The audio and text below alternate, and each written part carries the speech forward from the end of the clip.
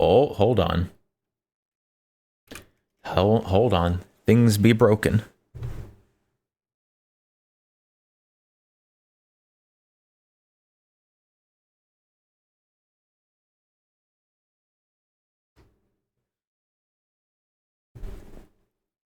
Finally not a weird... What do you mean finally not a weird gun? What is that supposed to mean?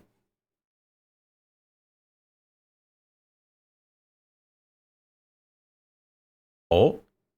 Oh. There we go. Now things are working.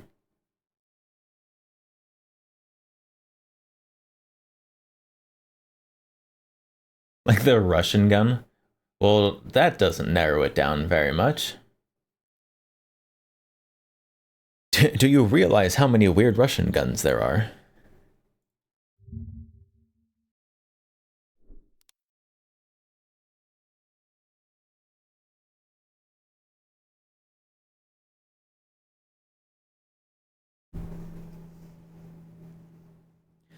But today, I guess I should introduce the guns on the table. We've got a bunch of little guns. The little guns don't make it out very much because they take up so little space that it's hard to like place them well. So some of the little guns escaped today. And we also have the ARX.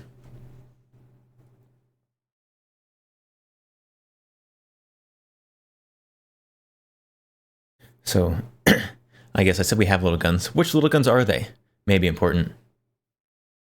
Also, maybe we should turn down the music a little bit.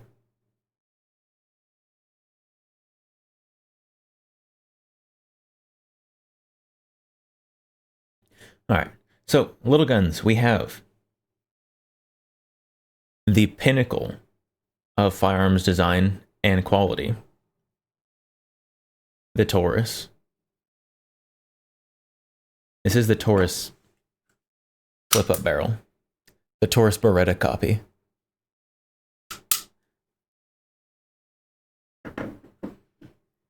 And we have the Boberg bullpup pistol that you load the magazine backwards for. And another tip-up barrel gun. This one is actually Beretta. This is the 950B in 22 short or 6mm Flaubert.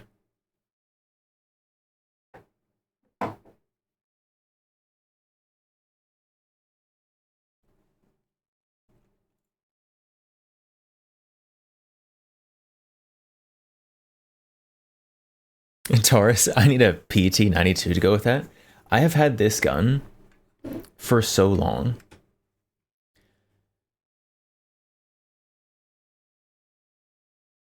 And I don't know why. I mean, it works. The only malfunction I've had with this gun is sometimes the magazine will release extra rounds when it's cycling. And so sometimes you will eject both the empty case and an unfired round. But then it'll just chamber the next round, so you just keep going.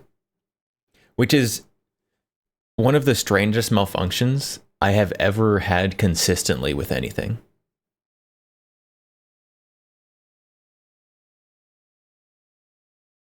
Maybe that's why I keep it, because it's strange.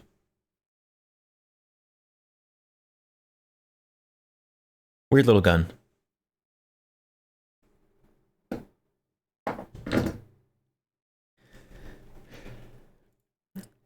The PT92.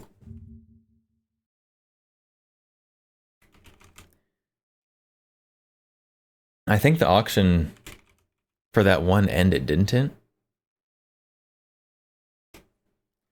I forgot to check. I followed it. I watched. Oh no, it's still there. Just kidding. I lied. It's still there. No one's bid on it.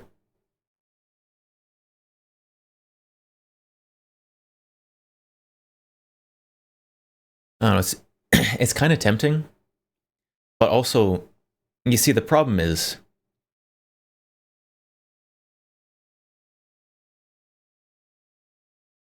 there's the demo ranch trip dono goal, and if I'm gonna be going to that, I shouldn't be spending a bunch of money on guns that, while they would be cool,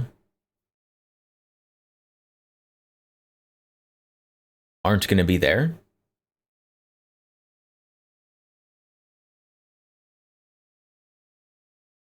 So I don't know. I don't know.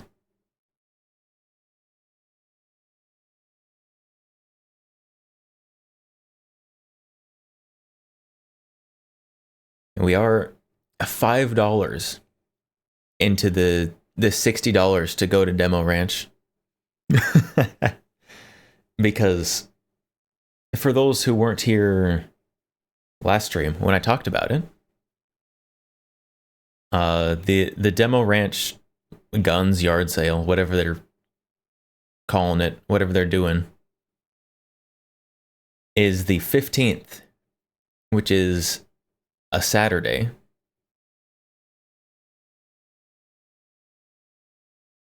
Next weekend. Which would mean I would have to leave on the 14th to be there for the morning of the 15th. Because it's far enough away that I can't drive there and be there for their like 10 a.m. start time or whatever. I mean, I could, but I don't want to.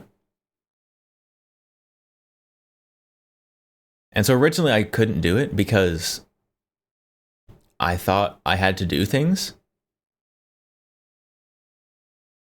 But it turns out I have that Friday and Saturday free. I just have to be back by Sunday.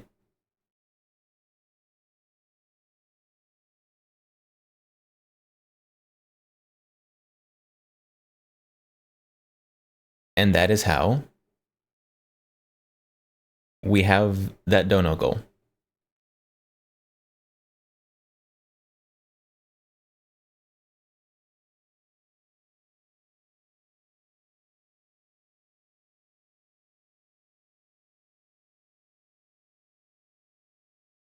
And that the dono goal is to fund travel expenses. It's not going to fund food or anything, just purely travel. Me traveling on a budget, not staying in a hotel, just camping overnight somewhere. That'd be a nice little like a 1-day vacation, basically. Kind of a 2-day vacation.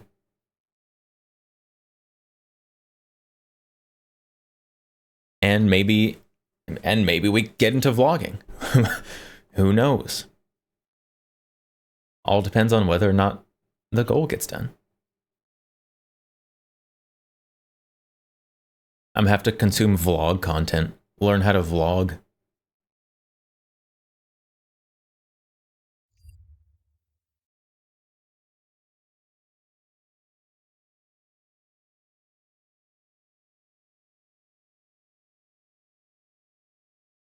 See, haves there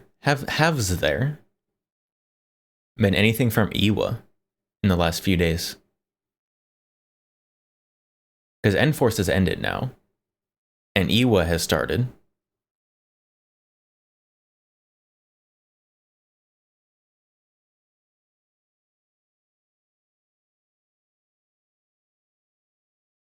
If you get more ads about a pill, you will obliterate Twitch. I mean, Twitch just really wants you to be taking more drugs. Apparently. Maybe you should get on that.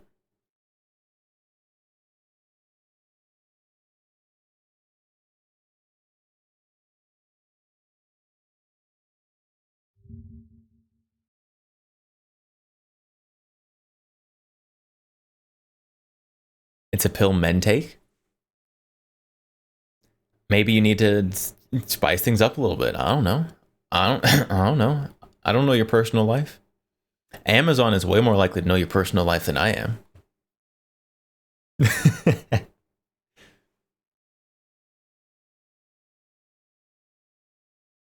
Ooh, new WBP. We'll have to look at that one. And a Glock mag lever gun. That's what I needed today. Extra suffering.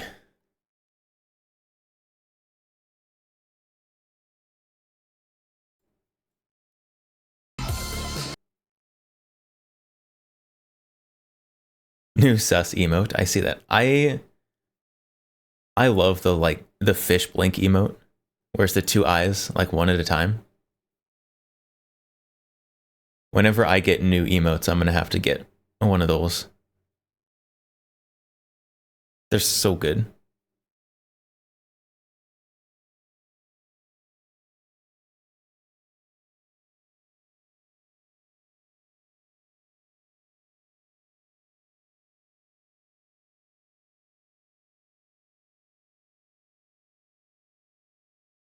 What is that?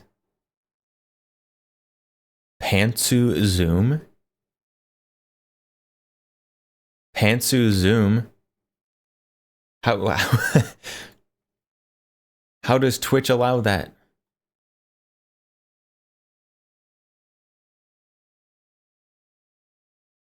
Also, I can't. Is there a cookie on the pantsu?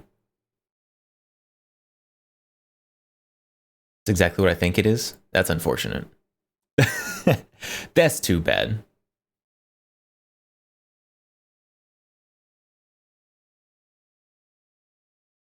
Yes, there is.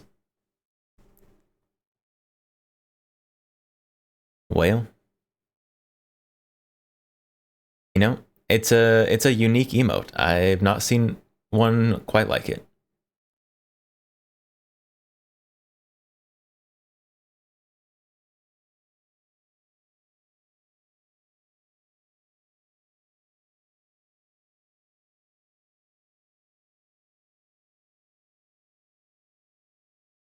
The emote confuses you.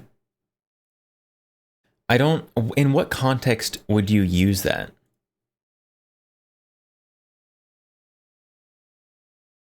I don't know. I can't think of any context in which I personally would use it. But maybe there's some like DXD protagonist out there who's spamming that emote. I don't know.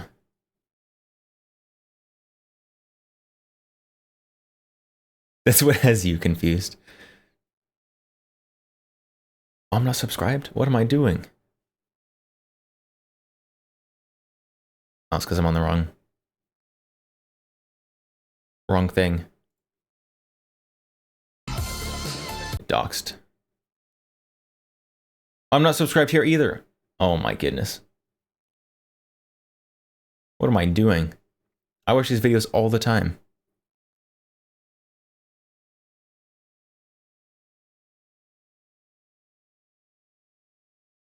All right. Cursed lever gun. Here we come.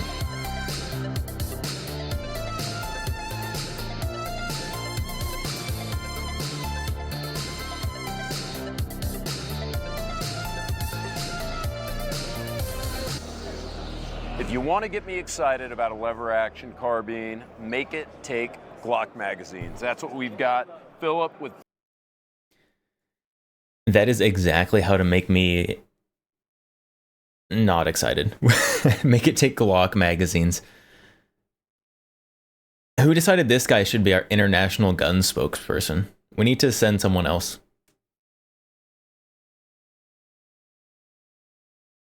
Ferox, we're looking at the UMR. UMR, so What is it?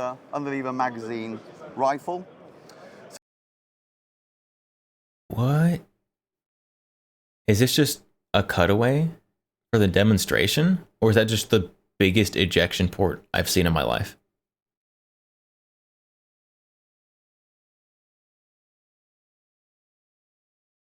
Lalo, hello, welcome.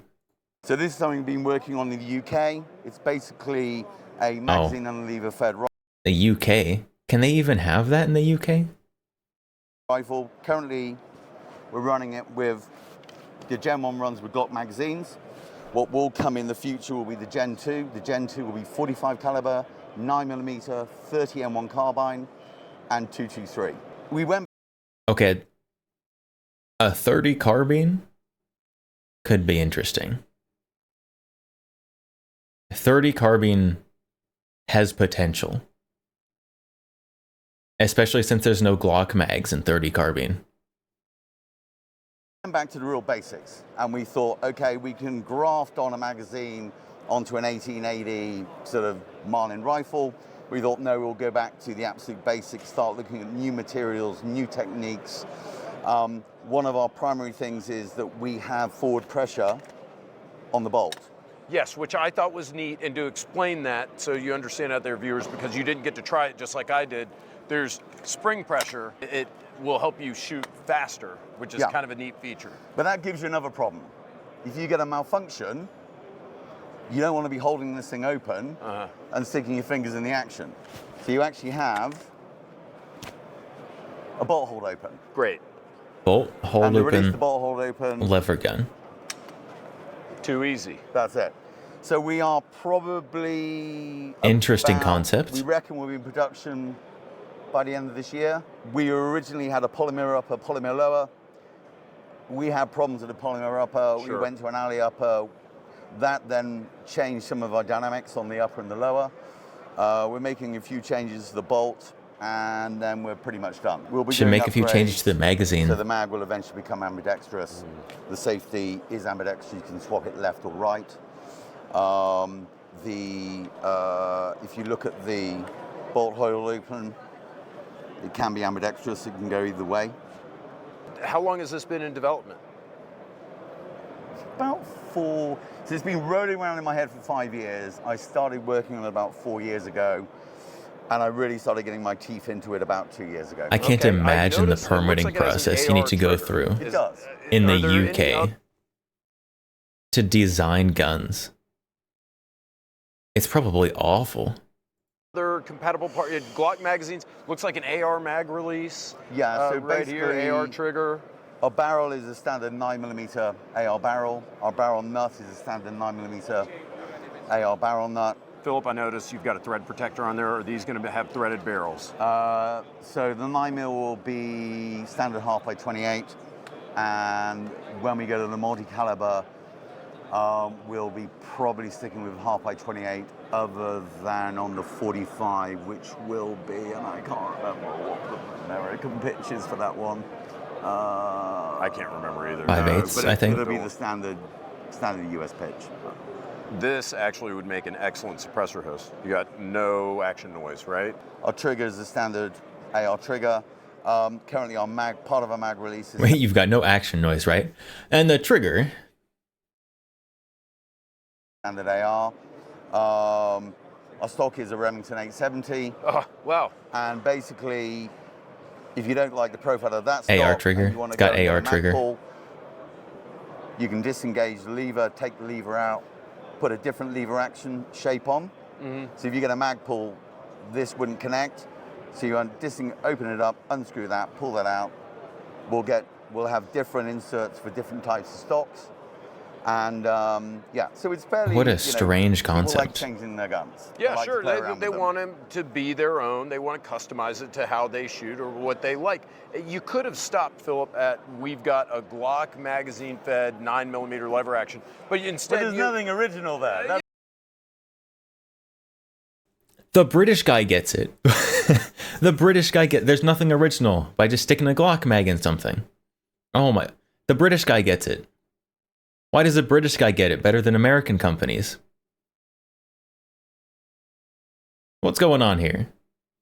Yeah, no, but it's still no. But I still think that first of all, it's a cool concept. Just because it's out there doesn't mean that more people can't kind of jump in. But you've also made this modular. This is neat that you've got some 9mm AR components, you've got some regular AR components, you've got some 870 components, and it takes Glock magazines. So really, you've made quite a no. Stop talking about the Glock mags. Tell me about the 30 carbine version. Nobody cares about the Glock mag. Tell me about 30 carbine in a lever action. Modular system, you should be proud of yourself. This is one of the neatest things we've seen at the show. I'm really excited to see a production copy. Will we ever see one in the United States? Never. You will. I mean, we primarily made this for the UK, but there's also market opportunities in New Zealand and Australia because of the legislation. There's opportunities in Europe, again, because the semi-auto rifles are generally category B, not category C. Will it come to the USA? Yes, it will. We're talking to a few people at the moment. Will we see it in Canada? Absolutely. That's one of our target markets. Okay. So if we were... I wonder why it has this cutout on the left side. I wonder if that's just for the show model to show the bolt. Only making it for the UK, it wouldn't be feasible from a production point of view. There wouldn't be enough consumption. Right, sure. So we need that world market. Yeah, sure. And I think you're going to get it. Now, forgive me because I have to ask, do you have any approximation as to pricing? We'd probably be retail point, I would hope, in the US, somewhere between about 1,600 and 1,800 US. Yeah, that's about what I would expect. Something around there. We sort of want to try and relative price around the world, so we're not going to be trying to sell it cheaper in America, more expensive to the... All right, chat. Would you rather have the 9mm Glock mag lever gun or the Tombstone mag-fed lever gun?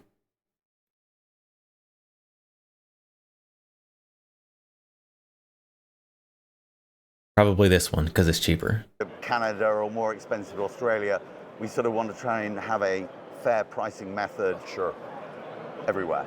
Sure. I understand that completely. And Philip, again, thank you for taking the time to speak with us. I think this is really clever. I appreciate it. Good to meet you. Guys, we appreciate you. Neither. Out our Fair enough. 2025 coverage. Make sure you subscribe to TFB TV Showtime and stay tuned because we're bringing you more.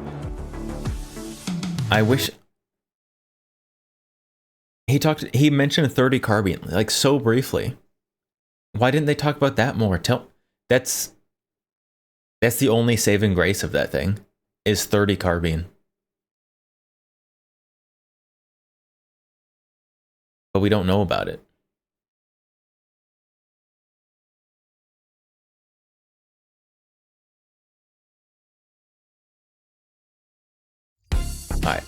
All right. The Chiappa triple threat from a different company. Who cares about double-barreled shotguns when you can get That looks exactly like the Chiappa triple. shotguns? I've got my buddy Simi here. Simi's going to walk us. Like it looks like it's even got the same profile, like little brake lever. Through all the different models we have. Simi, let's start with this one. What is this? Fruit salad. Hello, welcome. In 12 gauge with the manual extractor. That specific model has no selector, but the other models features. Like a selector, so like you select Triple barrel shotguns are cool. Firing direction. If you select the right side, it starts first right barrel and top and left. If the selector is left, then it goes left, top, right. That makes sense. You're working left to right or right to left. This one doesn't have that. And this is the Mammoth 312. Okay. Yes. Weighs 3.5 kilos with a fiber optic. Mammoth. Well, this one doesn't have the fiber optic, but this one does beneath this version of the 312. Now, this is the one that I'm saying is going to be in the thumbnail. You know what I mean by that? The thumbnail, the picture for the video. This one, because this looks really cool. This is like, Terminator, right? This poor guy. This poor guy speaks like no English. Shit right here, Simi. This is the same one, right? It's just like it just comes with like the pistol grip kind of style. But same thing, you got the optic rail. This one's got the fiber optic sight. Are these 12 Turkish? gauge, right? Yes. Can I get this? They've got to be Turkish, right? Yes, in USA, Charles Daly. Charles Daly imports these. Yeah, distributes those. Do you know how much they cost? They're expensive. It's okay. This is just the manufacturer who supplies them to Charles Daly. Disappointing. I mean, they're cool, but I wanted someone else to bring them in cheaper. It's the retail prices are around 2,000. Okay. Yeah. A little stout, but I mean, you're getting something unique here. Yeah. I remember. And then you can take the barrels out, right? Yeah. So I'm probably gonna mess this up here. Hold on, Simi. Simi, if I drop this, don't punch me. Yeah, there we go. So you can even kind of break it apart, throw it in your backpack, your airplane carry-on, whatever you want to do. That's how, right? like, so every this is the break-action Mammoth shotgun 312 works. series, but we also had some 3-barrel all the way over in this corner of the booth. A little bit classier, right? Yeah. We're looking at something This a little is- more sophisticated for, and then these gentlemen are looking at them, but we'll wait for them. That's fine. We have all gauges. Yeah. What's the little one? Is that a 410? 410, yes. And then 410, and then Oh like my a god, that's 68. huge. a 28. That thing's gonna weigh so much. 3 28-inch barrels. Oh my goodness. And 20. And at 20, and then the top one is at 12 or 20, and that's 12. Okay, so you guys really are making these in all In the, the whole range. all the gauges. Yes. So these are like hardwood sporting, like hunting. Yes, like especially for dog goose hunting, where you stay and wait for birds. Do you like to bird hunt? No. Yeah, me neither. Yeah, it's No. cold, it's wet. You know, I'd rather be having a beer. In This the guy's here in a cabin. booth selling hunting shotguns, and he doesn't like to hunt with You have shotguns. some over here. Oh, okay. And we have more over here. Yeah, we have synthetic stock versions. Based. Okay, and so this is the Mammoth 312. So this is the same one as over there, but this one's longer barrel, camo finish, and technically I The can one with take the barrel off polished, this one like, and put it nickel on that one. receiver. That one kind of looks pretty good. You can do. Can I get a short barrel shotgun version of this? I cut it off a couple inches in front of the handguard there. That'd be pretty cool. You can do this. We can do. Yeah, you can do it. You can do it. And then this is the same one we were just looking at, just the full size synthetic. These are the nicer ones. Yeah, this is the receiver has Some full engraving. grade 3 walnut, Turkish walnut.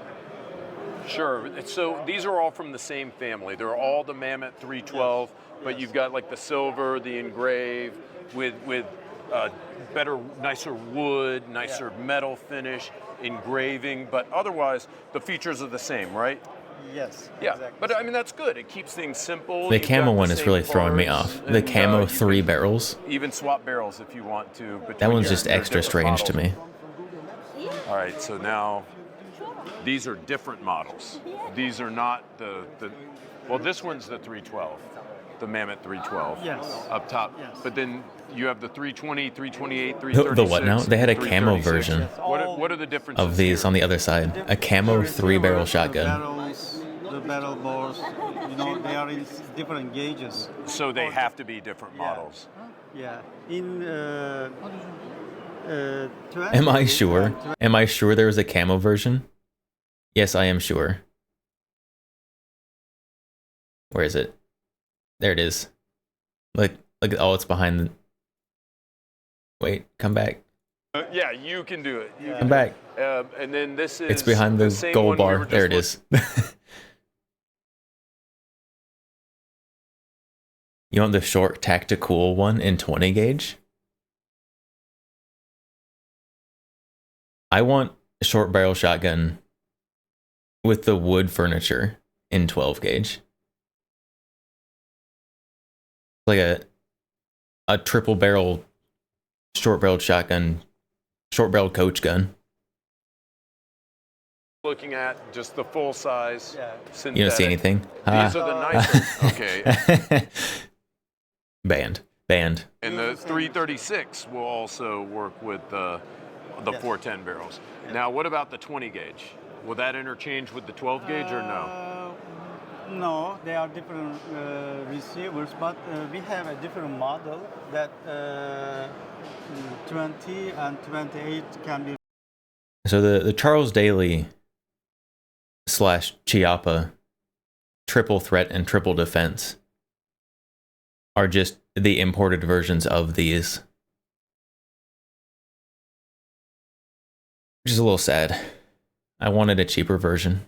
Made in combo set. But we have that gun on our. I saw that can back show. there, the really nice one. Yeah. So you can have the 20 gauge gun with the 28 barrel in combo set.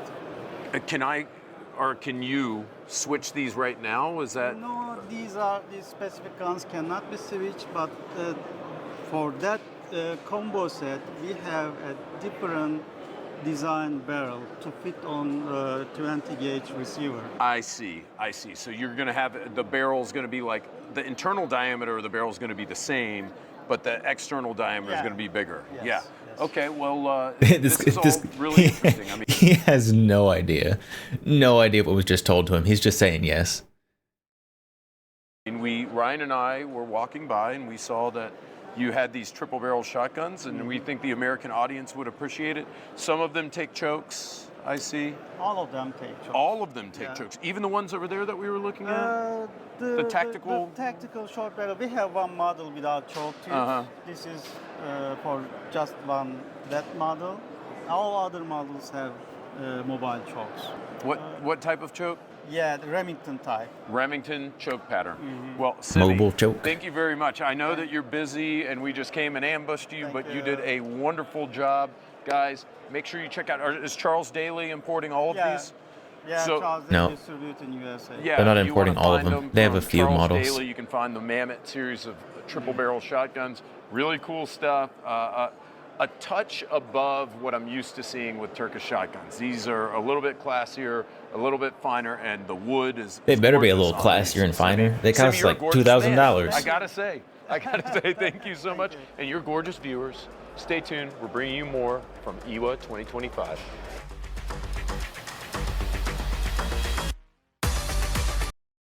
All right, now I have to know. What are these priced at now?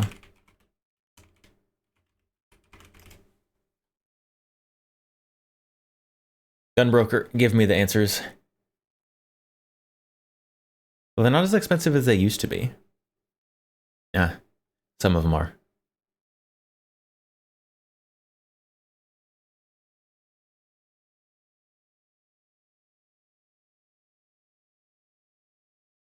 So there's the tactical one. Look at that. You can get this today. Buy it today. Only $1,500.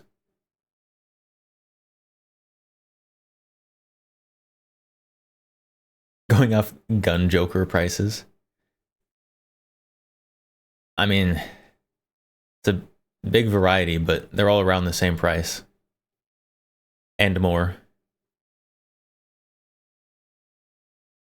If it ain't a Nebula Chiappa triple threat, you don't want it.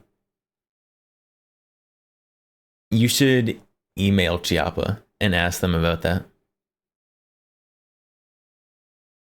I'm sure they would be happy to charge you an arm and a leg to do a custom rainbow for you.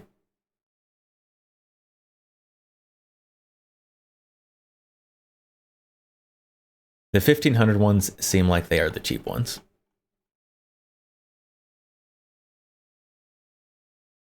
Which is too bad, because they're really cool.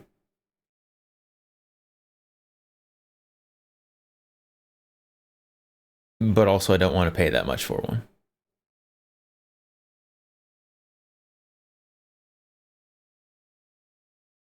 And there's the 410. I know they make the 20 gauge one, or I know they import it. I've seen it before. They're around. Apparently not as common as the 12 and 410.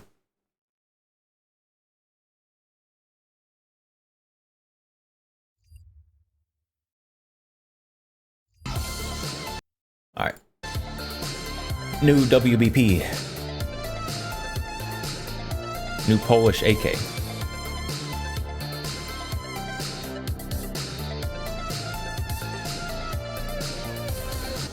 Hey everyone, James. Get one and put a TFUTV, suppressor welcome on to every barrel. You probably would need a special suppressor. Because there's not enough room in between the barrels to put on multiple suppressors. 2025. I'm here with Stefan from WBP. We're looking at a new iteration of the Jack AK. You What guys is that have seen my stock? review on the Jack. This is one of the best AKs that Weird you can stock. get, especially in the U.S. Made in Poland, extremely high quality, but we're looking at one that's got new furniture on it from actually a Ukrainian company. It's Ukrainian, yes. Right? It's Yeah. Ukrainian parts. The company is called Kruk. We actually have the distribution rights for Europe as far as I'm concerned now. And honestly, That is a weird looking stock. I kind of like it. It looks like it has a charging handle on it though. I think it's the perfect match for the WBP Jack and the Mini Jack because we were always trying to find a high-end accessory solution, and there was not really. Been around for a while. European It hasn't been one. around German, for British me. Industries, you name it. It's hard to come by in Germany and in Europe, so we were really looking forward to find someone else to work with, and I think that's very much the perfect solution to match our rifle. Stefan, will you walk us through the feature set here? Yes, we have elongated handguard. Again, it's much easier to. The super tactical everything, but then still having the standard slant break on the end is throwing me off a little bit. I don't know why, but I feel like it should have a more refined muzzle device and match the rest of the gun. Are we talking multi-barrel suppressors? Yeah, we need a 3-barrel suppressor for the Charles Daly triple threat. To position your hand a bit more forward, closer to the muscle, depending on how you grip it. If you want to C-clamp it, pull it into your shoulder. You have a Picatinny rail on top, M-lock all around. We have a collapsible buttstock with an adjustable I'll look at that after jig this piece one. and also length of pull adjustment. And this version is foldable. Folding to the left side of the weapon makes it a very compact package for an AK. I personally really like it. Also for the Mini Jack version, which then will, after German law, be a pistol. So it's quite different than US law. Interesting, So yeah.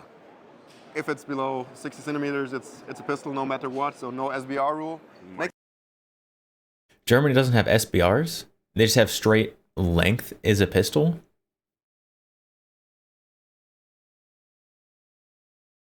Rare German W. Makes it interesting in Germany for the more compact versions as well. Yeah, overall, very high quality solution if you ask me. I mean, optic on the rail. Put an optic way up here. Curious to see it in our portfolio. It's like probably a starting mid-2000 super 2025. operator. It's very lightweight. That's one It thing. is, The it is. first thing that I noticed when I picked it up, I was like, oh, this is going to weigh a ton. It's extremely light. Exactly, it's a very lightweight solution, which I like a lot compared to other solutions that are around on the market. Even though this is already the longer solution, we have another shorter solution, another rifle, which I guess we're taking a look at next. This guy's a very tall Yeah, head. and before we do that, Stefan, will this mount hold zero? Like if I put an optic on the handguard? From what I know, as it's also new to me, I think so, yes. It's very sturdy, very rigid solution. It'll I be good expect enough. it to be, It'll at hold least hold for a zero laser close solution, enough. Top mounted. Should Get be your good to shots go. on a Are you silhouette size selling target. these as complete rifles, just the accessories, or both? Both. Okay. So the plan is to have complete rifles like this one, for example, and also listed as accessories within our portfolio to upgrade your existing Jack or other AKM pattern rifle. This is a different. Is this a different shaped receiver on the back? Or is it just something that's. No, it's a different piece. Okay. I thought the receiver was like sticking out, but it's a different piece. What are you calling the complete rifle? It does not have another name. It's still the Jack, basically. So it's just a variant of the Jack. Sure, but if I'm thinking about like Americans watching this, they want to go look it up and try to find it, how would they find it? WBP Krug because Krug is basically Left the side folder manufacturer of the accessory. with How do you optic spell side that rail in- is in bad regular choice. English. I saw the Cyrillic. I'm like, oh my god. I mean, it looks like they're just taking their standard AK, which does have the sight rail, and just throwing different furniture on it. So, Same question for me. I think it's KRUK. That should work out. What's the price difference going to be between like a base jack and the? I can't tell yet, but it's going to be steep. So I guess the accessory set is somewhere around 300 something euros for the handguard and comparable for the buttstock, but we will have to investigate what we can offer once 300 really hits euros the for a European stock. market, and then probably next up the US market. Okay, that's the next Getting into question I was gonna FN ask prices is, there. Are we going to see this in the US? I expect it, depending on what US distributor, of course, is going to place an order with WBP. But from our side, we're very open towards it, so I guess there are some opportunities coming up. This year? This year? Most likely. Most Okay. likely. Stefan, what varieties are you going to offer? The Krug? I said it right? Yeah, you said it right. Yeah. What variations are you going to offer, caliber and model? Caliber model. Well, as all the other WBP models, we have 505 by 39, 762 by 39, 223 Remington, or 556 NATO, depending on the country, of course, and the specification, and 3 lengths. So we have the mini jack, the midi jack, and the regular jack, which is this one. So 3 barrel lengths, 3 calibers. So obviously the handguards are going to have to change Lots of length with variants those. coming up. Hopefully in the US this year. Hopefully. Stefan, thank you very much Thank for the you very much. walkthrough. Guys, thank you so much for watching TFB TV. Make sure you subscribe, stay tuned. We're bringing you more from me with 2025.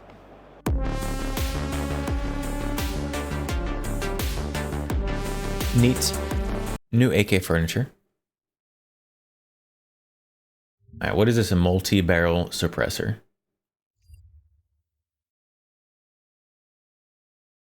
I thought you were going to be sharing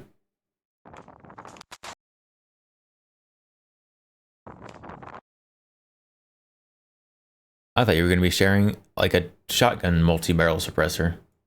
Like an over-under suppressor or something. This is not what that is.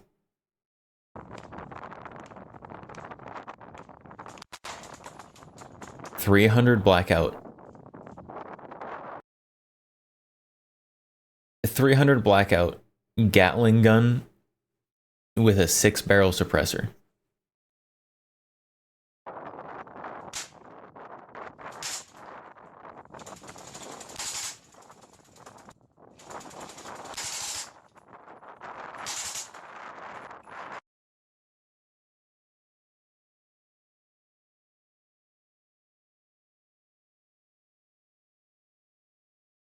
Is this 3D printed?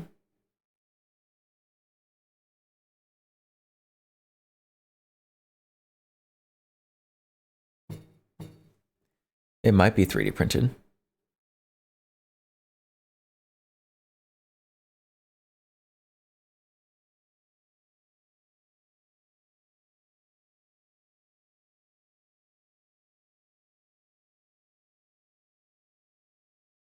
Six-barrel suppressor.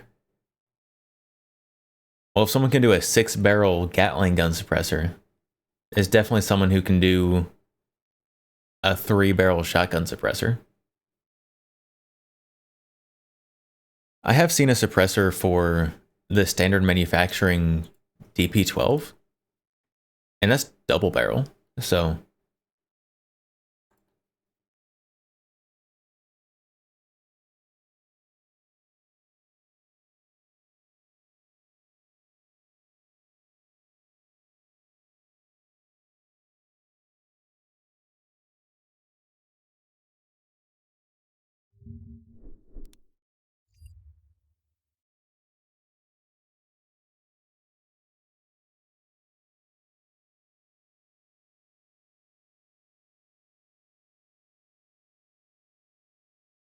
printed, uses AR-15 barrels and bolts, custom carriers and strikers. I definitely would expect it to be custom, at least strikers, probably custom carriers for a Gatling gun. 3D printed Gatling gun. That's pretty cool.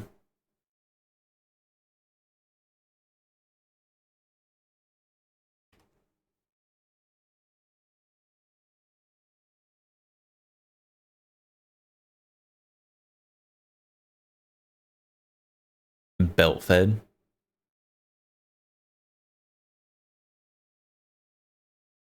What kind of belt takes 300 blackout?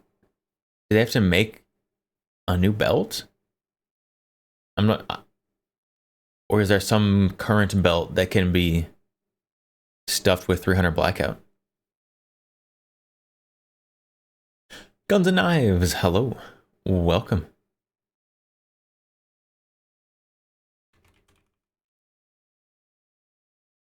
You sure 556 belt will work? Maybe.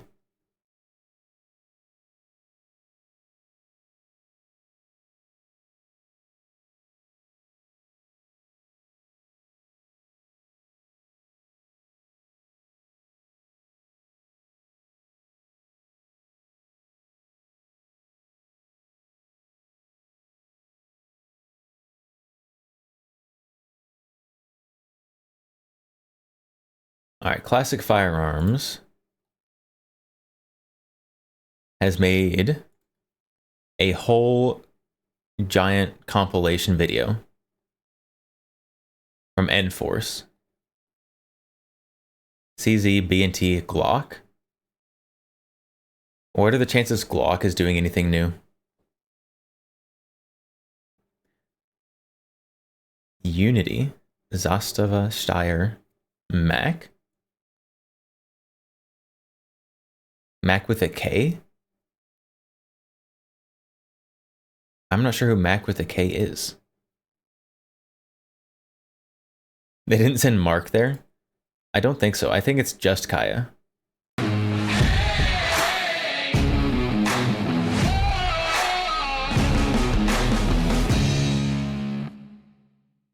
Welcome back to Class Farms, guys. Kai over here, reporting from Nuremberg, Germany at Enforstac Show, which is Europe's biggest defense, law enforcement, military show.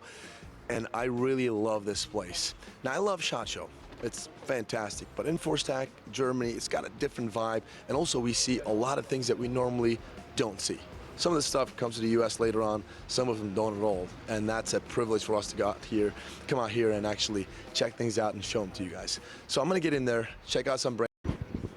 All right, guys, here we are at CZ, and I've got Jan here with me. Dude, great seeing you. Bren. Bren's everywhere. And, you've got obviously something brand new this year, and it is the CZ Bren 3 here. Tell us all about it. Yeah, actually, it's been introduced last year in June, but anyway, we have it here, and we can have a closer look at it.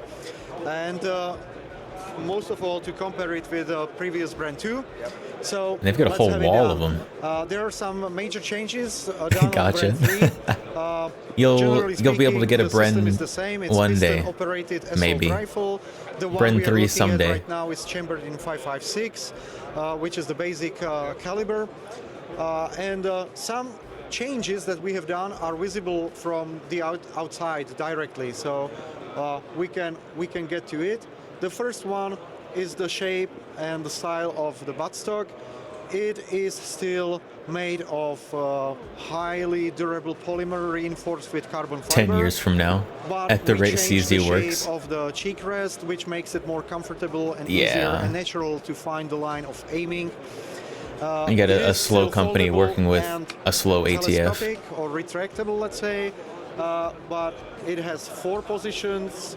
Previously, there were only 3 positions. Oh, they added an extra position in the stock. Best feature of the Bren 3 right there for sure. Layla, you saw an 805 recently for a good price? Hopefully it's still there when you go back. Hopefully it is. You should have snatched it up. Impulse buy that thing right now. That's one of the big changes. Another one, your upper receiver. It is no longer monolithic piece. Now we have an upper receiver and an independent front hand guard. Why did you guys decide to go away from monolithic? Oh, I didn't know they changed that. I didn't know that it was no longer monolithic.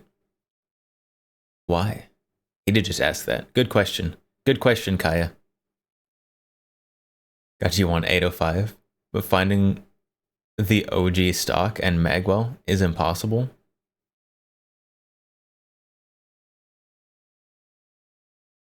apparently finding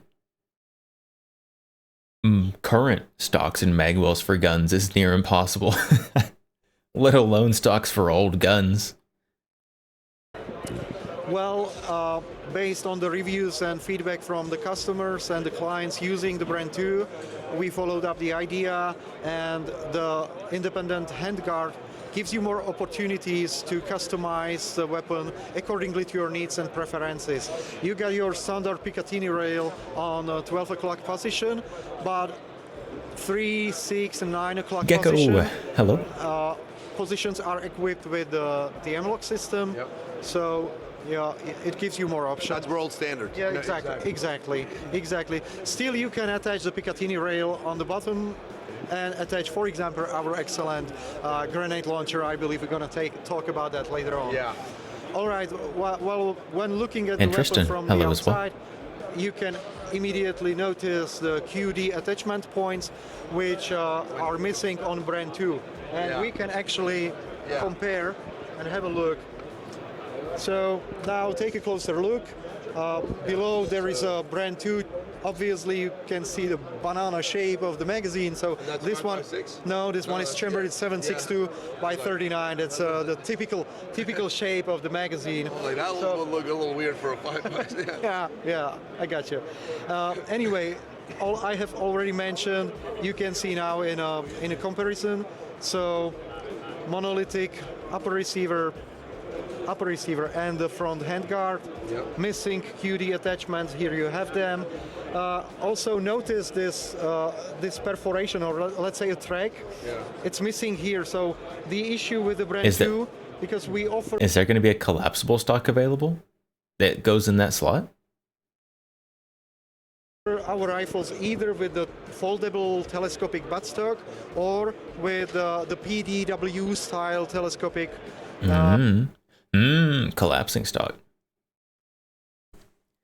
Gotcha, your Brand 3 has, or your Brand 2, excuse me, has the QD on the back of the receiver like the Brand 3. You got a Brand 2.5.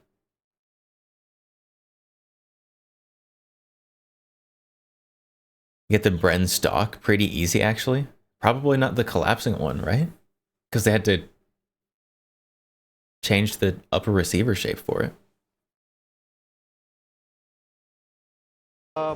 Like a shoulder. Oh, never mind. That's ugly. I don't like it anymore. Give me the Bren 3 folding. The collapsing stock is ugly. Yeah, like that. That is... Yeah, I like and you see the Brand 2, the previous model, you as a final client, you had to make the decision beforehand which of these two you want to have. You can Because get the upper receiver prepared that for version of the stock for the Brand 2 was not capable to handle the rails of the PDW style. But with Brand 2, we're trying to give... PDW is not available? Okay. It does exist. Wait, so you can buy the stock, but you can't buy the gun? Hold up.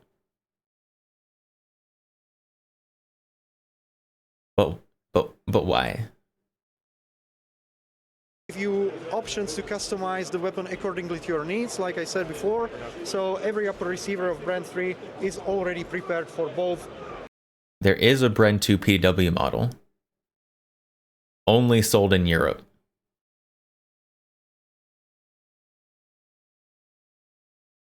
Man, all these companies missing out on the US market. Probably because the people buying stuff in the US market are stupid. Buying AR-15s. Receivers different from the normal Brand 2? Okay. That's kind of what I had originally thought, but then I got confused. I did not follow very well. You happy we got some Brand 2s? Even if it's just a few. I do need to get a Bren at some point. It's not very high on my list, though. They're neat, though. Gotta have my military clone. It's too bad militaries don't use the purple Lancer mag. Italy needs to adopt purple Lancers. It'll be perfect. Perfect military clone correct. For both options, okay? Okay, let me put this one down here. That is actually pretty cool. So you're able to just use this stock or obviously telescoping like that PW style and just kind of use that. It looks pretty cool too. Yeah, exactly. You might find some other changes and improvements if we take a closer look inside. Would you like to Absolutely. take? So we'll just have a little cut. He sounded so shy. Would you like to take? He's probably just struggling with, you know, having to speak not his native language. But he sounded so shy when he was asking. Cut and then open the inside and then we'll be right back. Yeah. All right, so you got the bolt and go ahead and tell us about it, man. Yeah, moving on, talking about the changes of brand 3 in compare with brand 2. So we need Because to he hates have us. a 7 closer look years. inside of the weapon. Still no 300 In my blackout right barrel hand, for the I'm, Bren 2. holding a bolt Is there carrier with not? a rotating bolt. I thought they said they were going to bring on those the in bolt like head, years You ago. can see we added one more ejector. Maybe you would ask, No. why is that? Very simple answer would be why Man, not. that's I have rough. said it already, I will say it again. All the changes They said we they have never done, did. So did they are Beretta. intended to increase the user comfort Yeah. and the reliability of the weapon. Yep. So if we Redundant. can increase the reliability with something as simple as putting extra ejector, why not to do it? The space for that was there, so here you have it. Yeah, redundancy is a good thing. In this case, you're going to have that robust option right there. Exactly. That's going to eject, basically. Exactly. Extract, sorry, Yeah, every you got time. it. That's Yeah. that's the point. Another thing made on the bolt carrier is this upper part. You need to take a closer look. Inside there is a kinetic mass. Which serves as a bouncing effect prevention. It's like a counterweight of the whole Bolt bolt bounce. carrier. So once you're shooting in the full auto mode and your bolt carrier travels to its front position, it might have the tension to bounce back, right? which would cause a malfunction with the locking system of the bolt itself. So if once your bolt carrier reaches the front position and would be just about to bounce back, the kinetic mass inside keeps moving forward and will provide the time necessary for the bolt to lock into the barrel. And very Train cool. cars. One train car starts, the other one Not behind it just particularly pushes it. useful for That's civilian very good semi-auto. Example. Yes, and that's how it works. Yeah. But it's neat to And have it. Last but not least, you can see the pin which guides the bolt and leads its rotation. Right, it has this flat pattern which needs to be let inside on a flat rail. With the Bren 2, the rail was there, of course, as well, but it was an integrated part of the aluminum alloy upper receiver. And you have a steel pin sliding on aluminum rail, which could, after a certain period of time, look like worn out or whatsoever. It was nothing against the proper function, but we just Yeah, decided steel on aluminum to is going to be pretty prevent bad any for. misunderstandings or whatever. So It's going to be pretty bad for the longevity of your gun. which is caught in its position by those 4 screws that you can see on the left side of the upper receiver. That is, dude, that is so cool. It's a steel on steel and on a replaceable, very easily replaceable part. So again, it's a change, targeting, reliability and user friendliness, I would say. That is very good. And you were talking about additional calibers because this is a 5.56. Exactly, like and I then- said, we offer Brand 3 in 2 calibers so far. So far we talked Multiple about the calibers. 5.56, and we can have a look at the other one, which is 300 AAC Blackout. Yeah, let's check it out. Obviously, the other caliber looks like 300 blackout to be integrated. Oh, the big handguard with the suppressor underneath it. Beautiful. We need more of that. Man, this thing looks amazing. Tell us about it. Yes, it's amazing, indeed. And you said it yourself. This is still our newest Brand 3, and like you said correctly, chambered in 300 AAC Blackout. This caliber we offer in 2 barrel lengths. Segs, very Even segs. though this one seems to be quite long. I need to get some it's kind the of shorter gun one. Okay. This with a is suppressor underneath the handguard. 7-inch barrel only, and the rest of This what is you a can significant see hole is an in my integrated collection. suppressor. Okay. So you can probably imagine that together in combination with use of subsonic ammunition, this is an ideal setup for special units dealing with CQB, covered operations, all the situations when lowering of the sound is a must. You need to hide your flash on the muzzle, and I don't probably need to talk about how much you increase the shooter's comfort because the behavior of the weapon is super smooth, like a butter. It's really very nice to shoot. This particular one is equipped with the PDW style telescopic buttstock with 4 positions to adjust accordingly to your height and also the gear that you're I don't hate wearing. the PDW stock as much One on this very one. good feature that I would like to talk about is the ambidextrous charging handle, because you probably know that it's been like that since the Brand 2. We always do ambidextrous controls, but the charging handle was usually on one side only. It is very easily swappable to the other side. If you are a left-handed shooter, you want to have it on the right side, or even if you are a right-handed shooter and you just like to have it on the right side whatsoever. So it's very easily, without any If you're a tools, right-handed during the shooter basic and you like your disassembly, charging handle you on the can do right it side, within, a minute. it's But, because you grew up yeah, shooting AKs. Why not to increase the comfort of the final user? Again, that's all we focus on. So finally we have a ambidextrous charging handle, and it makes it fully ambi right from the factory. Yeah, and I see that one of them is collapsible and the other one isn't, right? No, the other one is not collapsible. It's like that.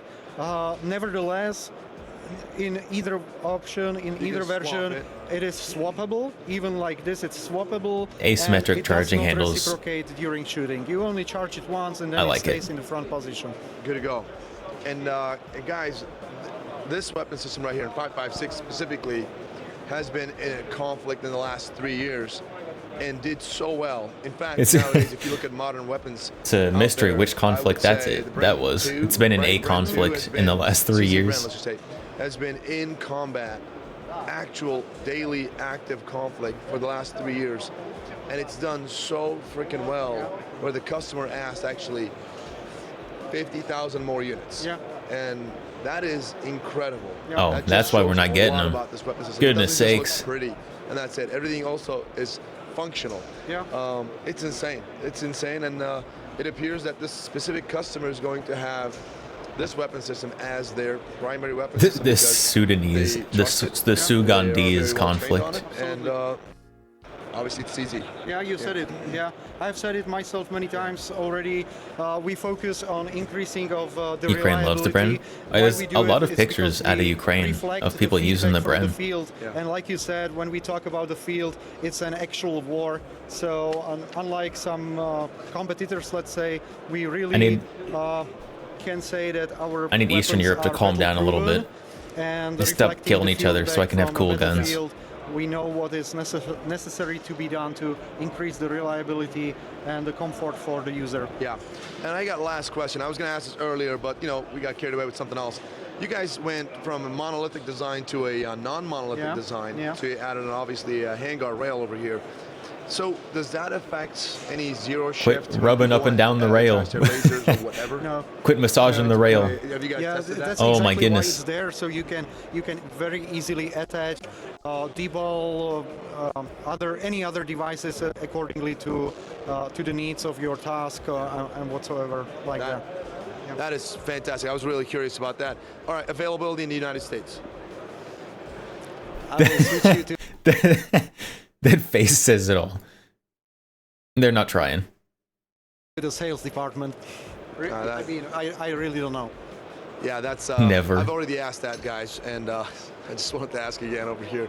It As soon doesn't as seem like it's gonna be anytime Ukraine soon, stops buying but all of maybe them, the comment section, then we'll you get guys can them. just destroy the comment section. Just simply tell CZ we want this in the United States. I promise you, CZ, even the top guys, will be watching this video. So comment. Literally don't care. Comment as much as you can. I'm asking you. I mean, right because I now love they've this got gun. so much money So, coming in from I know you do too. elsewhere. So do that, please. And Jan, thanks a lot for your time, man. Appreciate Thanks it. for stopping by. Why would they bother? Come here. What's up? You told me you were going to talk about this. Yes, and yes, we yes, forgot yes, about sure, it. Okay, sure, so grenade launcher. Yeah, it's our grenade launcher, our own our own product. Yeah. And you know what? Yeah. Let's leave this one here and let's move on a little bit. Wait. Oh, you got a standalone one. Yes, yes. Believe or not, it is the same thing. That actually looks pretty cool. Yes, yes, it is cool. It's very simple, very lightweight, as you can see, very compact. We need more It people has, to bring in again, the PDW style launchers. buttstock telescopic one with 4 positions. Yeah. That is cool, man. You have your I don't have QD any need for one. I just want more on the So you market. can use it, like you said, Sling, stand yeah. alone on the sling. Nevertheless, yes, you have iron dude. sights. The basic option right now, it's a setup when you shoot to the distance of 50 meters. But if you want to go further, you just flip this up and you increase the angle a little bit. And to operate Increase the angle a little bit. You're up at 45 degrees. It has a manual safety, which is CZ weapon, of course, ambidextrous, both for right-handed and left-handed shooter. It has a drop trigger safety, and the trigger itself, it's let's say double action, which is also a very important feature. So you can keep- in case of malfunction during first try of firing, you can give it another try. Maybe, you know, in the battlefield, you need to Nothing use, quite like exactly, you a need to use 40 what you got. millimeter So, hang firing. yeah, remember I told you that that thing over there and this thing are Yeah. the same. So I'm gonna prove you it's like that. All right. Oh, you're going to take stuff. Okay. Yes. Well, thanks to YouTube. We'll have a little cut, and then we'll be right back. And we are back. All right, so there you go. That was a little magic. You see how fast that was? I did. I know you didn't. So, dude, okay. So this is, well, this is where the magic happens. So I mean, I don't. It just slid off a Yeah. Picatinny rail. Wait, let me ask you a question. You got your Picatinny rail Yeah. here, the other part, the connecting part on top. Is that really against YouTube? Taking something on and off of a Picatinny rail? Or are they just being overly cautious?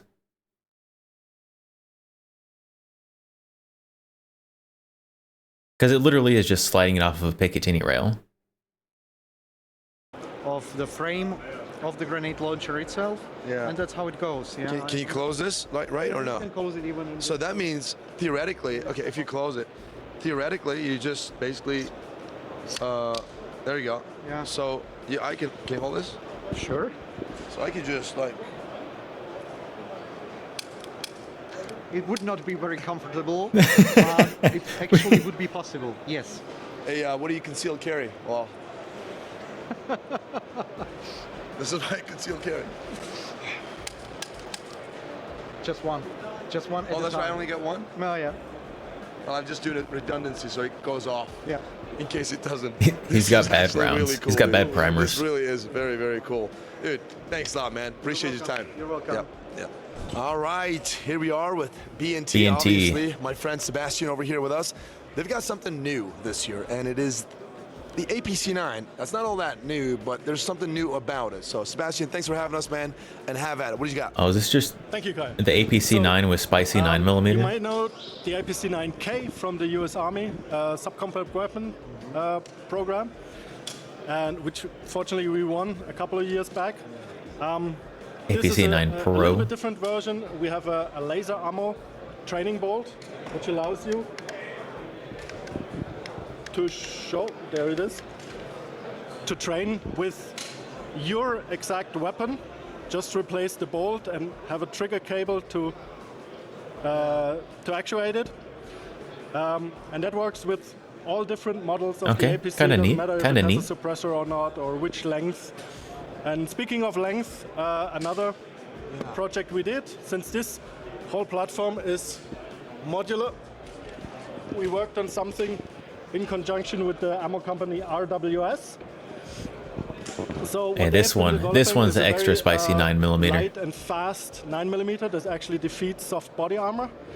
And in order to increase the performance, they needed as much barrel as they could get. So this one is made to bridge the gap between a short-barreled 5.56 or 300 blackout and a 9mm carbine. So basically, this is. So I get it. So they're using 9mm, which is the NATO caliber, obviously most commonly used pistol caliber. Get a little longer barrel, get some velocity out of it a little bit, and give you that armor piercing capability when it comes to armor Pointless piercing. gun. We're talking about level 3A soft Just to body use armor. cheaper ammo. And so that all I mean, makes it sense. is Okay, in conjunction with a the different ammo barrel and getting handguard that little length extra barrel all makes sense. than But they've why? had on Like, other who things. asked? You said like 5.56 short barrel, 5.56 300 blackout. That's the police or military, whatever. Why not just do use they want an 5.56? armor piercing 9mm? Well, do you know anything about that? Good question. there's several issues at play. So on the one hand, there's a lot of police units that don't have access to unrestricted ranges. So some of them are pistol caliber only. So police officers have to train regularly, as you. Oh, it's because Europe. Because the police can only have 9mm or pistol calibers. Okay. No, and so they have an easier time shooting a 9mm than they have a 223. The other thing is you have the compatibility, so they can use the same ammo in the pistol as well. This one actually is a version for Glock Mag, so you could use even the same magazines as in your pistol. Stupid European strike. With the new longer barrel and the specific loading, you get about 730 joules. They don't out of this exempt barrel cops. length. And they tell me even out of the short. So, from what he said, it sounded like they can own them. They just can't train with them.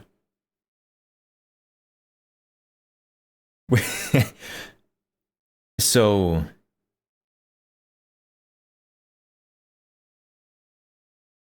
you get the 9mm because you can train with it, whereas you can't train with a 5.56.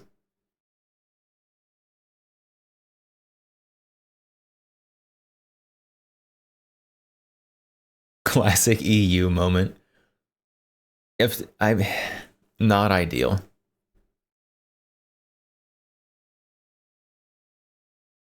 If cops weren't exempted, they couldn't have any gun. Yeah.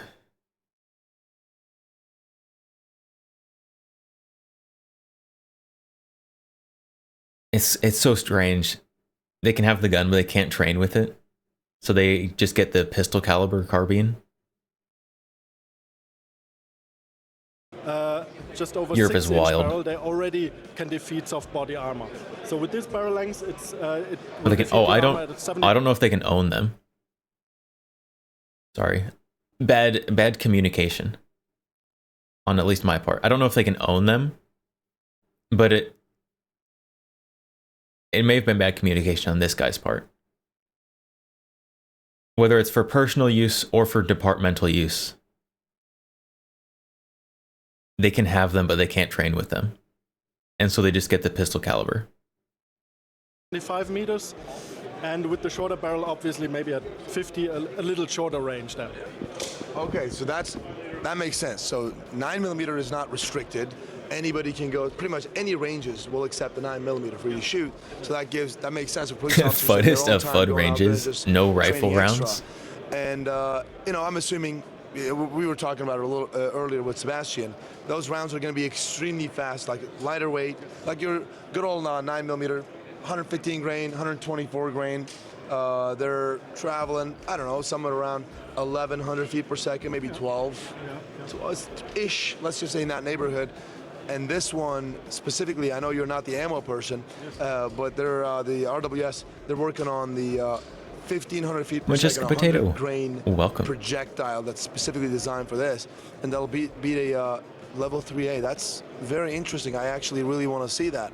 That's pretty cool. I really want to see that. Dude, when it comes to ballistics, I love it. In the back, you want to try it out? Yeah. I won't let you invade Europe. Yeah, I would love to try it. So is this the It would be. what's the barrel length on this one? It's 305 millimeters or 12 inches. Invading Europe would be probably a bad idea. Not because it would be particularly difficult, but because you don't want to, overexpand like the Mongols, and then everything just collapses. And so we can just leave them alone over there, as long as they leave us alone. Which, well, well. You just want a little piece of Luxembourg? Luxembourg is a little piece. Okay.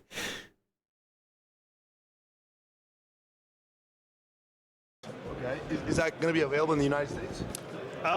Well, it can be made to order. So this is, at this point, is a prototype. We want to sell it, obviously, to professional users. Matilda, hello, and welcome as well. The thing about the APC platform is we can basically change out every part.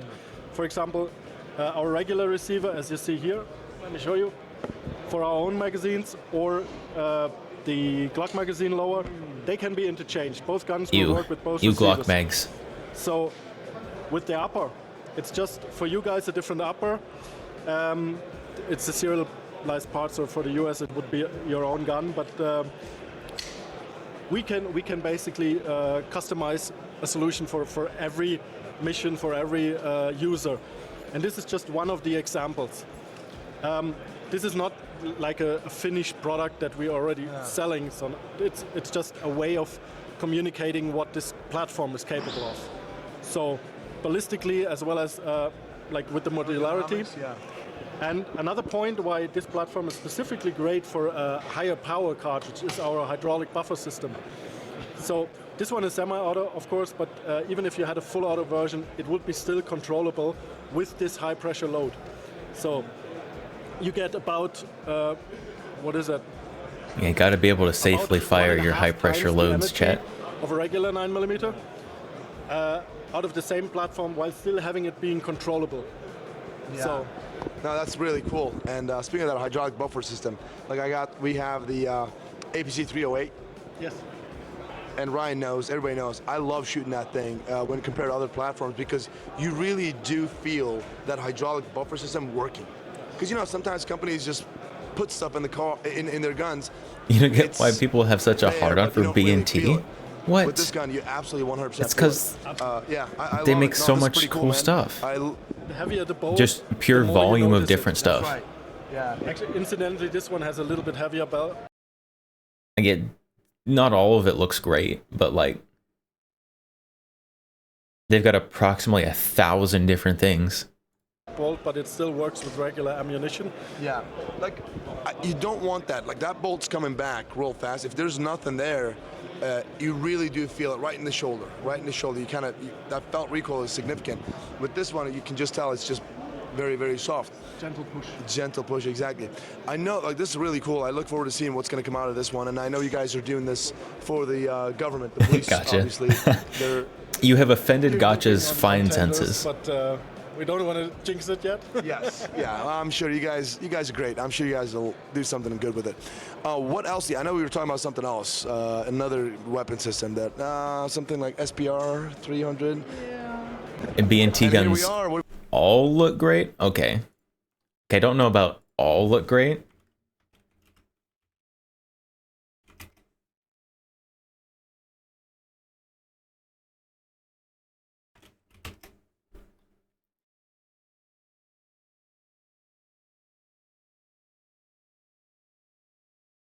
What is it? What's it called?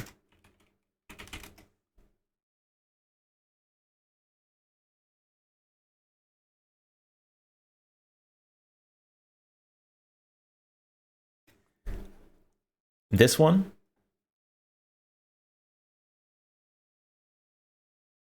this one does not look good. This is not an attractive gun.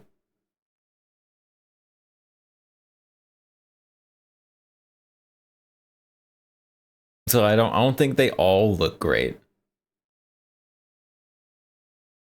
You like the KH9? Gotcha. It has finger grooves.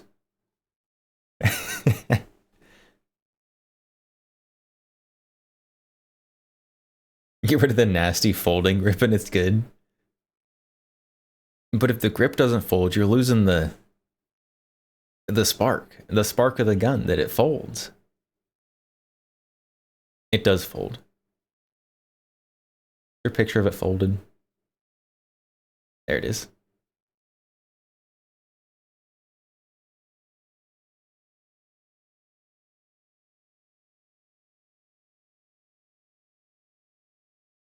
A modern Hotchkiss Universal.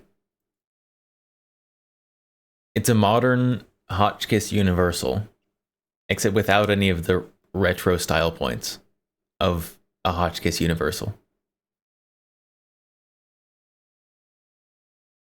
Although it probably works better.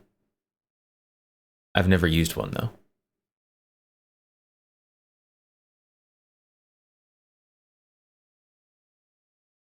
Also based on the Sight Spectre, is it? I can kind of see it.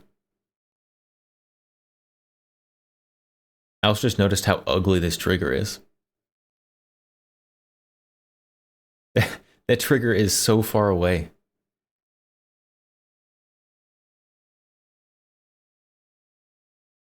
That's the Sight's trigger, is it really? Oh no. Double action? Is it double action only? Or double single? Apparently I don't know enough about this gun.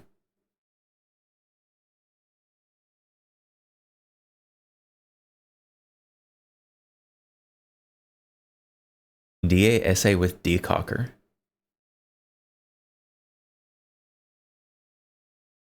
Decocker seems a little unnecessary on a carbine, but whatever. More like a heavy tacticalized Tech 9. Yeah, the Beretta PMX is literally like 2 generations removed from the Tech 9. It's the great grandchild of the Tech 9. DASA on a carbine is so silly.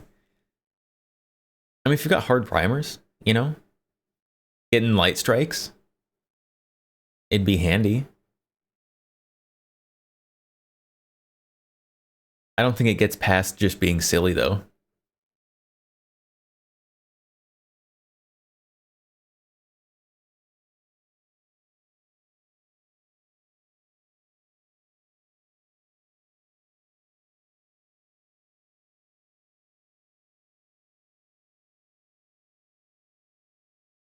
The SD version is strange.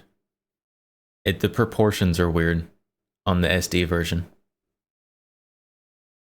It needs A2 grip. The one finger bump.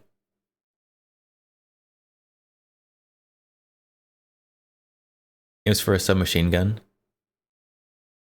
Not a semi-auto setup originally. No safety heavy double action trigger.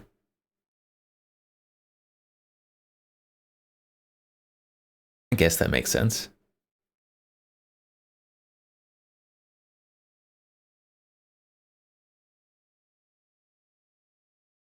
Kind of, as long as you don't think about it too hard. Then they converted it to, and they put in a double action, single action mechanism.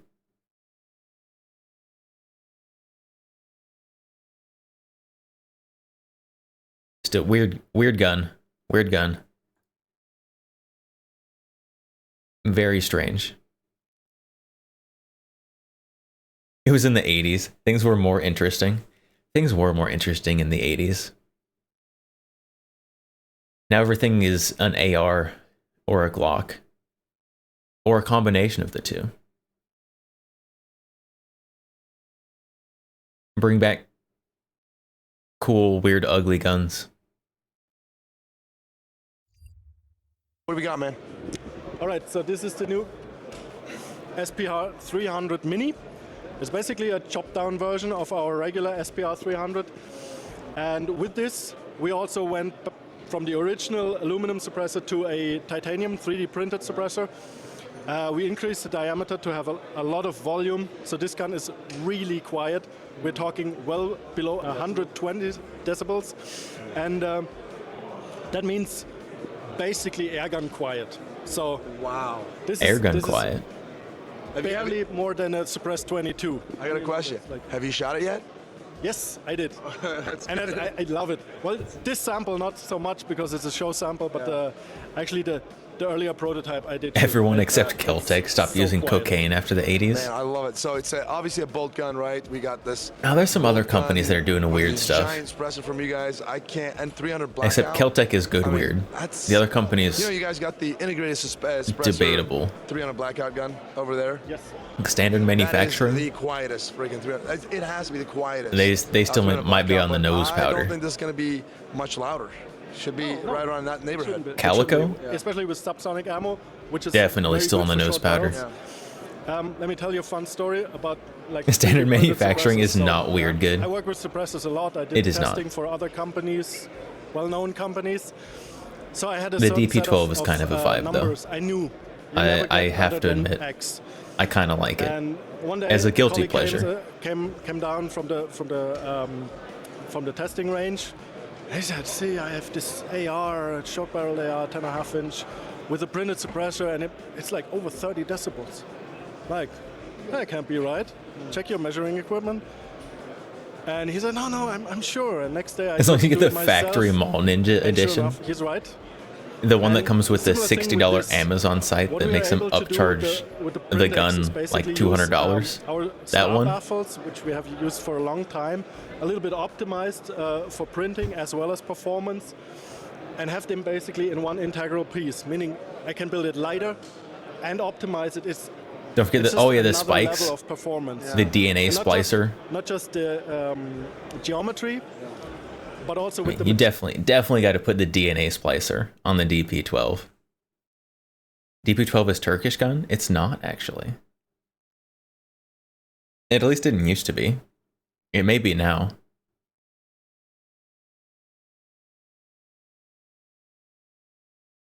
The DP12 at least used to be made in the United States.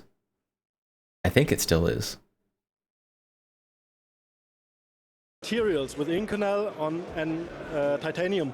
You get either a really lightweight can, which we reinforce with a Inconel American insert. manufacturing. We have American just patented, standard manufacturing. or applied for a patent for this Inconel insert. And with the pure Inconel, At least they called it obviously you the get performance DP12 like you can put it on a machine gun for and not the 700-800 STD12. Although standard manufacturing has such a strange history of really sus names for their guns.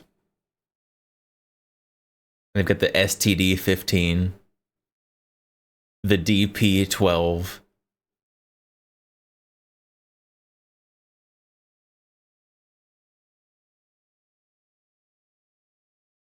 You can get an STD from DP. Kind of.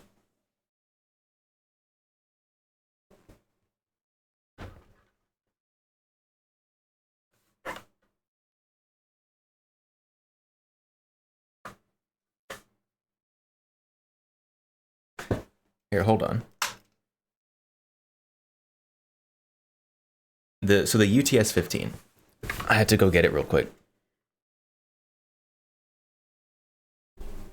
The UTS-15. I hit the wrong button. That's this guy. Double mag tube. The mag tubes are on the top.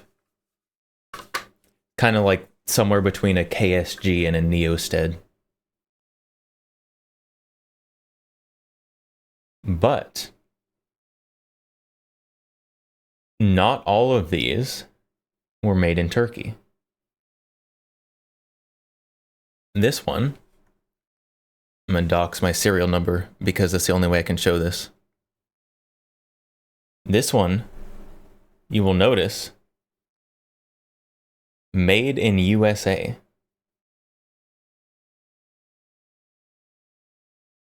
This is a US made shotgun.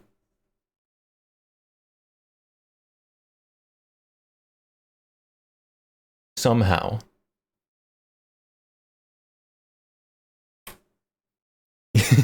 USA. So there are these around. There were some of these that were imported from Turkey.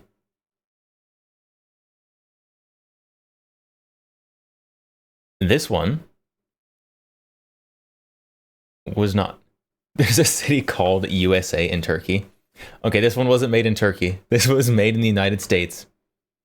In Des Plaines, Illinois. By UTAS USA.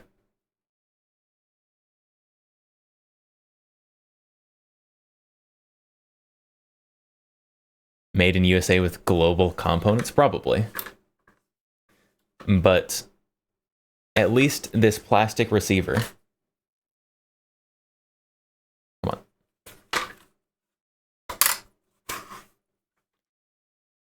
It's not plastic. It just looks like it is. This little under receiver here. This stamped piece of metal was made in the USA at least. And that's all that matters. So cool looking. Shame about its reliability or lack thereof. Yeah. It's not wonderful. You feel like the gun sounds like it's going to break every time you hear it? It is not the best sounding gun. I must admit. Mine has a fun issue where when it's closed, it's not fully closed. You're going to notice a little bit of a gap there in front of the bolt or in front of the bolt carrier. That gap is not supposed to be there.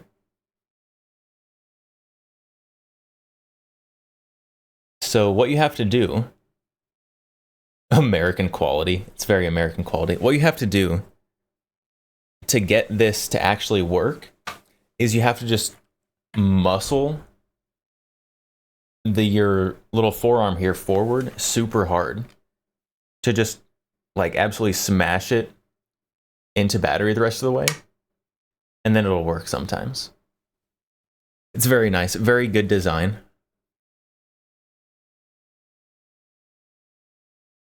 High quality.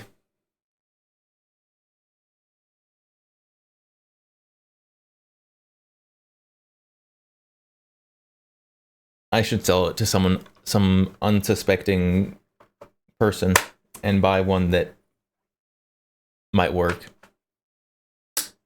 Play the UTS 15 gotcha again. I rolled bad the first time. Gotta try again.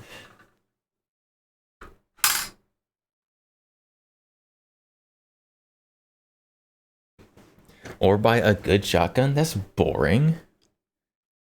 I already have good shotguns.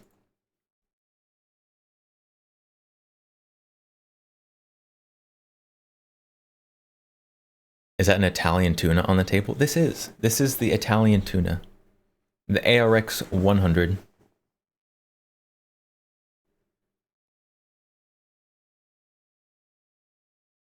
In FDE. Because brown fish looks better than the black fish.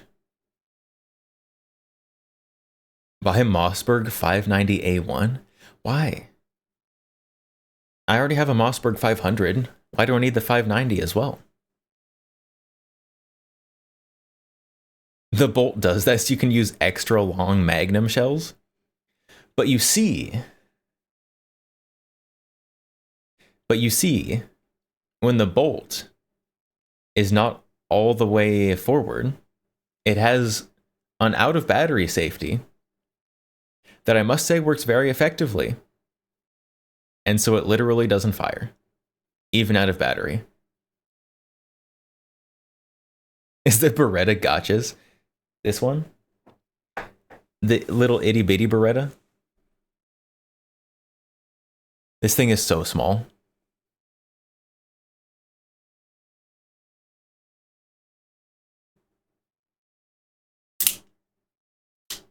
Very cool little gun though. 22 short.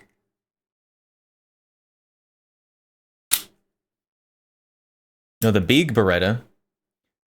Not the small one. This one's mine. You can tell because it's not SBR'd. It looks like a full grip to you. I don't know, gotcha. This grip is probably small for even you. This thing is absolutely minuscule.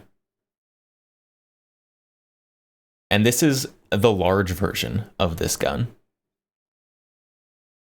Most of these guns, the barrel ends right there, just in front of the little hinge. This is the long target model. Because, of course. You like the goofy long barrel? Me too. That's why I bought it. If it was the regular barrel, I would not have bought it. But instead, I have it. Would look like a 92 FS in Gotcha's hands.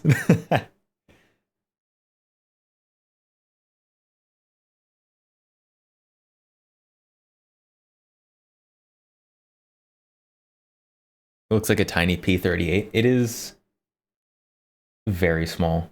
Hold on, do I have something normal size to compare it to? Got a bunch of weird size stuff on the table.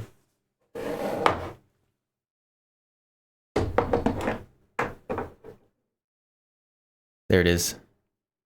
Next to a 1911. Everybody knows how big a 1911 is.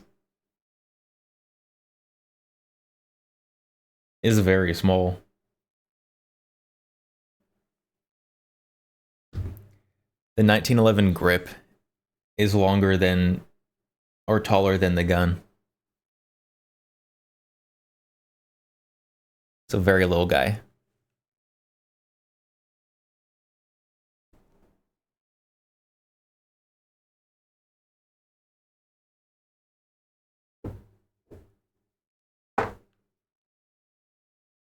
I think those were marketed to women back in the day for something called basement targets. Yeah, so on this gun, this says, you can't really see it. It says Tipo Flaubert. The Flaubert cartridges, of which there are many, were designed for parlor shooting. So basically, you set up a little tiny range in your parlor, and you have your guests do target shooting, like in your house.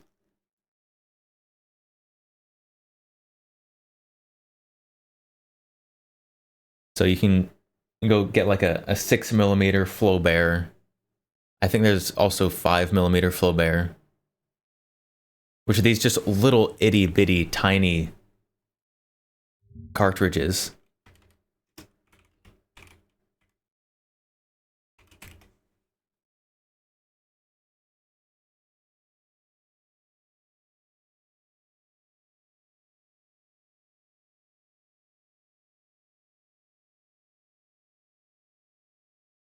There we go.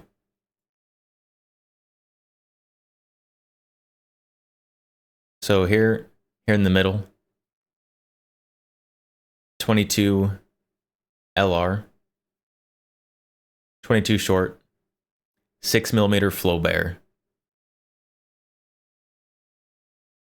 So that you can do parlor shooting.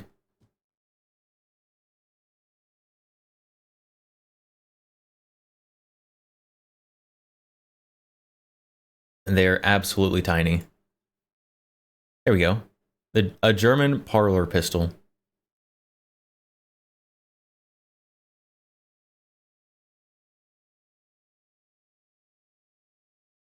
These things, I don't know. You go to your parlor, drink some whiskey, and shoot at targets on the wall. I don't know.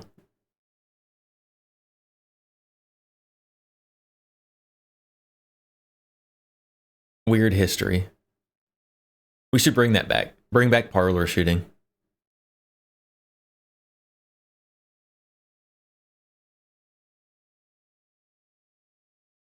Sadly, you do not have a basement. Nah, I just dig one. Just like pull out the floor a little bit and just start digging. And then make a basement. Easy.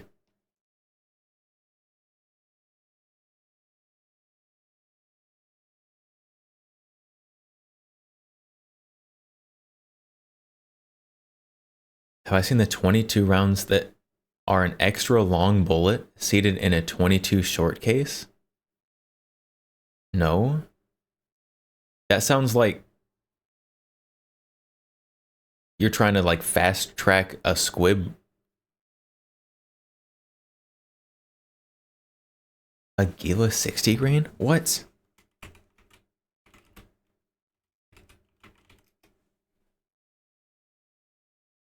Oh my, oh.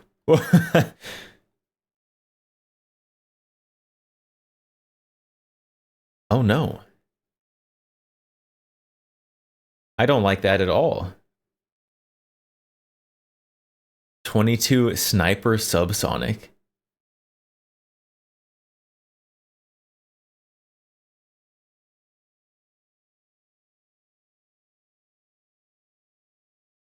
Oh. Who thought that was a good idea?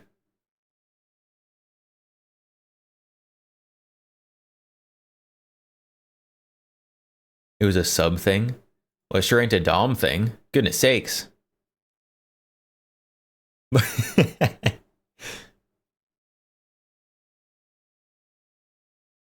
That is perhaps the ugliest round I've seen in my life. And I've seen 17 Incinerator.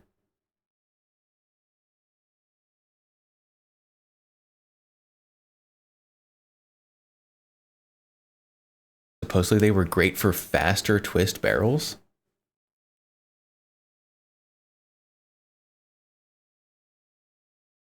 Maybe. I mean, I guess they'll be going slower. And faster twist is usually good for lower velocity.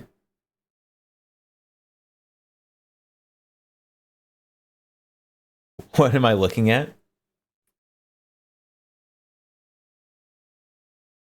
I don't know. We're looking at this ammo.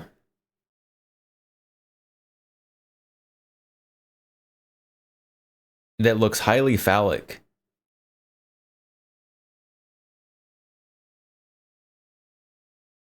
The projectile looks like they took 3 squib rounds from an exploded barrel, loaded it into a case. It kind of does. You've got the rings. They also made a 22 LR. They're basically just a primer and no powder. Sound like an air rifle. I have seen those ones.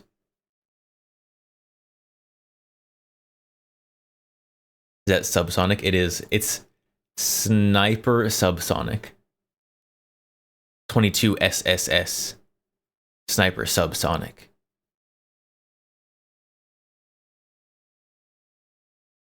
Colibri. Yeah, you can still get Colibri ammo.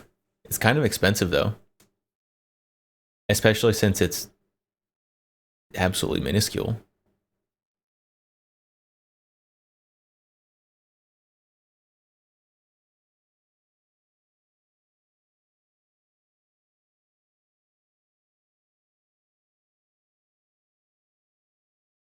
Those are amazing. Air rifle. Air rifle quiet. Just regular subsonic 22. Just in a suppressed 22 is pretty close to air rifle quiet.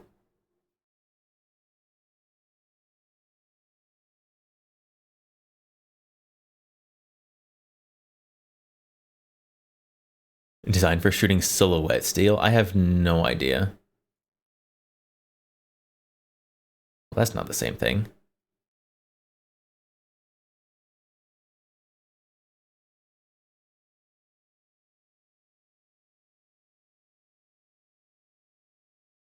You have a few? You put some of them through a 20-inch barrel, and you haven't gotten a squib yet, luckily.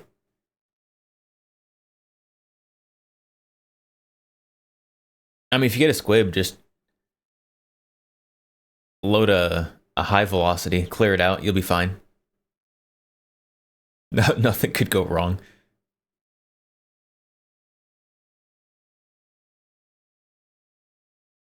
Of course, if it's suppressed. The Calibri, it was quiet without being suppressed. But did not group well in your experience. I would not expect a Calibri to group well. It would be very surprising if it did.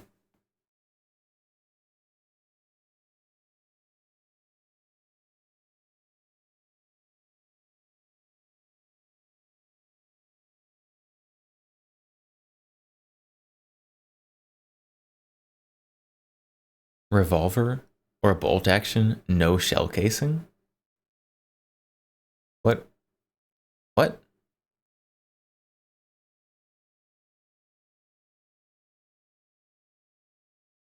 You've killed several crows with CCI Quiet? CCI Quiet is very good. Yeah, CCI is definitely my favorite 22 ammo. It has always worked best, in my experience.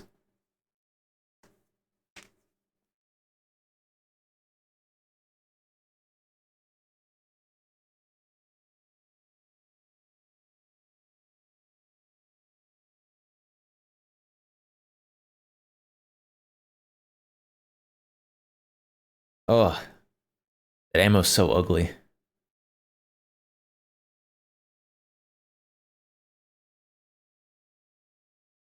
All right, back to B&T. I'm tired of looking at that ammo. And I'm just blown away what 3D printing can do nowadays. Yeah, I mean, think about it, Mike. You can design to the most minute little details, right? And it'll just print it for you. That's a lot of companies are going to that route, and I think it's here to stay for sure. So, this is a new can, right? You guys just specific to that project. Yes, and was this at SHOT Show? No. No. Your buddy got a squib in a 17 HMR, then hammered it out with a steel dowel rod? You can do that sometimes. You have to be careful not to damage your rifling when you do that. If you're putting steel down there, you can mess up your rifling pretty easily.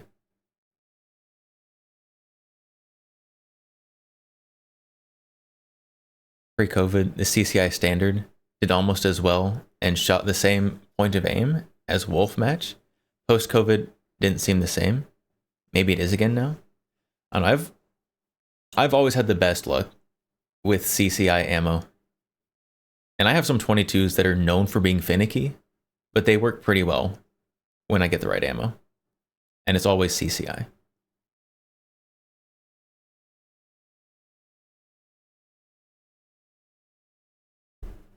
The SHOT Show one was an integral one that went all the way over barrel, but was a little slimmer. Yes. So what we know is that an over barrel suppressor, the volume behind the muzzle barely contributes compared to the volume in front of the muzzle.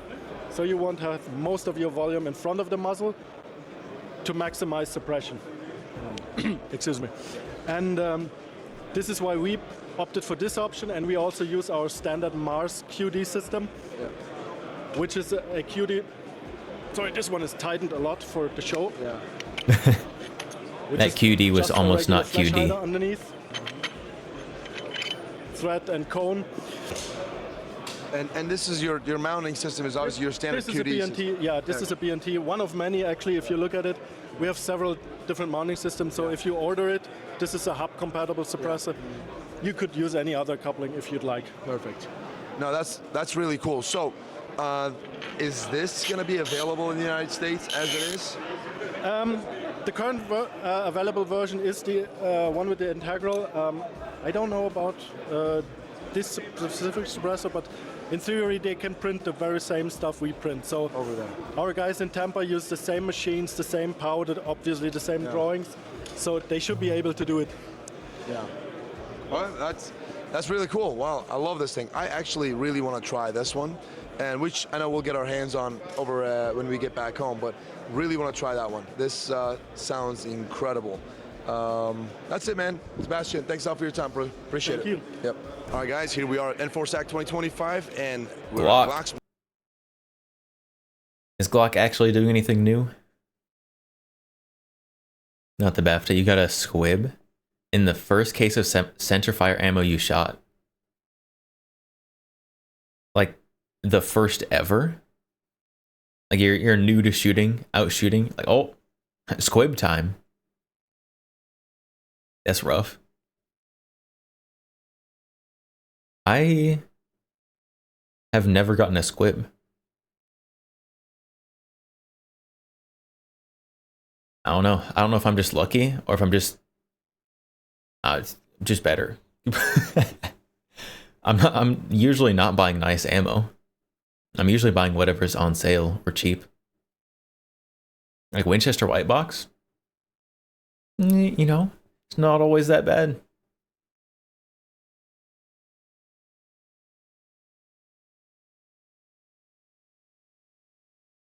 He's rifling.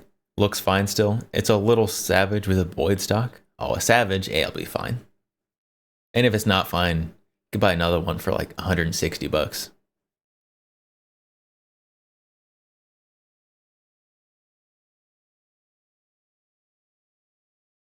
Booth, and we've got the Glock 46 here. This different looking Glock, which we did a video on it last year, and you guys showed a lot of interest. There's a slight update to this, which it may be slight, but I think it is rotating? a huge deal. Rotating Before I barrel get Glock? there, I'm gonna tell you guys a couple of things about it. Now, the back part of it over here, in case you guys haven't seen our video, this one is not a switch. I know some of you guys see this thing like, what is that thing? This is to actually disassemble this gun because it has this rotating barrel. I'm gonna demonstrate that real quick so you guys see it. I want the rotating barrel Glock.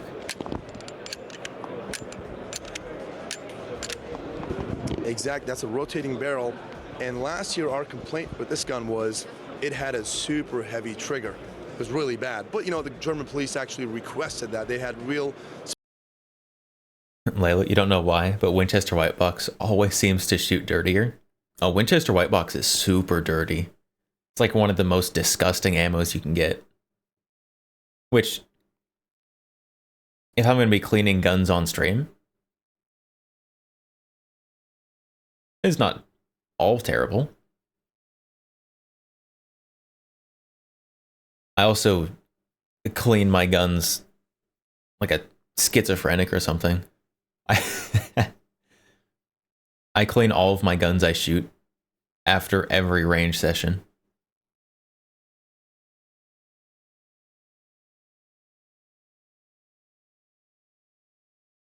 So, if you're cleaning your guns as often as I do,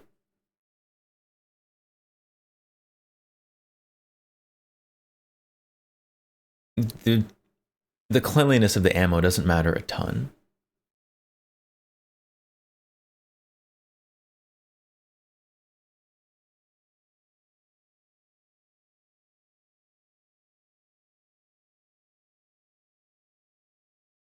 I think there's one worse.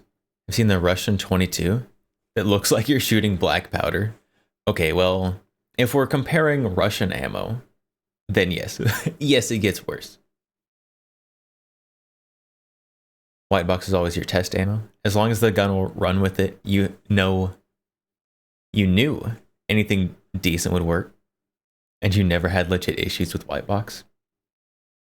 And I have more malfunctions with white box.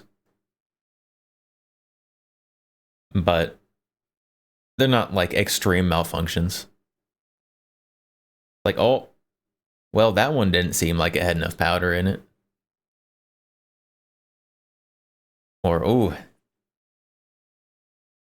we're getting feeding issues. Something's a little wrong with the geometry on here. but I don't know, I've not had any catastrophic issues with Winchester White Box. You just get to practice clearing malfunctions a little bit more. And that's a good skill to have.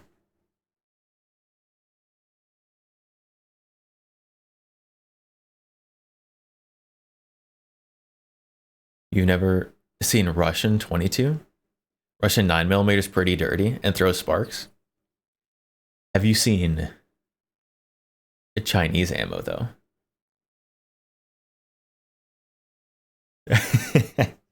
Chinese ammo is a whole different beast.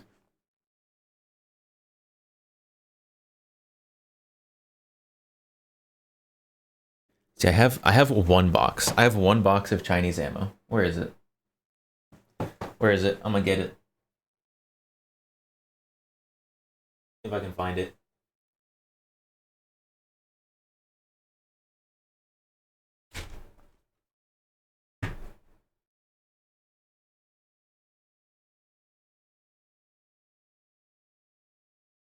There it is.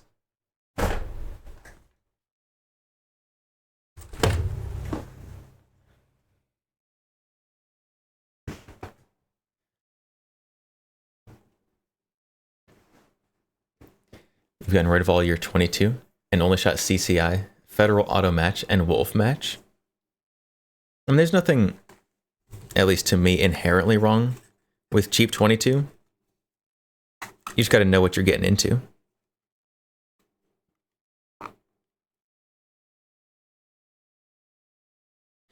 All right, come here. Release one cartridge. All right, here we go.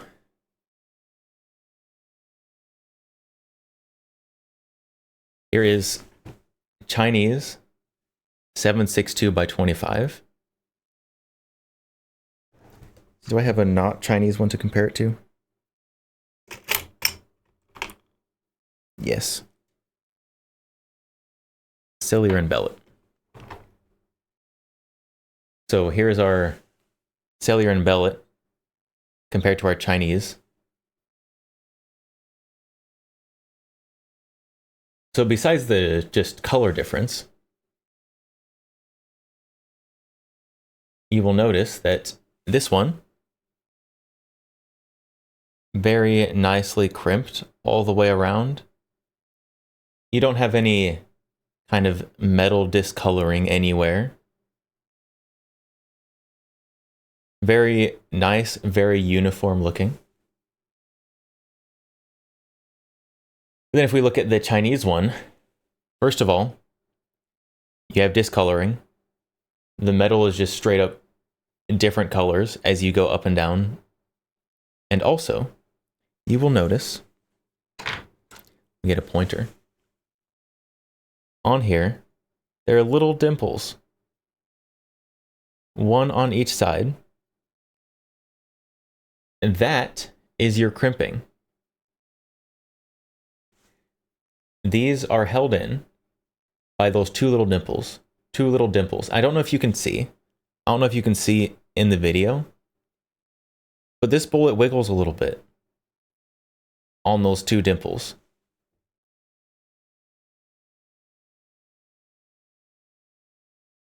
That is not ideal. That is not ideal. In case you had to be told that. Everyone get your wiggles out. Wiggle with the bullet.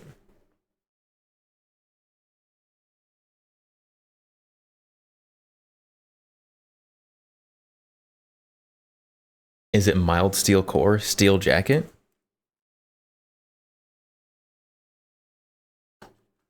It is this super retro box, first of all. I don't know what this is, honestly.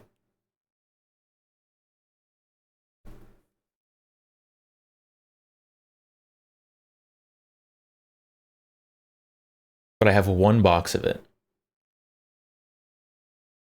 Non-corrosive. I don't believe it.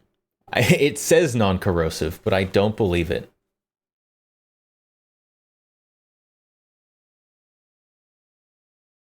And you've got your warnings back here. It does, in the warnings, say, it says, a mechanically delayed firing may occur or gun may fire on opening, causing serious injury. Keep gun pointed in safe direction. Wait 30 seconds. Carefully and load, avoiding exposure to breach.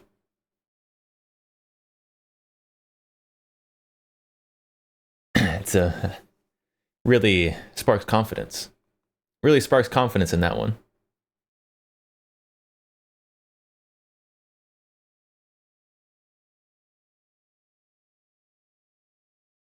You have some non-Chinese 7.62 Tokarev crimped the same. The cases like to split on those crimps. I would be entirely unsurprised at that. If that happened with those, if I ever decided to fire them.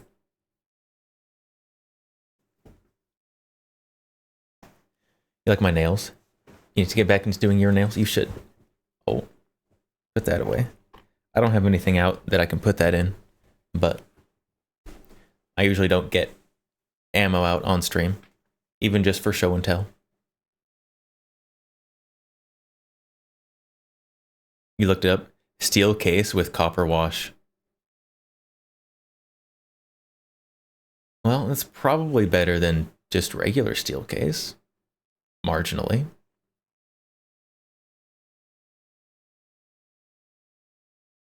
Holy geese. You sold a case of Chinese 7.62 by 39 a long time ago for 65 cents a round. Then bought 3 times the amount of what? Barnaul? Steel case, steel core, steel jacket.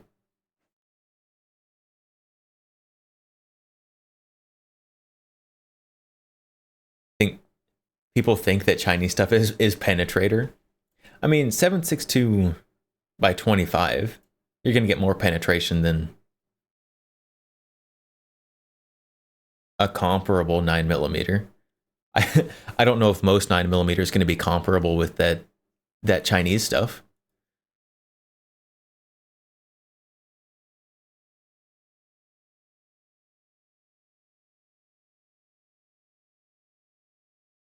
Bernal is the best Russian manufacturer. Man, wish we could still get those. Russian manufactured ammo.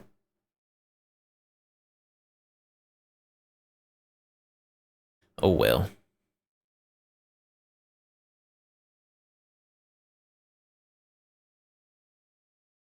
Toxic Rambo, your grandfather had some 12 gauge shells made with cardboard and they still fired.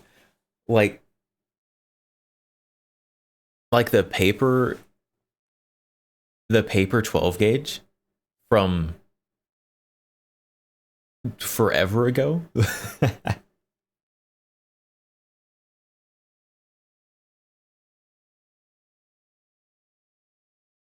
I think it's a penetrator round because it's steel core, but it's not really.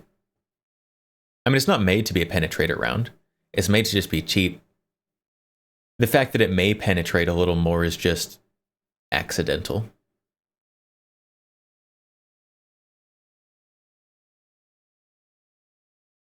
Paper shotgun shells still exist. I mean, I know you can buy like modern paper shotgun shells for like antique shotguns and stuff.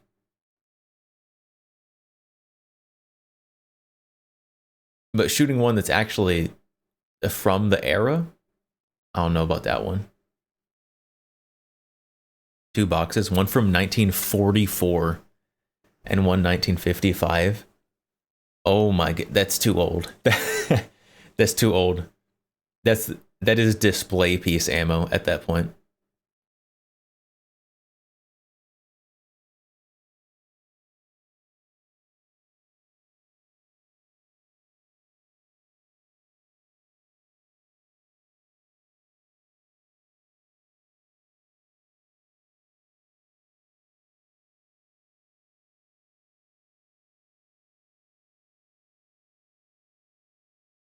copper shot shells are cool.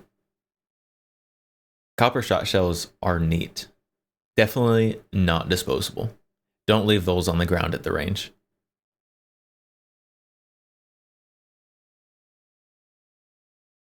Kristen, you have one full brass 12 gauge shell. It's fired. Pretty cool. I reload that. Just dump some powder in there and then some BBs and then you can fire it. It'll be fine. This is not legal advice.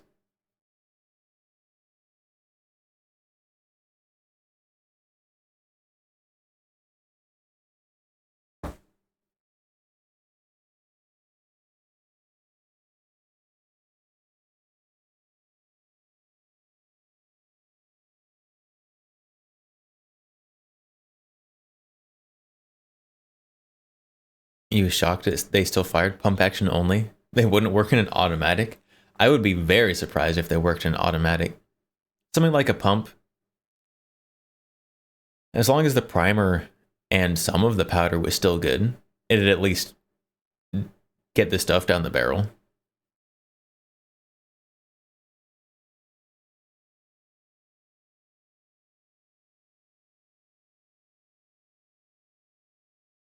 You live near the old Peterson shot shell in Southwest Ohio. Doxed. Doxed. Partially blew up a long time ago. Sat vacant for decades. Now it's really cool apartments and a brewery.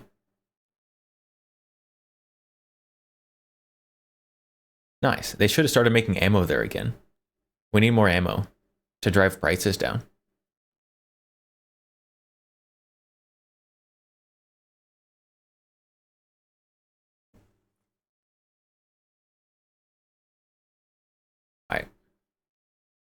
Rotating barrel Glock. Specific criterias, and the Glock obviously met that. But this year they I went hope ahead that and actually we actually can get the rotating barrel Glock here. To a regular Glock, your good old 5.6 I don't think it's going to happen regular though. Glock trigger, also compatible with the Glock's performance trigger, which is absolutely huge. And currently the Glock, well, not Glock, German police forces are using this. Over 10,000 of them delivered already. So that's it. We wanted to give you guys this update. Glock 46 rotating barrel. Different looking thing and used by the German police right now accepting the Glock performance trigger and regular trigger. Now let me show you the trigger real quick before I move on to something else over here. Now we probably are going to have to wait till we get these as surplus to get our hands on these. Wall, and then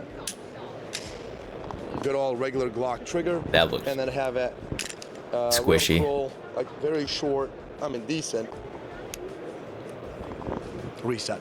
Looks pretty squishy. Glock 46, and now Glock has some other stuff. Obviously, we've got the Gen 5 Glock 26 here, and if you guys are used to this thing, Glock 26, Glock 27, they're actually known as the baby Glock, and they had the finger grooves.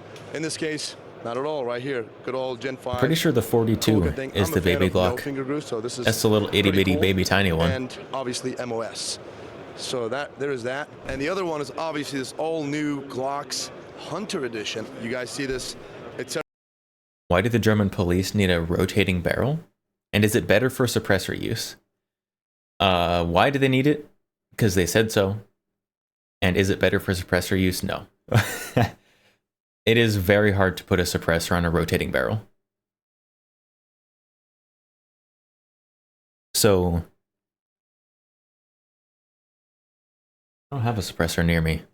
So the reason that a standard tilting or even just a reciprocating barrel can have a suppressor on it is because it has the Nielsen device in it. Which basically, this is going to look sus, chat. Don't worry about it. You've got your tube here and the Nielsen device, which is going into the tube, and it's held there with a strong spring. So when the barrel goes, it pulls the Nielsen device, and then it can kind of just leave the suppressor free floating in the air, because an object at rest will stay at rest. So it allows the barrel to move with the action. But if you have a rotating barrel, unless there's been some new development that I don't know of that is a rotating equivalent to a Nielsen device, then all you're doing is just adding a huge weight that has to rotate, which is not ideal.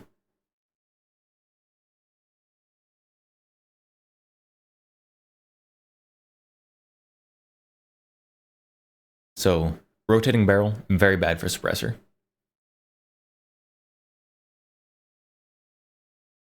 Why would a rotating barrel not work with a normal Nielsen device? So, hold on.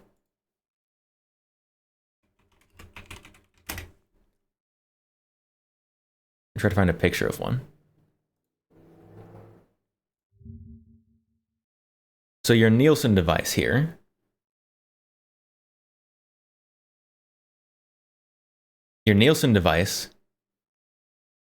has these teeth in it so that it can't just freely rotate.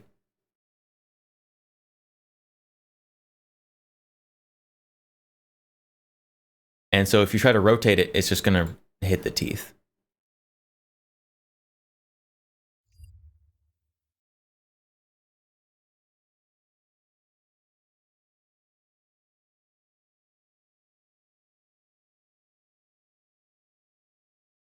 What's the advantage of the rotating barrel?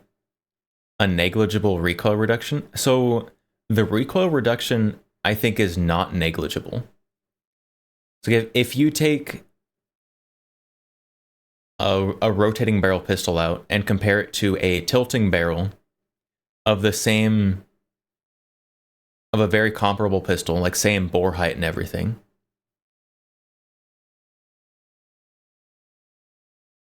then there is a significant felt recoil difference.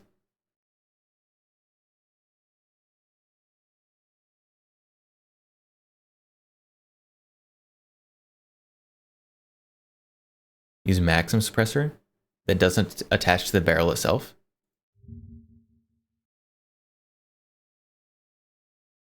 Or FD, yeah, so this is the solution for that. So a suppressor that attaches to not the barrel.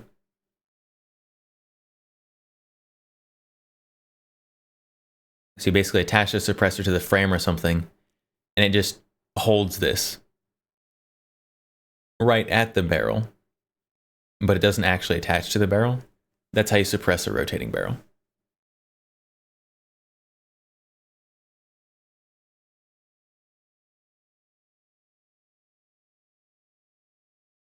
The threads are moving with the barrel, so the device should move it just fine.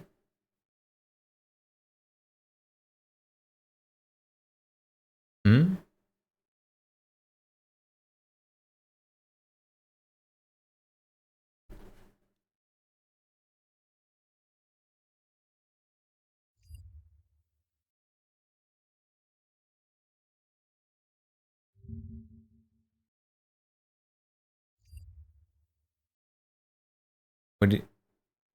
The threads are moving with the barrel.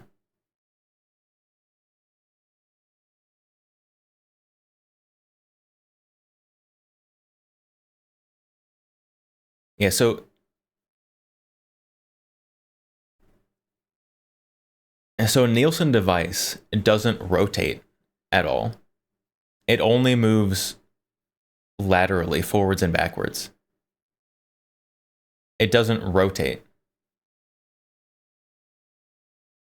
So when you're rotating the barrel, it'll just take the whole suppressor and try to rotate the whole suppressor, which is just adding a huge amount of weight to your rotating barrel, which then does require much more force to rotate.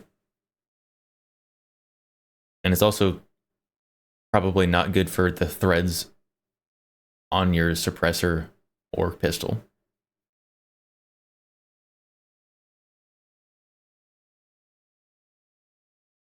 Just doing it that way put a lot of stress on the frame?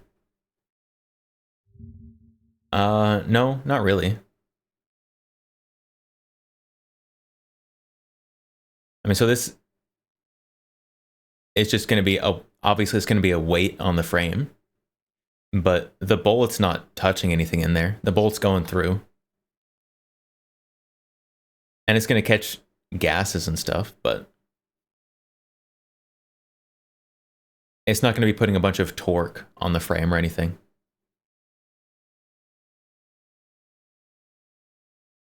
Oh geez, you always kind of wanted a PX4.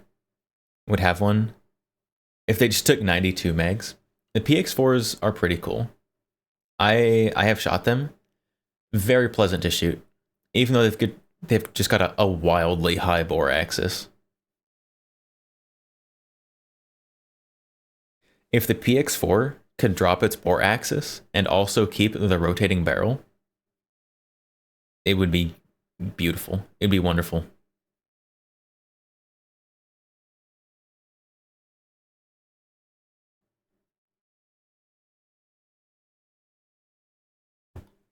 They make threaded barrels for the PX4. I mean, you can still put like a comp on it or something. You might be able to get away with like a super lightweight suppressor. It would have to be a super lightweight suppressor.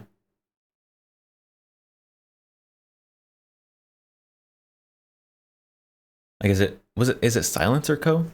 They just made that like ultra lightweight 9mm suppressor, I think.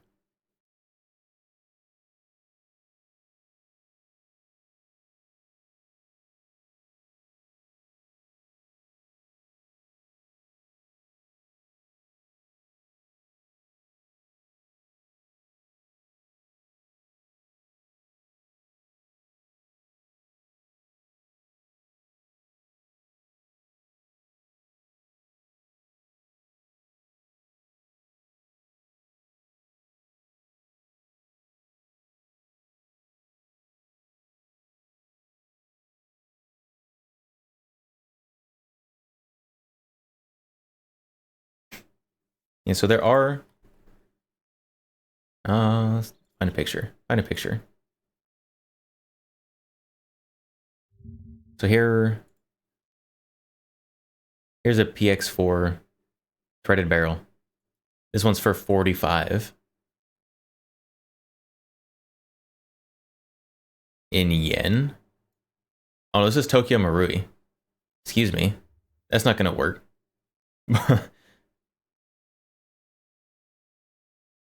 I think I have seen them though. Is that threaded? Yes. Yeah, so threaded 45.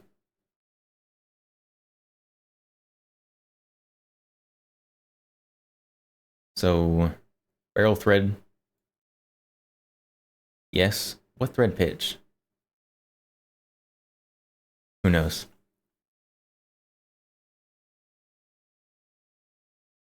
This one apparently threaded, theoretically.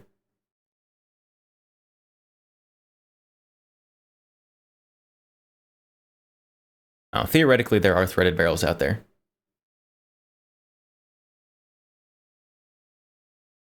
It was just extended on the FDE model. So it looks like from my very limited just now browsing, it looks like the threaded barrels that I'm seeing are only for 45.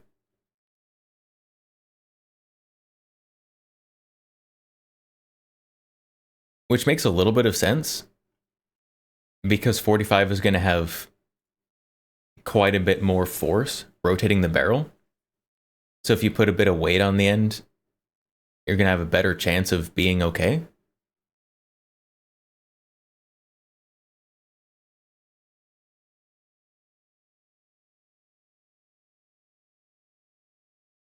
But most of the muzzle devices you're going to see on PX4 are going to be something like this. This one's just a comp, but it's connected via rail stuff.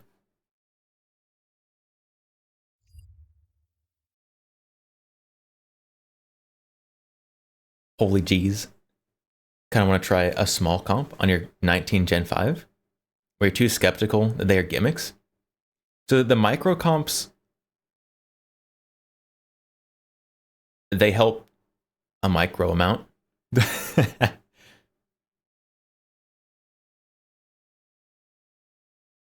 I have shotguns with a micro comp on them before, and it does seem to help a little bit, but it is just a little bit. PX4 barrel isn't threaded from the factory, which is truly unfortunate since its rotating barrel design isn't hampered by the additional weight of a sound suppressor, like other Browning style locking action of other pistols. Huh? You're still adding weight that it has to rotate. That's not just because something is moving in a circle instead of forwards and backwards. Doesn't. I'm so confused.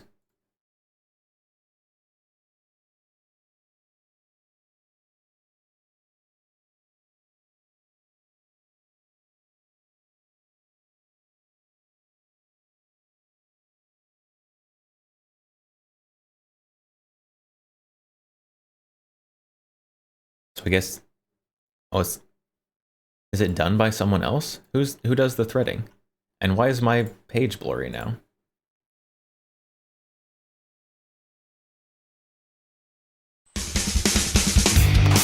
Video. I don't want to read.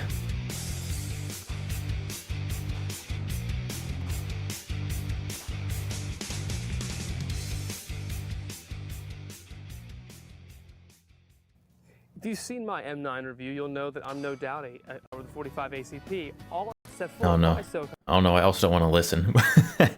Flat Dark Earth.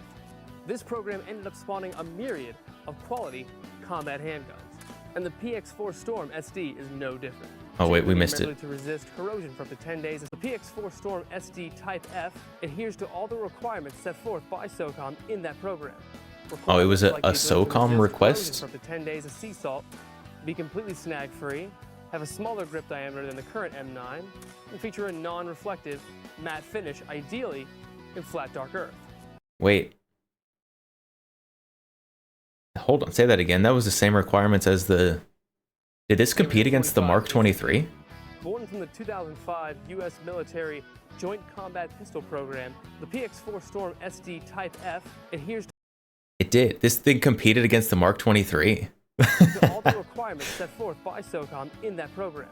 Requirements like the ability to resist corrosion for up to 10 days of sea salt, be completely snag-free, have a smaller grip diameter than the current M9, and feature a non-reflective matte finish, ideally... Was the Mark 23 in the 90s? The Mark 23 was in the 90s, but it competed in this trial. Yeah, it competed in this trial as well. The Mark 23 already existed, but they submitted it again. I'm pretty sure they didn't take it because it was too big. But they submitted it. This program ended up spawning a myriad of quality combat handguns, and the PX4 Storm SD is no different. Chambered in the American That it competed against the FNX 45. I think that was one of the ones in there as well. Holds 9 rounds of ammunition in its flush-fitting magazine and 10. Neither the FNX 45 nor the Mark 23 met the grip size requirement that they wanted.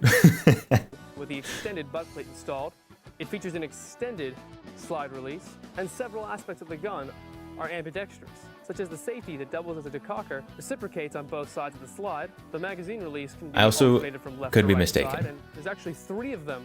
I could be absolutely just incorrect. So fact check that before you go and spew that all over the internet. I think I'm correct.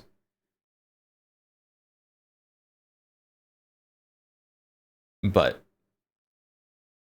I don't want to be the source of misinformation. The back straps themselves are interchangeable, and there's 3 of those as well. What's really cool is the pistol and all of its accessories, including magazines, come shipped in a custom Pelican case adorned with the Beretta logo. But what separates this pistol from Beretta's 90 double stack 45s having grips that are too big? Impossible. By its standard Browning style lockup, the PX4 actually uses a rotary lock, or the barrel rotates. Yeah, clearly I have never been incorrect in my life. Some of the recoil from directly back into the shooter's hand to a more radial style, centrifugal force. What does this mean in practice? Well, the recoil from the PX4 Storm doesn't feel like traditional recoil. It always feels like a torquing action in your hand. Yes, there is some straight back recoil, but a lot of it is dissipated left and right. Not He's enough to always pull you off target per se, always but mad enough they to never keep made the recoil FDE in 9. different, less severe. The FDE but not two-tone does necessarily look a good. drastic change in handgun recoil management. The PX4 Storm SD Type F ships You with a just rail rattle cover, can it. ideal Easy. for mounting lasers, Easy. lights, or a Everyone combination loves of the two. rattle canning And now. You can see this Type F variant has a 4.6-inch barrel that protrudes about a half-inch from the front of the slide. This is so it can be threaded for use with Is sound Cerakote? suppression. Nah, Unfortunately, the barrel is rattle not can. threaded from the factory, and this omission really won't matter to most shooters. What on earth is Personally, I that? find it kind of What on aggravating. earth is that The purpose Shrek of the emote? civilian body of a pistol that went through the JCP program is basically to find the ultimate sound suppressor host. I'm fairly certain you didn't watch this video solely to have me rattle off statistics, so let me tell you about how the gun actually shot. In terms of reliability, this Type F variant of the PX4 ran 100% across the 700 rounds of ammunition I fired through it. This included 300 rounds of Wolf full metal jacket ammunition. This guy hasn't shot it 300 suppressed. rounds of Federal American Eagle full metal jacket as well, and the remainder being 200 grain jacketed hollow point from Sig Sauer. The gun For all these suffered years, no failures you still have a whatsoever, 92 and was design, designed to shoot even with the more and they're your powerful favorite defensive handgun type ammunition. magazine As design. you see, hitting bowling pins at 50 yards was no problem. 90 Sights are clearly not M9 meant for and 92 precision work, is but very they are good. Excellent combat sights, more than sufficient for targets out to 50 yards. Though I would have preferred some Trijicon night sights. It's 'cause you some of them can't. turned He the didn't do it price 'cause you up by about can't. $150. In terms of ergonomics, initially I was not thrilled with the PX4 Storm Type. I mean, I F. still would expect that he would test it, right? That's what he's doing. Is he's testing the features of it. Solely because I had a difficult time reaching the magazine release. If I was That was doing it, before I would at least discovered throw the three suppressor on there to be like, magazine release yeah, this doesn't buttons work. and switched it out to the most oversized one available. This combined with a small back strap made for a very comfortable shooting experience for people like me with small hands. The double action pull is somewhat heavy, though smooth It's and not equal threaded. throughout. Is it The not? single action feels a little bit heavier than the standard M9 single action. What? But not by much. With an MSRP of $1,145, the Beretta PX4 What? I thought that was the whole point. Special Duty Type F is not a cheap handgun. Yes, it is a more durable version of the standard Unbelievable. PX4 Storm, and it does include a Pelican case. Just an extended and a barrel, magazine. never threaded on But that the model. Beretta's high price point is going to place it out of the reach of most shooters. And that's unfortunate, because the PX4 Storm SD is an excellent, excellent handgun.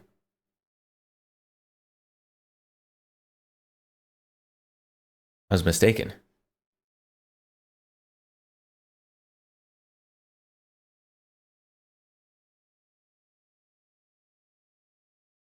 Where are these other guys? Those other guys must have like custom threaded the barrel or something then. Was suppressor designed for it? Sadly, no shooting.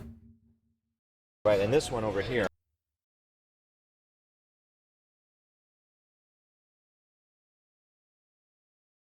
Right. Got a suppressor on there, the militarized This version. is the prototype that we developed for the SOCOM's JCP project several years ago in 45 caliber. And this was of course a very special pistol. It did require suppressor capability, dark earth colored Well, frame. there is the suppressor. 10-day of salt spray resistance. So again, a very specialized pistol for special operations.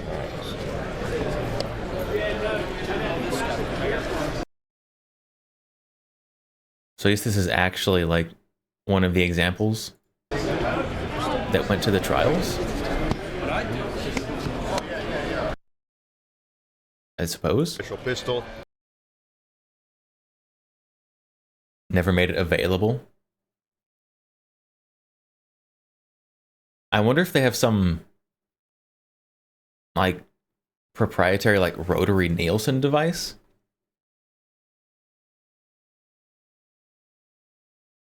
Or if it's just relying on the extra power of 45 to just be able to spin everything.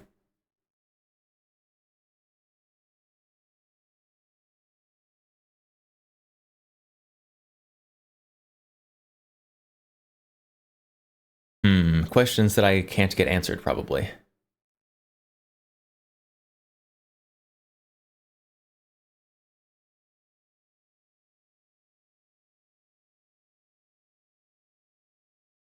You can see the extra mass not changing much in rotation. versus lifting it up and down during the tilt. So it's not going to be as much because you don't have a big long lever arm you have to lift up. But the diameter is significantly more than the diameter of the barrel, which is going to increase the force that has to be done on it to spin it.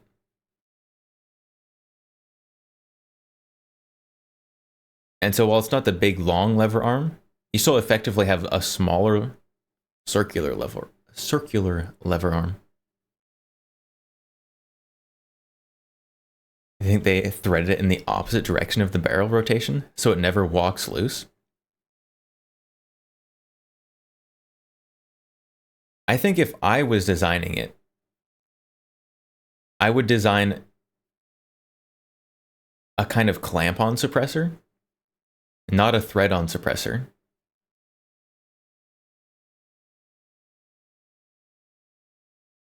And then let it rotate just a tiny bit.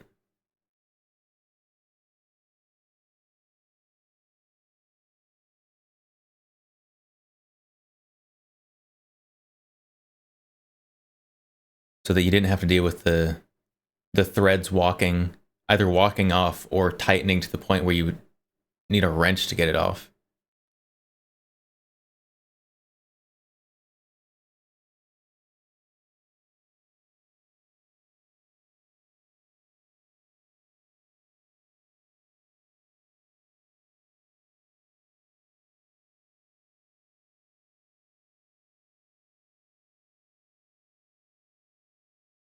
Think about rotating a baseball bat versus lifting it up and down with one hand. I mean, yeah, so the long lever arm is more, but you're still adding weight and diameter, which is going to increase the force needed. You're not an engineer, but you feel like the weight and opposing forces on a rotating barrel wouldn't work well as far as keeping the suppressor mounted unless it had some sort of detent. And so I think that's why I would try to make it a clamp-on. And there are other clamp-on suppressor systems out there, like the B&T ones.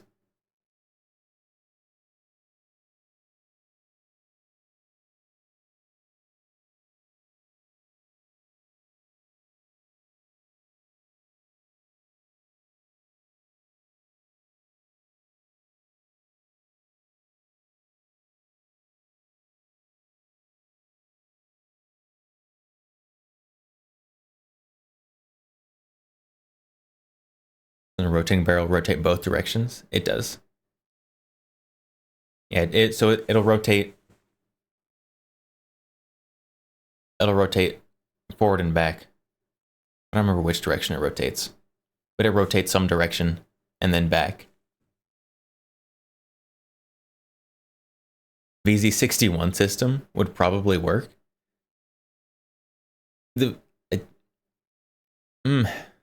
Probably. You'd probably be pushing the limits of that system, though.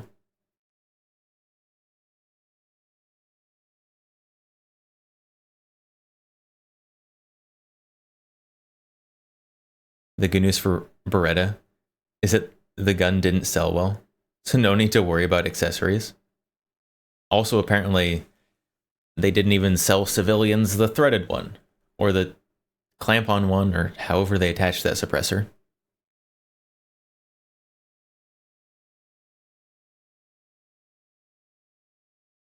It has to clamp on something that doesn't move. Or you just have to clamp harder. A typical move from Beretta. Yeah. Still waiting for that Beretta 300 Blackout short barrel. I don't think it's going to happen at this point. I'll just stick with the long barrel. It'll be fine.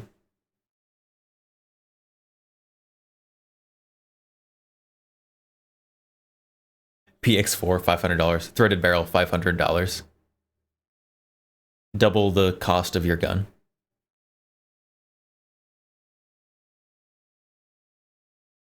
Any day now, Beretta's gonna bring in the 300 blackout barrels.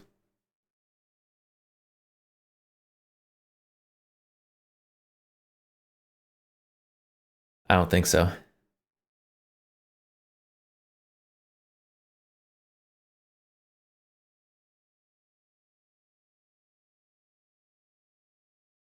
If somehow, if by some miracle, the 300 blackout barrels made it here, I would finally SBR this thing. Until then, it keeps the long barrel.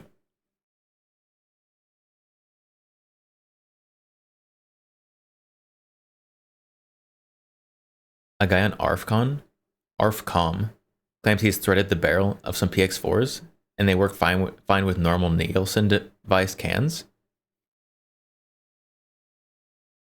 I mean, so they might work fine, but they're not activating the Nielsen device.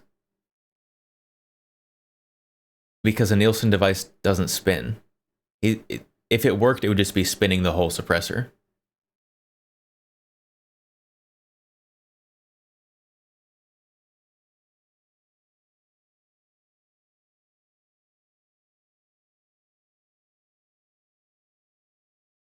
Like at that point, you're basically just using a direct thread with extra steps.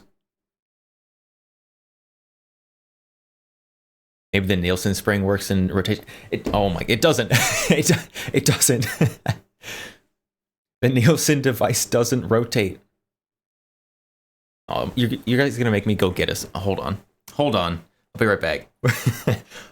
Hold.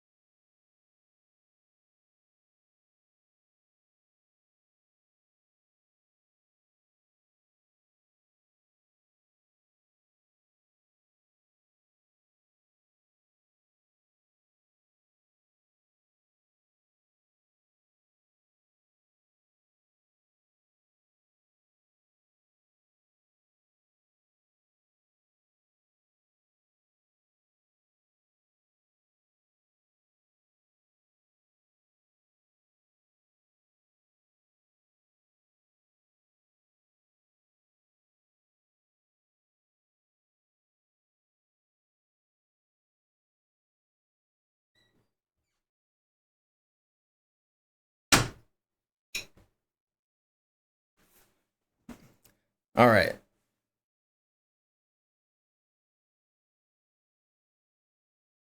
So, we've got a suppressor here. And I know Nielsen device is entirely unnecessary for a 22, but it's what was easy to grab in the thread pitch that this is on. So, we have our Nielsen device here. You can see that kind of moves. That is the Nielsen device moving. But no matter how hard I rotate this, that Nielsen device doesn't rotate. It only moves forward and back.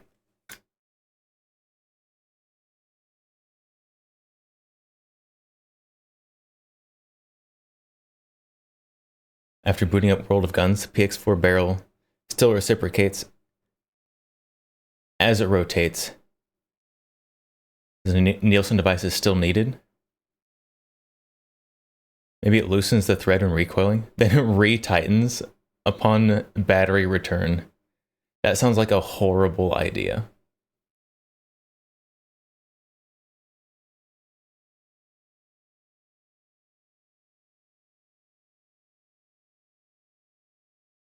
If there's some sort of device that let the barrel rotate independently while having the suppressor threaded into it, that might work. We have no idea how you would achieve that. So, I mean, if you had some kind of bearing, inside your Nielsen device to make an absolute monstrosity, then theoretically that could work. But then you're building a monster. You're building a monster.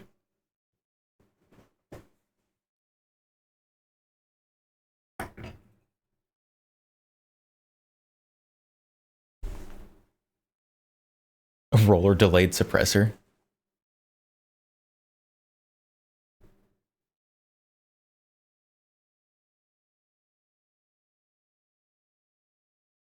Spin it like a revolver cylinder. Spin your suppressor.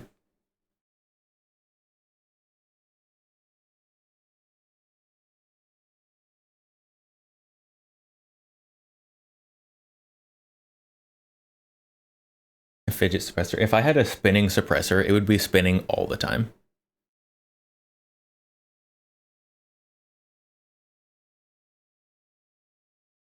You don't think the mass of the can will affect the action, since the PX4 barrel reciprocating would activate the Nielsen and would thus remove the mass just like a tilting barrel would?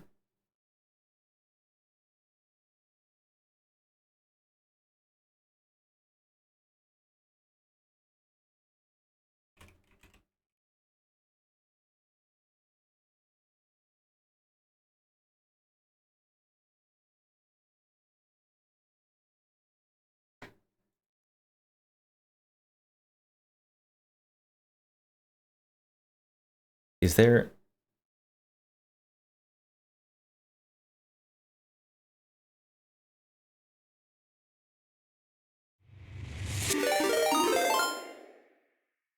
Operator Grizz Operator Grizz just traded with 10 viewers. Hello, hello. Welcome, and welcome, Raiders. Get you a shout out there real quick. Hello, how's it going? What were you playing today? Were you winning? Hello. Welcome, Raiders. Hello, I am the X-Count, a vampire VTuber. We have guns. If you like guns, probably a good place for you.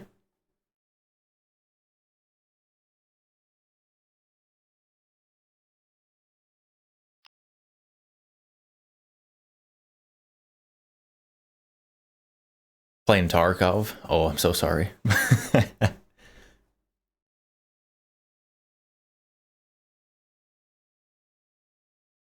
Someone's going to get a threaded PX4, suppressor, and super slow-mo footage. Call the slow-mo guys. Get them to do it.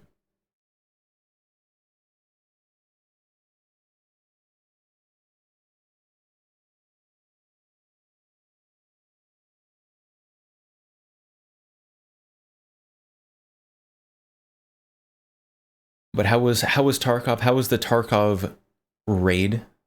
How were the Tarkov raids? Were you playing PvP or PvE? That's about as much as I know about Tarkov. I've played a little bit. I never survived a round. Went pretty well in PvP. Ah, extra suffering, I see. Only PX4 that you see working with suppressor is the 40.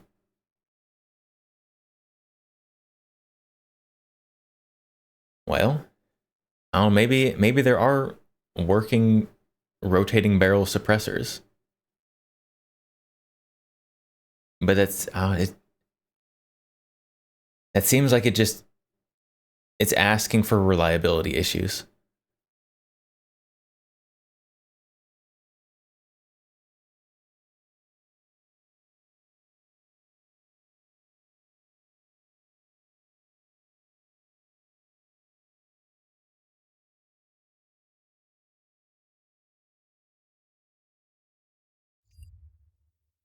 All right, back to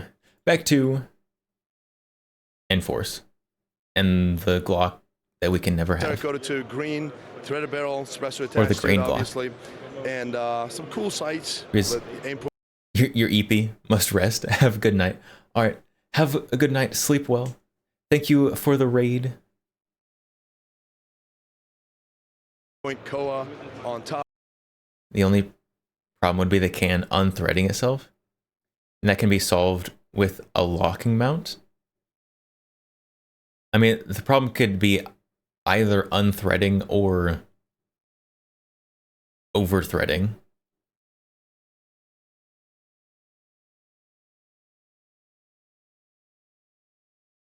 Depending on which a thread pattern and which direction the barrel is rotating.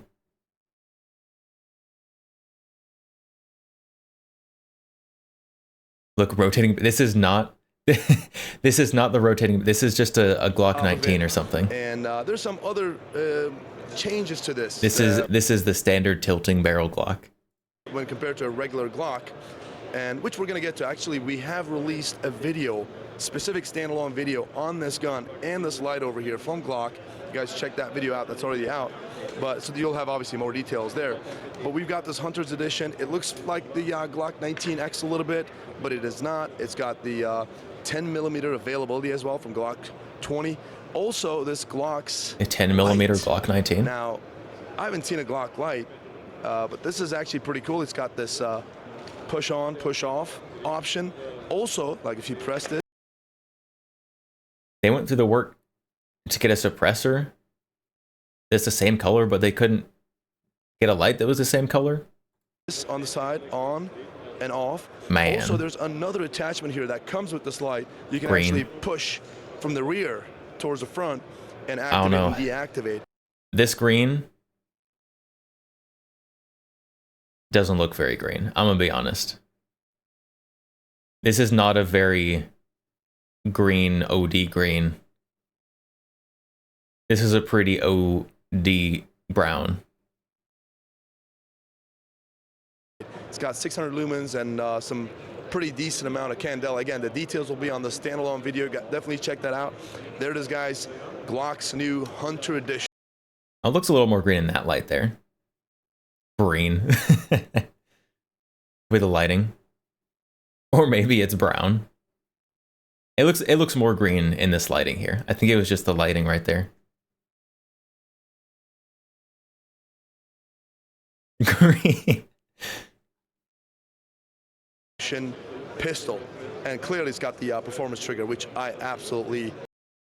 Yeah, I think it was just the lighting. The lighting how it was before made it look super brown. Here it's the same color as his shirt, pretty much. It's Terracotta. But earlier, oh, too far. They see that's brown. 20. Very, very Also, brown. this Glock's Very light. Now, FDE. I haven't seen a Glock light, but this is like if you put this light, it's got video. Definitely check that. And So then he it's got picks it the, up and now it's green. Which He did a magic trick. He swapped it out on us. It's a different gun now. It changed colors.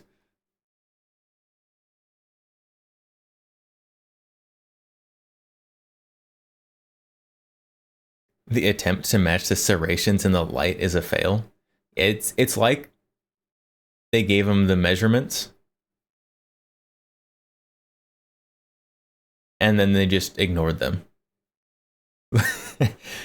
They gave him the measurements and they took the ratio of the measurements but just scaled it up. I absolutely love. That's about it. All right, here we are at Unity. I've got Hallie over here. Hi, good to see you, Kyle. Great seeing you again, as always. Feels Optic like mounts. One year just passed by like this. We know there's some fans out there. Loophole, guys. Yep, but it's compatible with all of our fast modular accessory suite, so your offset optic base. There's an optional diving board, so if you want to run your laser rangefinder on the front. You go diving you're board? seeing the optional, We going swimming, chat? MRDS top ring, so you can run your micro red dot at 12 o'clock. But other than that, not much to it. It's what you know and love from us with Unity mounts. You all missed the strength front and serrations speed, on your and- Gen but at 3 154. after using your Gen 5. Oh, you can make your own serrations. You just grab the Dremel, you can cut your own serrations. I've seen pictures of people who have done that. It looks well, we're coming at it. I got a quick question about that, though, and then I'm going to move on to the old brand new thing. imagine having optics on your guns. Why did you It's guys feel the crazy. need to make that? Well, it was I would asked never. of us by a soft requirement. So there was a unit that came and said, "Hey, your mounts are the only ones we can't break. So we'd like you to make this for us." And we said, "Okay then." All right, I have a feeling I may know those guys, but all right, let's move on to the other product. Yep. So this one actually also came as a result of a Oh, soft geez, requirement. you'd buy a new So slide. had a There unit that needed are this very many functionality, but this is aftermarket called the Axon Glock XL, slide options. which is really exciting. It's the third now switch in our Axon family. So now you've got 2-button option, the original Axon, single button option with Axon SL, and then the 3-button option now with Axon XL. So oh no, it's the really, not at quite this key point, mod.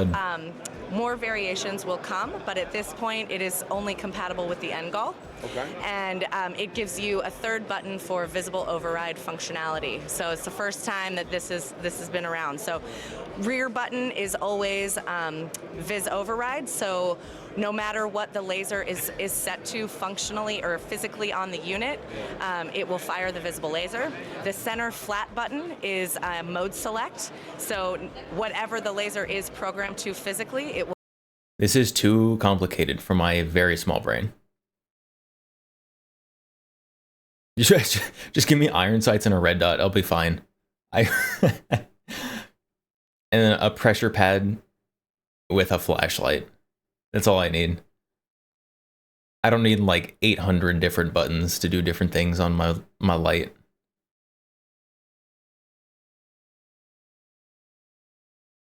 Left, right, down, up, down. It's you see, I'm not gonna train. I'm not gonna train with one platform enough that I would be confident that I would always be pushing the right buttons.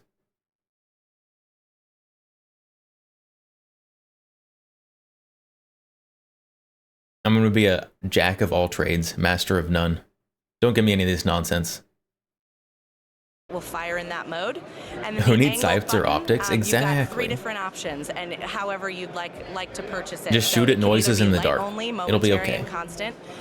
Or you can do sync options where it'll fire white light and laser, and you can choose between doing that in mode select or vis override. So brings a ton of functionality. And a crazy thing is, like, you remember our original tap switch, right? Yep. Came out in 2014. So that was a 2-button switch, flat. You couldn't. I mean, it was a great switch at the time. Yeah. But At the time, yes. right? It's 2025. It's been a decade. So this with 3 buttons is actually a full inch shorter than the tap switch. So you know us, smaller, lighter, faster, stronger. That's what we're always trying to do. So we're pretty excited about Chat, they want it smaller.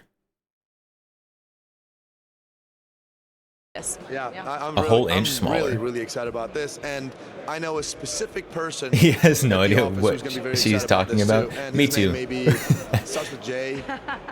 Gason. Yeah, Gason. That's it. Yeah. I'm sorry, Jason. I also had no idea what she was talking He's about. gonna be really I just excited about this. disassociated. But this vis override, it makes so much sense. Yep. Of course, you know, Yep. you gotta point out Yep. something, and Yep. that's really cool. And it's so funny that it makes so much sense. You gotta point at something and this is an inch shorter than the 2014 model. That just shows how much Yep. we've evolved. Like, you know, Yep. Unity has evolved as Yep. a company, but you guys are killing it out there. Thank you. Yeah. And it's exciting to see, you know, as more and more laser companies bring that functionality to their lasers, which I'm excited to see, you'll see more variants of this for more companies, great companies like B.E. Myers and others. Absolutely. Yep. That is really cool. And availability-wise, obviously this is first for the military, but It's actually shipping on our website now. So if you have an NGOL and you want to buy it today, go get it. Yeah. I don't about have an the, end goal. to the- I don't have Been end goal available money. since January. Go get it. guys, you heard it. Allie, thanks a lot. Appreciate your you. time. Thanks, Kyle. Yeah, Always check. good to see you. Absolutely, always great seeing you. Check out Unity. Probably isn't We much of a love them. market And for you know that, what, also unless there's check a out ton of CF people that have Contest, end 'cause goals. Whenever we do some stuff, there's some Unity stuff. I know a involved few there, people who so- have end goals. Anyways, guys, we'll see you on the next one. They are Guys, in a here we different at tax Zastava bracket than I am. again, and we are with Snezhina from Zastava, and she's going to tell us something really cool today. We're Show us with this who? Product, which is now from Zastava. Guys, we'll see you on the next Say one. her name Guys, again? here we are at Zastava again, and we are with Snezhina from Zastava. Bless you. What?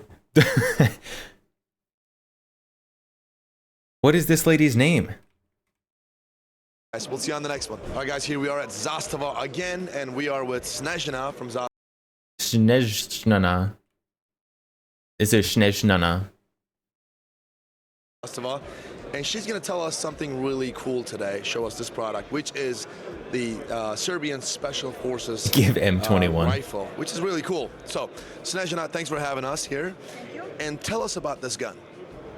This gun is based on Kalashnikov system, as also all our assault rifles.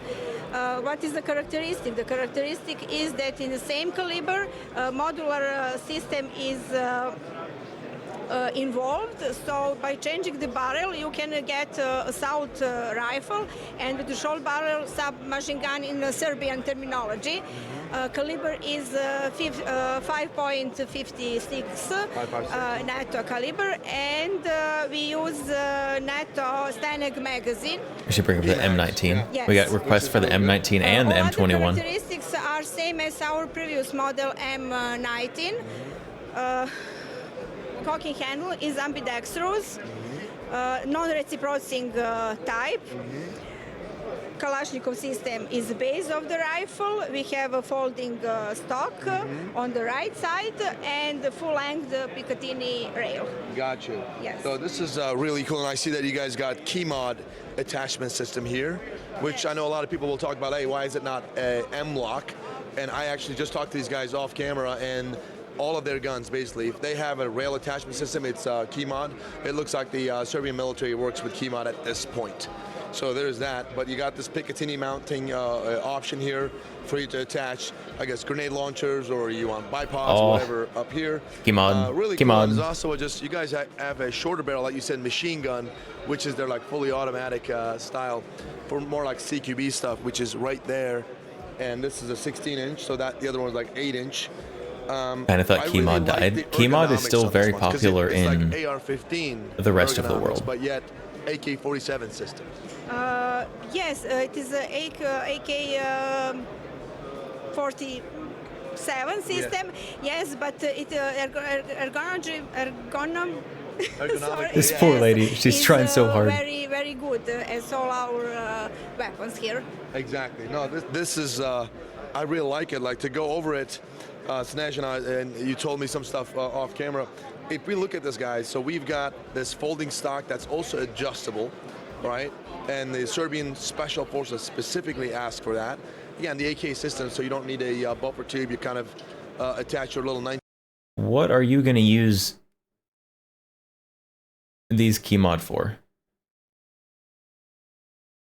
That's where your charging handle is.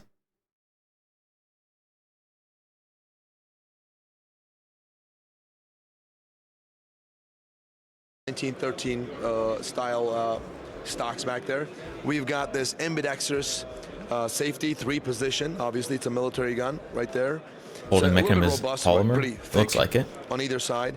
We've She's got doing the well. traditional AR He's talking style fast. She is bolt doing well. release, bolt lock right there. It She's is doing not better at ambidextrous, English than so I it's just could on this, in literally left any side. language. AR style magwell with a PMag, so you can use a PMag. Obviously, it's 5.56, and it looks like this one, piece monolithic upper right here. So you're not going to have any zero shift. It looks pretty freaking cool. And mag release button is basically the same as just. Doesn't look this way to co-witness. Not with that attitude. You could put like a really low optic on there. So it's on both sides. And when I look at the And maybe like trigger, a- let me show you this, and I apologize. Like an MRO without the riser. You could probably do like a lower third. I'm trying to work the mic at the same time. This trigger guard is a little bit big, like up front. So if you have mittens or whatever, gloves, you can get in that trigger. And it's curved trigger. I'm actually surprised. Personally, I think it's a little bit too curved, but maybe that's what the Special Forces over there want specifically. Okay, so this is your little, without any tool, you actually... AR bolt catch on AK is cursed. It's not my favorite thing. So it is blocked here. Yes, fixed. So they have it fixed over here, but and honestly, because of YouTube, we can't really show it anyways. So you just basically press this and slide this over, and you're able to remove the barrel and then go and swap it out. And that is pretty quick swap barrel. Pretty awesome. I really like this thing. Overall, obviously, front side post, rear side post, and that is it. So I really like this. So ask when we see it in the U.S. Special Forces. And you obviously got your M19 for the Army, right? So if you guys look at the M19 from last year, that is 6.5 Grendel and also 70x39. It looks pretty cool, but looks not the ad. Pretty close to just. We'll wait for ad. We wait for ad.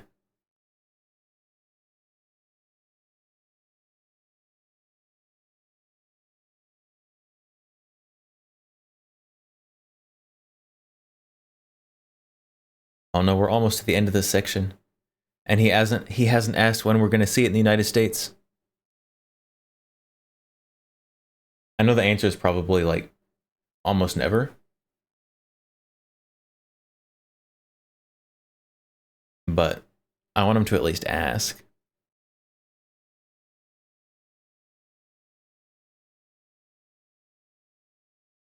Not sure an MRO would even co-witness. Odd choice. The MRO is very low. The reason I thought of it is just because I have one sitting here. So the MRO with the low mount is very low. So I do think something super low like that, you've got the possibility for a co-witness.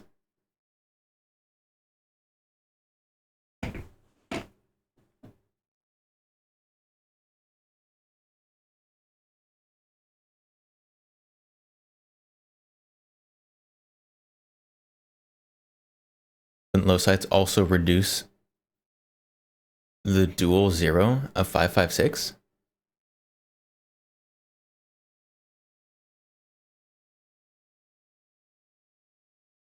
I mean, maybe a little bit, but probably not noticeably.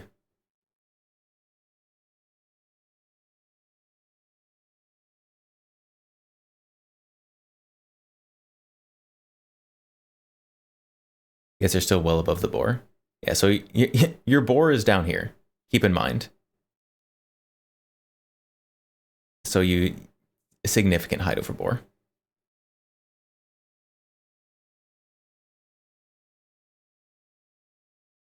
Just an AK, AK-47, right? But if you look at this thing, this actually changes the game. What on earth is that? M19 and M21. And the Scar-like. You know, I was gonna say it, but Ryan, hey, you know what? You're right. It's Scar-like thing, and Scar-like. I'd way rather have this than a Scar. And if we got it, it would probably be cheaper than a Scar. Modern, exactly. That's really, really cool. So is this being fielded right now? The Special Forces are using this right now? Yes, yes. Okay. The rifle passed the testing, final testing. He'll take a Scar. I mean, if someone's don't get me wrong, if someone's giving away Scars, I take one. But if I have to buy one, I'd rather have this one. In Serbian Special Forces. Gotcha. That is really, really cool. And obviously, I'm going to ask the question anyways, right? Availability in the United States. Hey. He asked the question. That's the good question. Not for now. Not for now. I knew that answer. I just wanted to ask we knew. Anyways. So, well, Snezhna, thank you so much for your time. Really appreciate Snezhna. it. Thank you.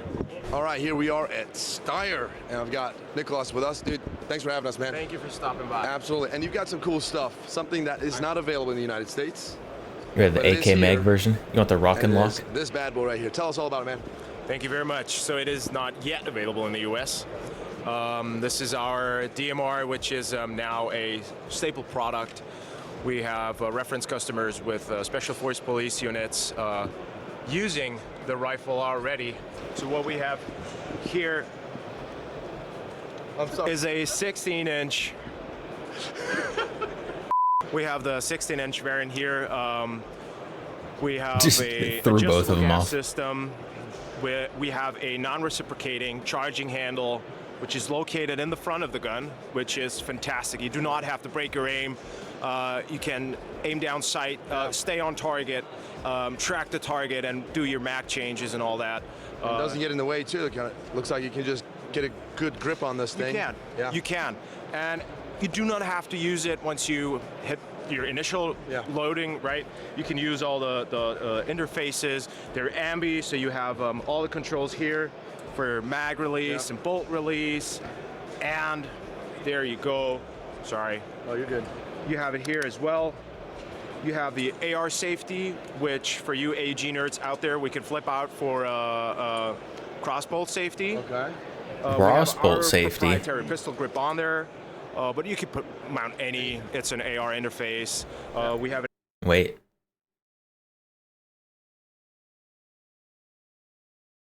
Where do I get one of these? I need just this pistol grip.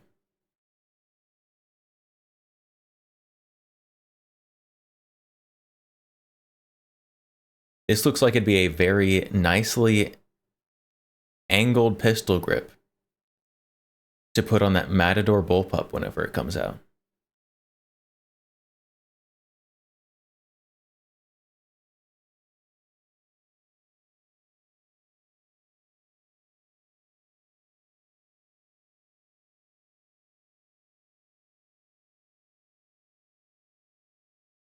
You like a charging handle that moves?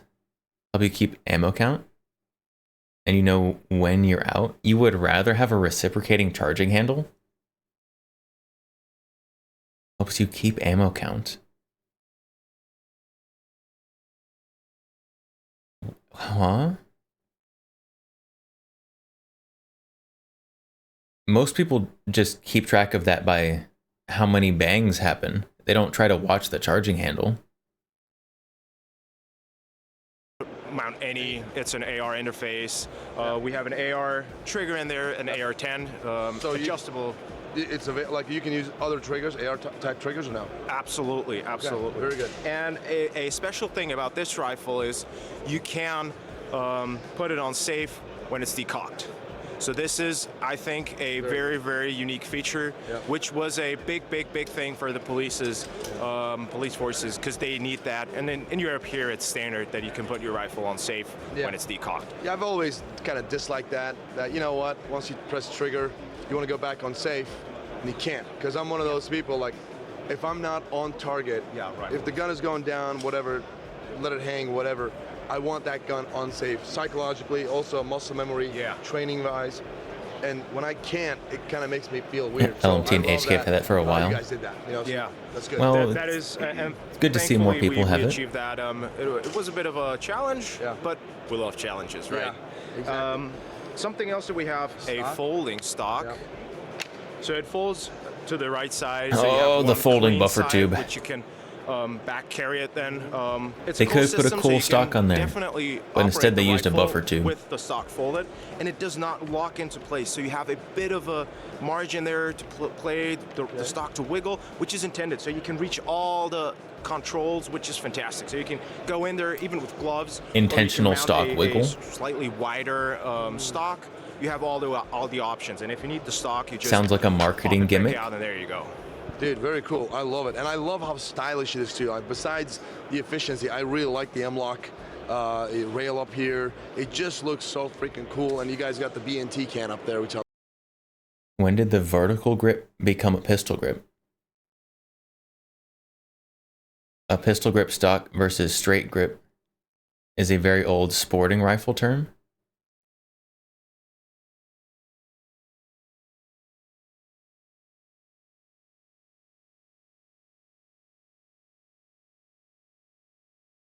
I don't know.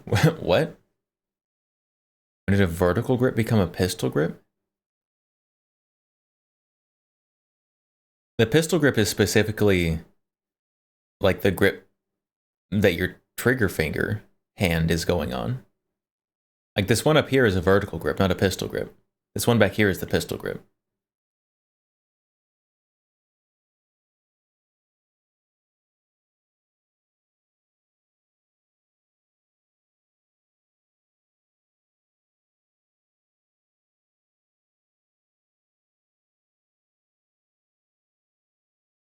Wooden stocks from the 1800s are pistol grip.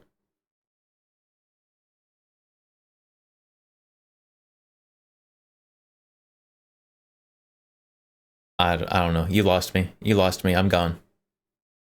It is fantastic. Here you go. Yeah. We'll change places. You hold it and I hold the mic. All right, let me try this thing out a little bit. So, weight-wise, this is nice. 3.9 kilos. Very nice. Whatever that is, put that on the screen, please. We don't know. We're from America, dude. What is that, a kilo? Is it edible? Like, what is it? It's roughly 76 donuts, and please somebody weigh that out. I might be accurate on this. 76 donuts. I like. Now I get it.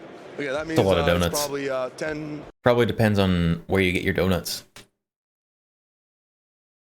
Krispy Kreme donuts, much lighter weight, much more airy than like a mom and pop, like homemade donut kind of shop. 12 pounds. All right. 107 comfortable. That's funny. Dude, I want to try out the charging handle. Oh, this is smooth action. Really smooth. It is. Wow. And now go ahead and try the Use how many decocking burgers and does it weigh? Putting it back on safe. Okay, so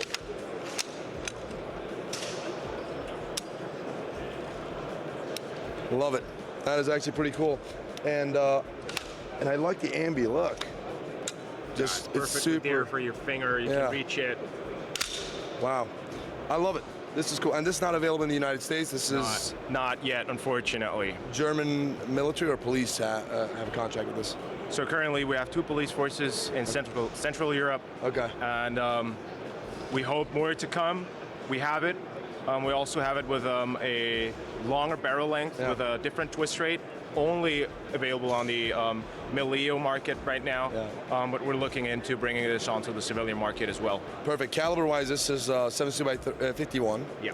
Are you guys planning on maybe different caliber, like 6.5 Creedmoor or anything like that?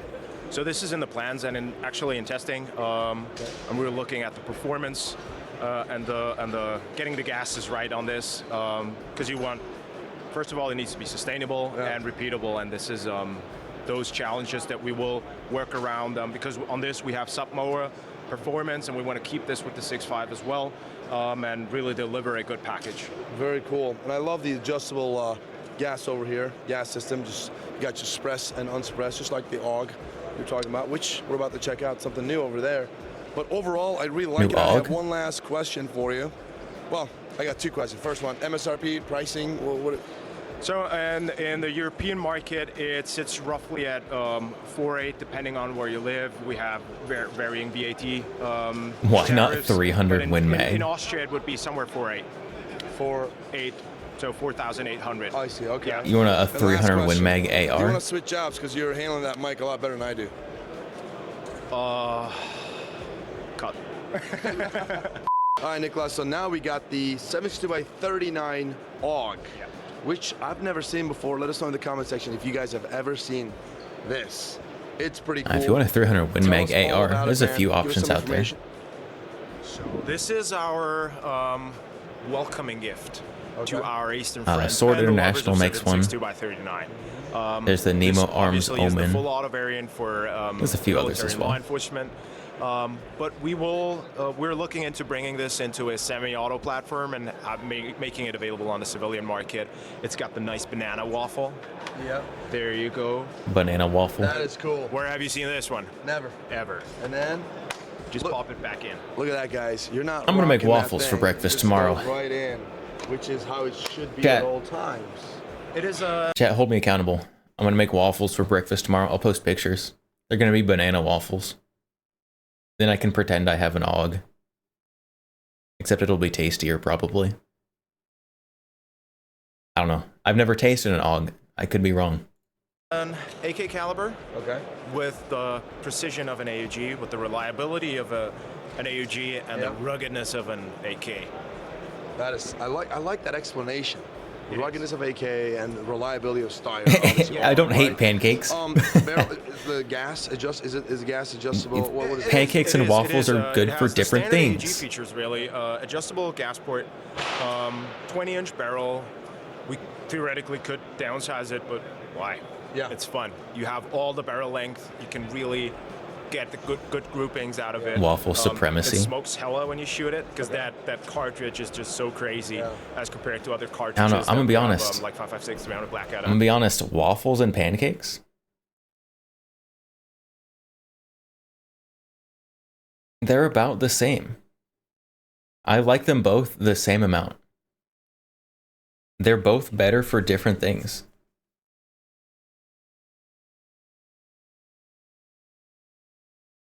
And 9x19 on the AOG. It is fun to shoot. It doesn't kick a lot. Waffles better. It's like a steam train rolling. Yeah, dude, I love overall AUG. Really. How to make everybody upset. Say you like waffles and pancakes the same amount, and you upset the people who like waffles and the people who like pancakes.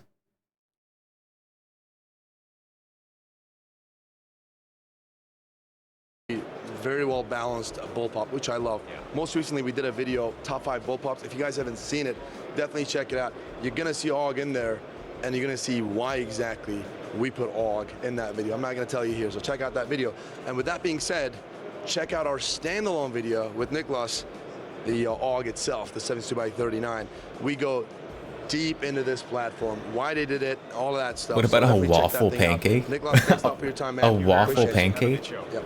All right, here we are at Mac, and I've got. You're gonna make a pancake, and then after it's done, mush it into a waffle maker. And, they've got some. Thank you. They've got some really cool stuff here, and it is called Mac Trigger. French toast enjoyers should be banned. What's wrong with French toast? I like French toast too.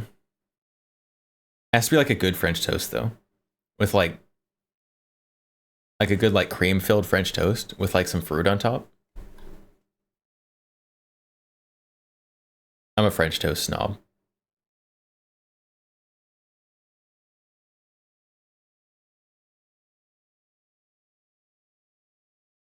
What French? If I make French toast and I serve it to you and I call it American toast, is that okay? It comes with like a few rounds of 5.56 in a bowl, like a dipping sauce bowl, and that makes it American toast.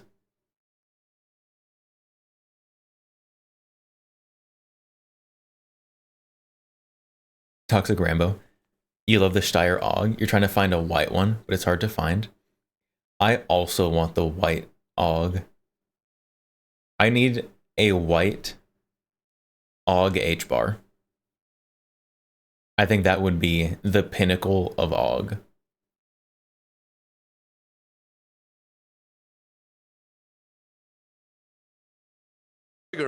Which, guys, freaking awesome. And tell us all about it. And there's something else that we're going to talk about. It's over there, but we're going to talk about the triggers first. Sure. So, Jem, have at it, man. What is this stuff? Okay. And then you can put. Oh my. Shortest sight radius ever created. Oh my goodness.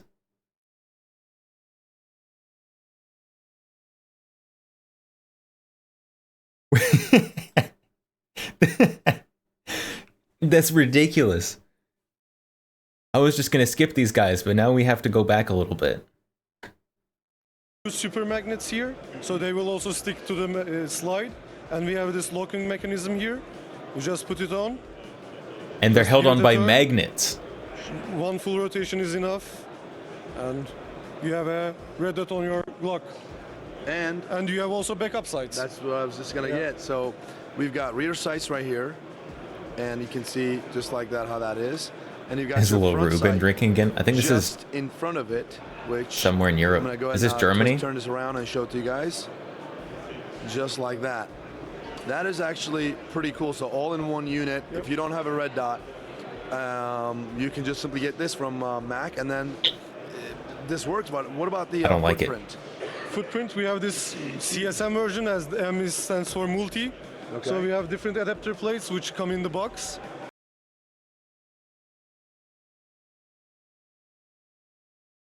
This is like a 2.5 inch sight radius. Absolute maximum. That's so small. Made in Germany. It is German. The Germans are drinking the LaRue juice.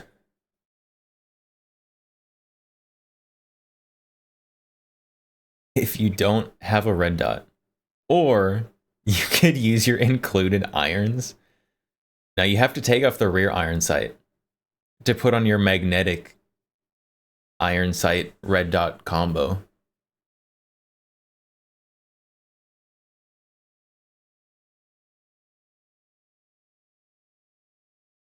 Magnet goes flying, there goes your optic. There goes your optic and your iron sights. I guess you still have the front sight on the slide. In this package. Okay. And then you can put these adapter plates. I can also demonstrate it to you. So you just put your adapter plate here. You have different screw holes. You just put your optic, mount it, and you are good to go. All right, what about some of those red dot that have like 4 sticking things? 2 is more than enough. We tested for multiple shots, multiple thousands of shots, and it's good enough. So 2 is doing it pretty good, stays two tight. Is good, yeah. Very good. So you got multiple different footprints. So Guns.com has white AUG in both waffle and NATO mag. Adapter plates. Be warned, they cost premium. I'm pretty sure everything you buy on Guns.com costs a premium. And so you said you're also working on another version of this. Yep, we are also working on a combat cut version, which is popular among the top brands currently. Yep. So in this front, we will have a rear sight, and we will include a high. They showed it locks into the rear sight dovetail with a partial screw turn, so it has some sort of redundancy if the magnet fails, but you don't trust. I also don't trust. I also don't trust this like 2.5-inch sight radius. That is a shorter sight radius than my Ruger LCP. Just let that sink in real quick. Higher front sight, so yeah, it will be more advantageous for you to easily focus on the iron sights, and also your costs the same as an optic cut slide. Yeah, combat sight. Probably. Combat cut is a thing nowadays. Obviously, it's becoming more and more popular. What combat cut is basically exactly that. Your rear sight's just in front of the red dot, and your front sight in the same place, just like the Staccato that just released the HDP2. Right. Exactly. Yeah, it's a thing. So that'll be actually really good. So you give people both options. Really cool. Okay, so. And also, just to mention it, we also have an acro footprint version. Oh, as it is, acro footprint. Yeah. Okay. Because acro footprint has this dovetail, so. If you like larger caliber pistols. Like interchangeable, but we have a specific one for it. There's a limit to how large cool. Right, caliber Jim, so Glock, are these, I guess. Available but in the United States? Like 10 millimeter. They're also coming to US pretty soon. Okay, and price point? Price point? At least in, I guess, Europe, if you can say. Yeah, in Europe it's around 180 euros, 200 euros, depending on the model. And 200 we'll euros. see about the US price. Okay, so it's always You just get a new slide. In Europe versus US. That is cool, man. Really appreciate your time. I look forward to actually checking this thing out. It really does give people an option to run red dots without really getting their slides milled, because you got to send it over to. Did he say that the irons being higher makes them easier to use in factory sites? Just put out, Yes. remove the Yes, he rear did. side, put this one on. You have a red dot now. Yeah. Very cool. Well, This Jim, pistol, hold it thanks a lot. 1 centimeter Appreciate your higher. time. I don't Guys, think check it's out even Matt. a centimeter. All right, guys. It's probably like here we half are a at centimeter. Beretta, and I've got Luca here with me. Dude, great seeing you again. And last year, you guys know that Luca talked about the Beretta's all brand new NARP system over The Beretta NARP. Should have named that one better. here. But you guys haven't seen this one. Now we've got this guy right here. This is the pretty much the a little bit updated version, adapted by the Italian. What did NARP stand for? NATO Assault Rifle Program? Is the NATO Assault Rifle Carbine next?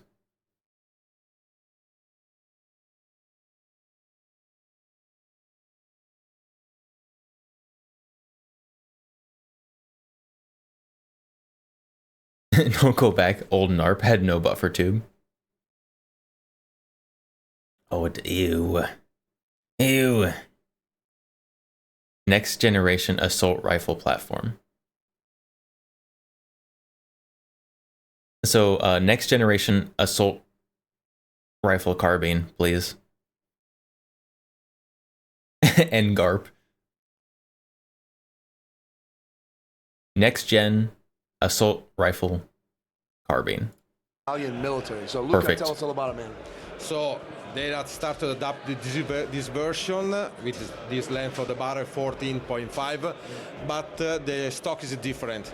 They like, for example, the folding adjustable stock. In this case, we have the classical buffer tube, fixed buffer tube mid-spec stocks. Theirs is basically foldable, right? Just like the original NARP.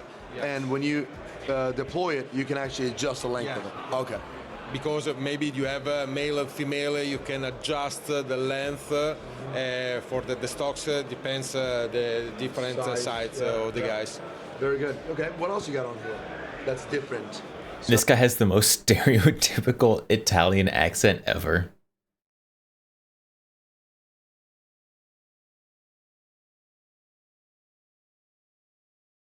Just ending every word with the vowel. So, do you have any other thing that's different? Another one is the pistol grip. You can see the angle is different than other version. Okay, it's a classical combat angle, and the trigger guard. They asked us the possibility to use a trigger guard, especially for the mountain troops. You saw that new assault rifle platform. Is it possible to remove and fix in here? We have a spring inside. It fix in here, and you don't have no one problem with your touch when you touch when Opera you use man. it. And inside we improve the precision because they asked us the precision less than because of they ask. 3 MOA at 100 meters. I love it. We improve with the different material. Italian accents are so fun. In the barrel and inside this part of the rifle. Very good. And also black, right? In this color. I mean, I think the original one you have this, but you guys had the black version. I don't know if you did. In the original. The original one is so much better. Gray. Now they like black, but for the Italian Tier 1 team, we developed the feather curve Serial Coat Gen 2. Because for reduce the signature reduction, Gen 2 is ER infrared gun coating. Oh, very, very good. So now that you've mentioned it, Tier 1 guys, so you guys are also working for for something. Yeah, they work close to us. The new one is much better in your opinion. Your opinion's wrong. Your opinion's wrong. I don't care if this one has more function. The other one's better. Maybe 2-3 years with it us just for it looks better. Part of the rifle. For example, the charge handle is a very big. You always got to look dripped out. It adds to your confidence, which translates into performance. When you use your hands, you don't hit any part of the scopes. That is why you use a bigger. Yeah. Gotcha. Very good, guys. Me and Luca actually went deep into this whole new system. Old one was kind of he gave bulky. us a lot more details. So, but we did a standalone video. So check that video out if you want to see more old one details. looks so good. But at this point, this is going to be it. So, Luca, thanks a lot for your time. I'm really excited about the old this. one looks like a cool new assault rifle platform. This one just looks like an AR.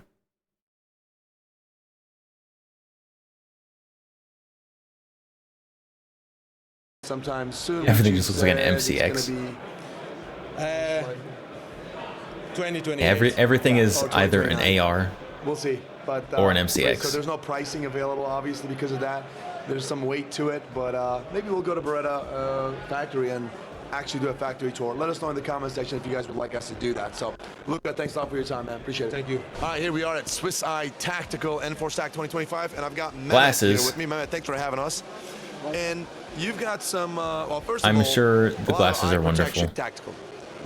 All right, guys, here we are at Strasser, and we've got Matthias here. Dude, great having you. Hi, Kaya. And you've got something really cool. Now, Straight both guns pull? are so niche, right? Straight There's pull? obviously sniper aspect to it. It's a PRS shooting, hunting aspect. And there's a lot of companies out there, but yours absolutely stand out to us. That's why we're here.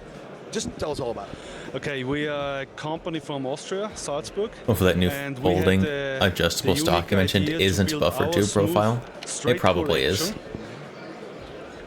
In a footprint of a Remington 700. Oh, did you see how smooth that was? Oh my goodness. In a footprint.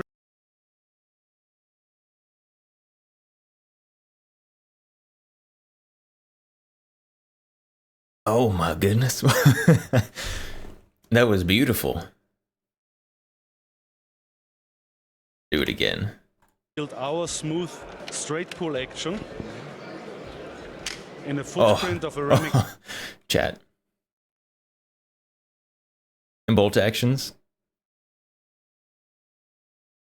They don't really tickle my fancy, but this one's doing something for me. That looks good. Smooth straight pull action in a footprint of a Remington 700.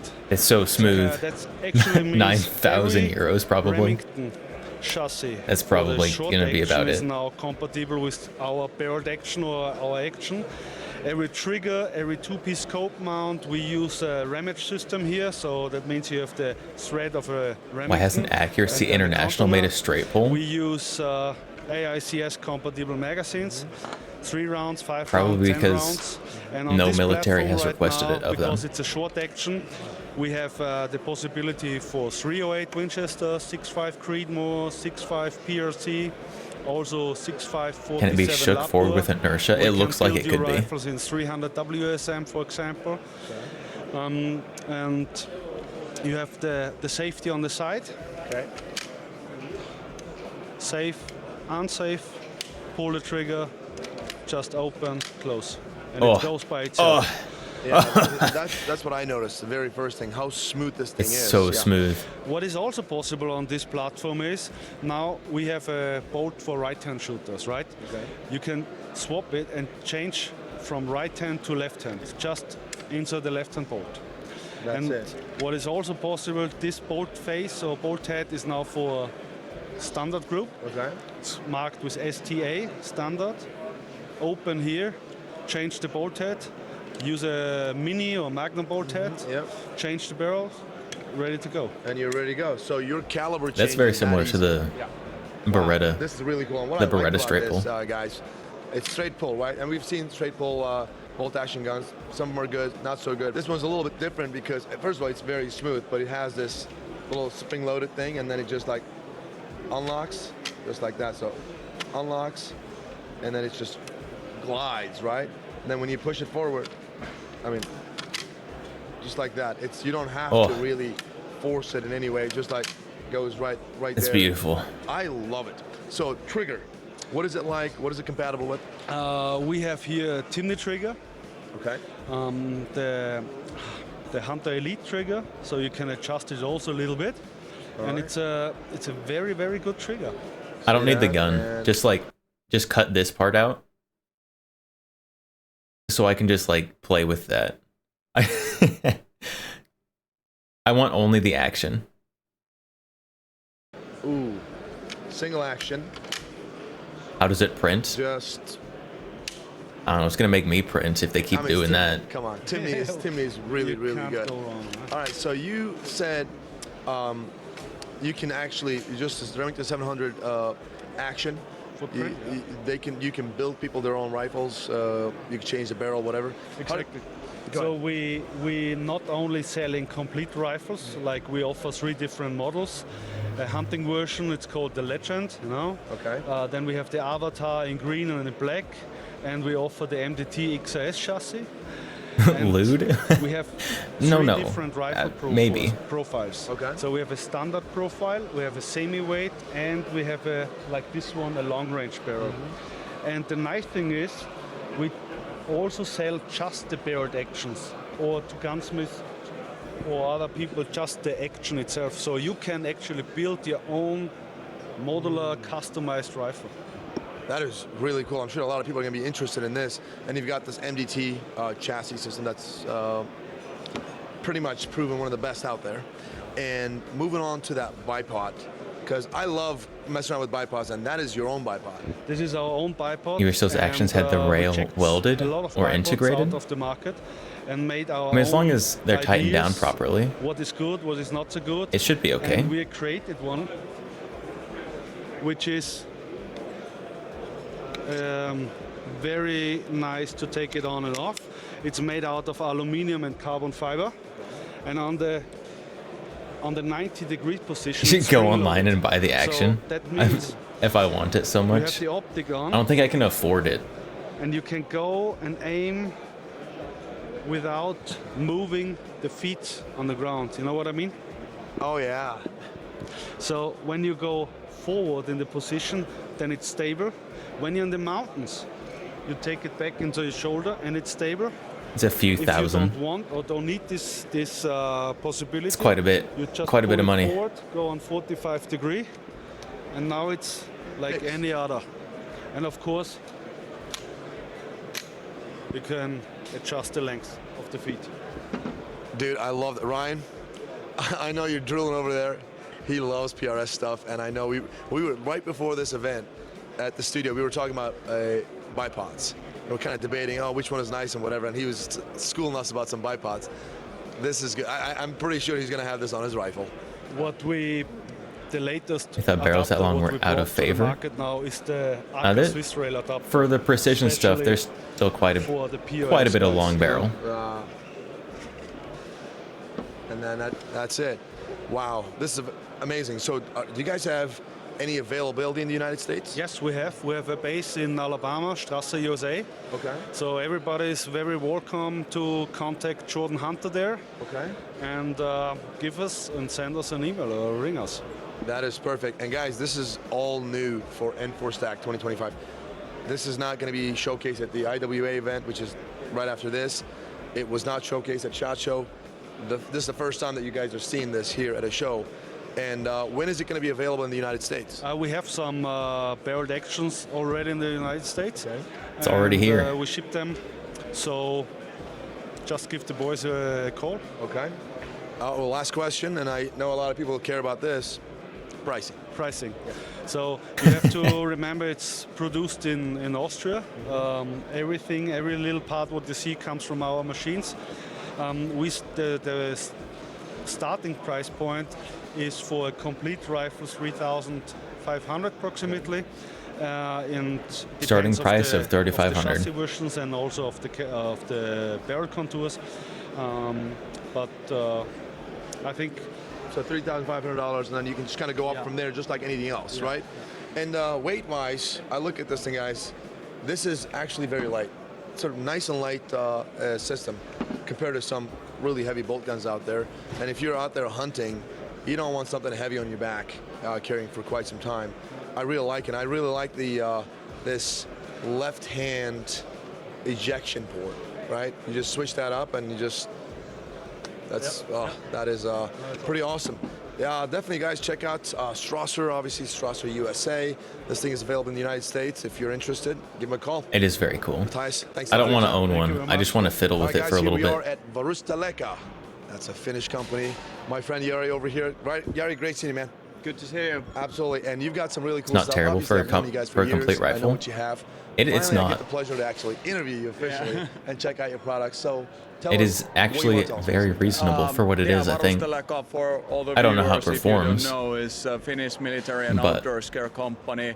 We're mainly online players, so we they make can a serve left-handed people bolt with all right-hand around the ejection. world.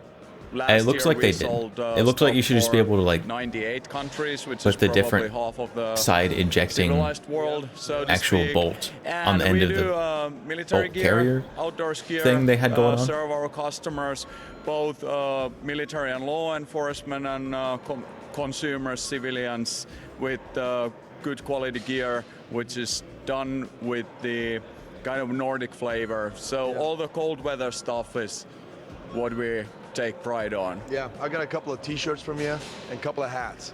They're good stuff, man. Yeah. Yeah, but if you come into Nordics, we can kit you up to survive in minus 20 Celsius. Speaking of Nordic stuff, and I know we're I don't gonna think get I the have products. ever Finnish Brutality, experienced you guys anywhere haven't heard about close to it. negative That's 20 these guys Celsius. organize it. Finnish Brutality sounds amazing. I've been trying to get there. I haven't been able to. Hopefully sometime soon. Me and Ryan will come out there. What is that in Fahrenheit? I don't know. I'm in Texas. Special, we had the winter edition, which was held a few weeks ago. I see snow like every other we year. got the proper winter weather. People needed to ski with the sleds, do all the that type of activities while shooting and under physical stress, and it was great fun, and people enjoyed. There's a lot of Way below goofy that there. videos around already. Yeah, I saw a lot of Instagram No, stories, thank you. and I was jealous every single time. But hey, next time hopefully I'll make it. But It was a before, nice, like, we talk about any further 70 about degrees the other brutality, day. I want to talk about some Fahrenheit, of the products. I know not you said Celsius. some of the Nordic stuff. Yeah. What do you want to talk about? I would kind of give you a bit of the primer, what it means to have a good cold weather gear. Okay. So Cold weather best? No. showcase No, to you, no. like people are always like, Warm hey, weather is how do better. I dress up warm, and do I have a loft stuff? That doesn't matter if you don't have the proper underwear. And one Finnish specialty is sexy as Can I say on this? No, probably Sure, not. Is the mesh underlayer. So Negative it's 4 Fahrenheit? wool mesh. Gross. And many of the Nordic countries use this I think it got down to in like the militaries. And the trick is that when there is a mesh fabric and that's the next to high your teens skin, this you year. create the air pockets. Fahrenheit? And air is great insulator.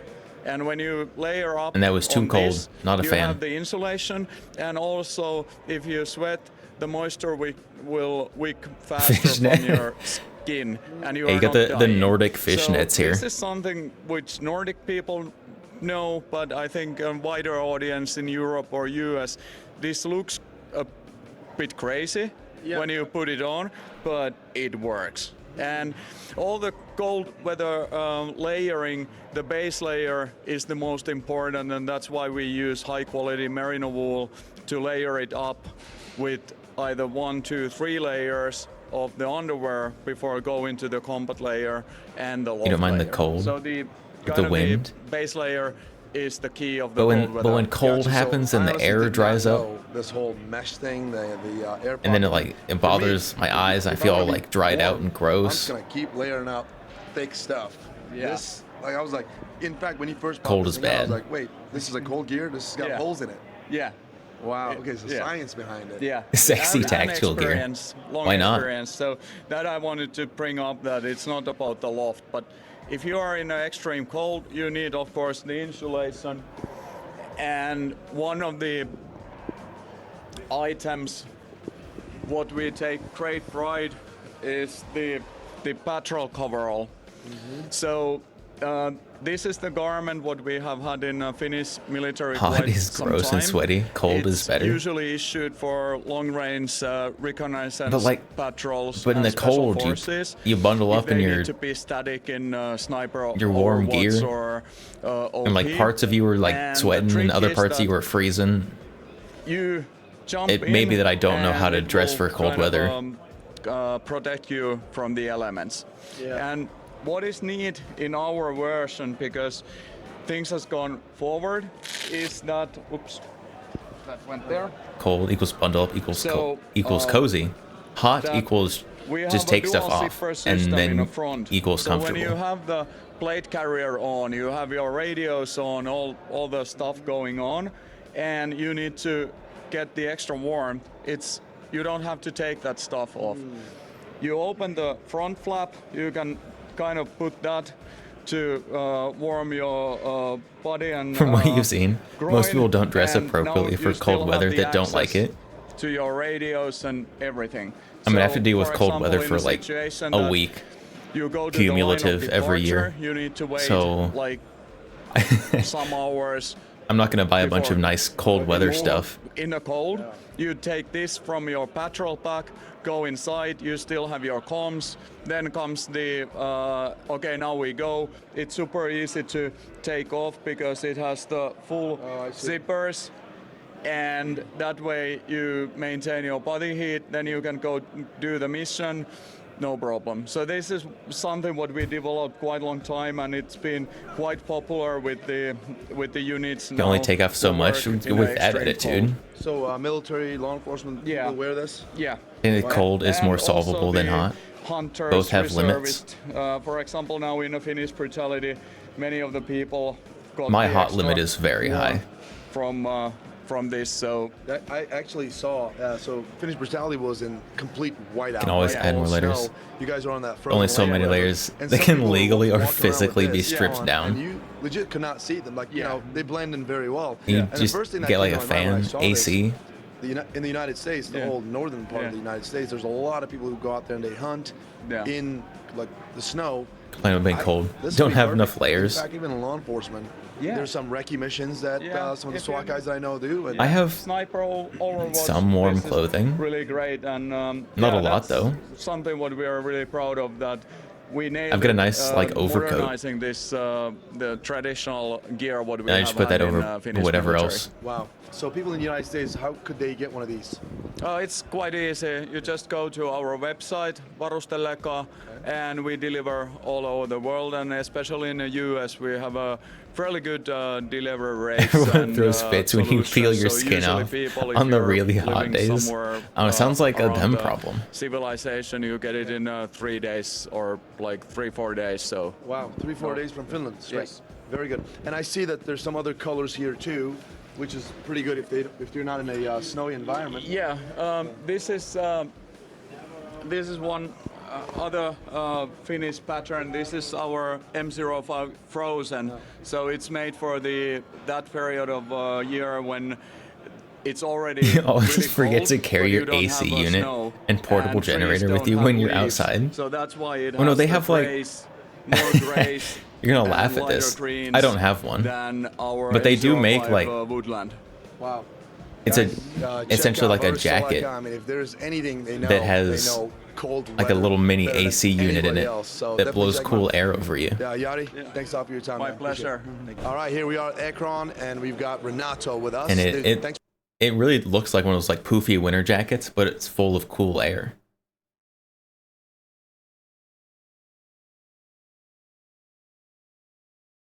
I've never worn one, but they're supposed to be really nice. The Milwaukee vest? I don't know. I don't know who makes it. I know that it's out there somewhere.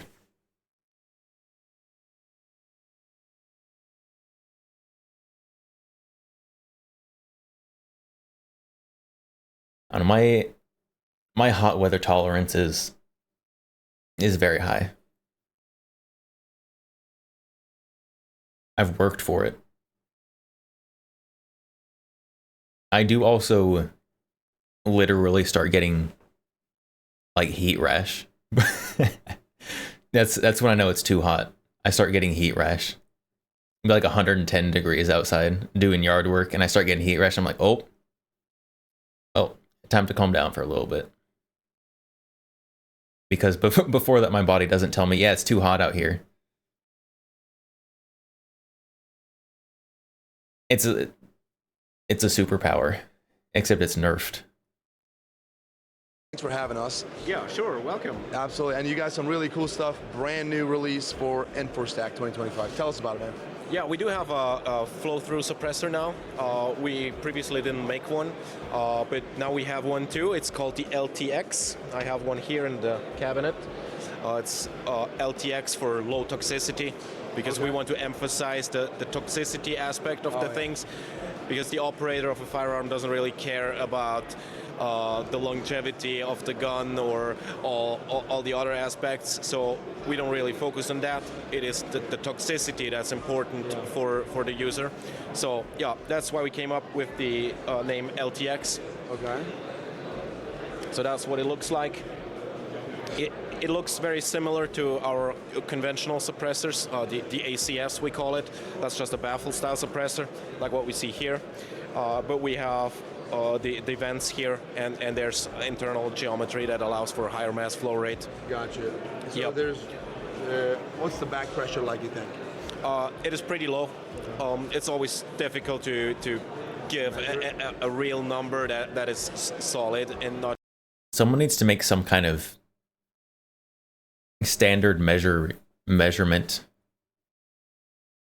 and some way to measure like the gas coming at your face from a gun. It's probably impossible, but I want someone to do it. Ooh, tube. Not just a guess, but it's close to zero. Okay. That's pretty much what this guy said. It's like, yeah, this one looks just like our last one. It is a bit lower, but it's at the different. muzzle. So it depends on barrel length and all that, ammunition used. Not all the ammunition burns. All right, suppressors are cool. At FN's FN. booth, and we've got something kind of new. And I apologize for my voice, just losing my voice. New Some from little sore FN? throat. Sorry about that. LE But only? Look at this thing. Pretty much, not all new, but it is new to me, new to Ryan, definitely new in the United States. The FN Hyper. This is the FD version, not cut What for a is dot, that? obviously regular sights. And we've got the little bit more tactical And why version, is it special? Specialized sights or just co-witness sights. Cut for a dot. The dot is that's going to be for RMR cut, but obviously you'll have your plates, adapter plates like the Acro on top of here. And this thing's actually pretty cool. I've not seen this. And Tell me why I know it's been cool. out for a little bit, but Don't tell me that it specifically is for, cool. Tell me why. military and police here in Europe, so it definitely doesn't exist in the United States for sure. And this thing is really cool.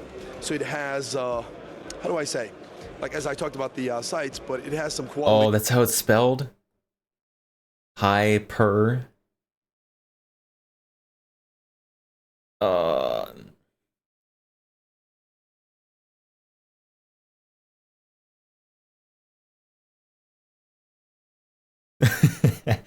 I don't like it. I don't like that specifically. I don't know anything about the gun, but the model is bad. They're taking pointers from Springfield, I guess. These were features that we don't really see on your regular polymer frame striker fire guns. Number one, fully ambidextrous. Magazine release, slide stop release on both sides. You don't have, it's not swappable or anything like that. Not one of those hybrid systems. It is actually fully The mag ambidextrous. release looks very strange. And check this out. The slide stop lever. Look at that mag release. That looks weird. Hyper with cat theme. That would be better. That'd be better. It better come with cat ears. Little cat ears engraved on the slide. Is all the way back here, which we don't normally see. Generally somewhere around here, pretty much on most handguns out there. But this is all the way back here. And when I asked FN about this, FN told me that they actually put this thing back here for a very, very easy slide release, which I'm going to demonstrate Cat ears real quick. as rear sights. The triangle cat ears. You're going to have a reverse trapezoid sight. We've got the triangles on the back and the trapezoid in the front.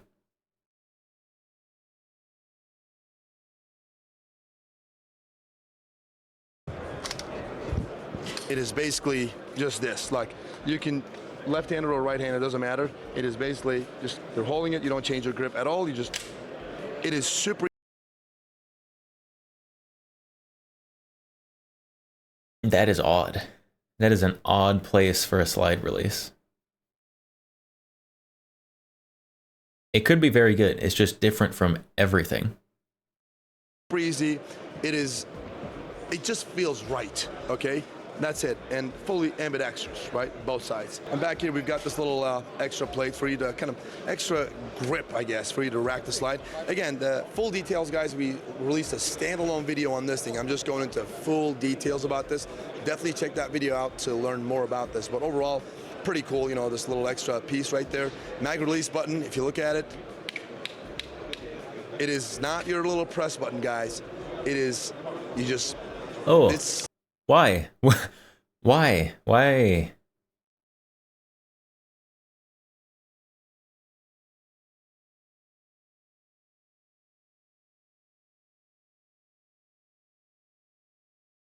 that video out to learn more about this, but overall, pretty cool. They, you know, they this put a little paddle extra piece release right where a there. press button Mag release should be. button, if you look at it, It's a paddle release disguised as a push button mag release. Why? That's wild. Why would they do it like that? It's a paddle action in the wrong spot. It's an imposter. It's an imposter push button. It's so weird.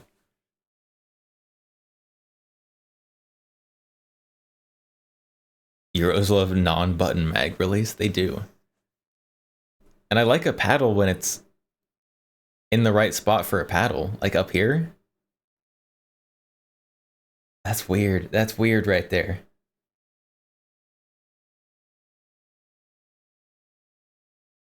Amogus. It is not your little press button, guys. Okay, so that's what that little, if you look at it, that's what that little channel is. This little cutout channel is for the, that's so weird. It's like a track for the mag release to slide in. What model is this? It's the FN Hyper. HIPER.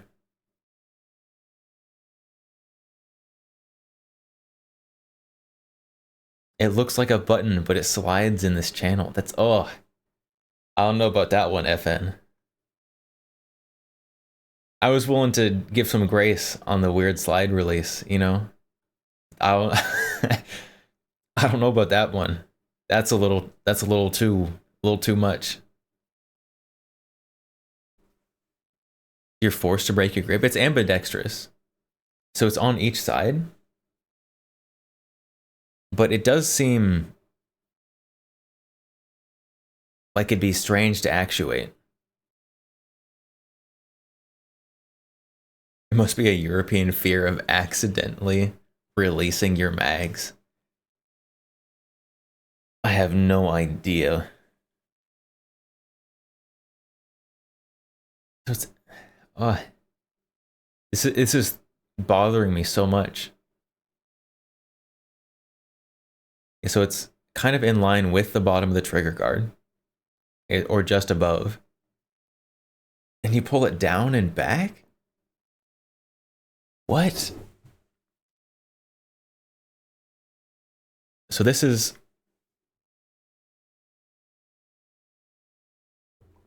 a little larger than that.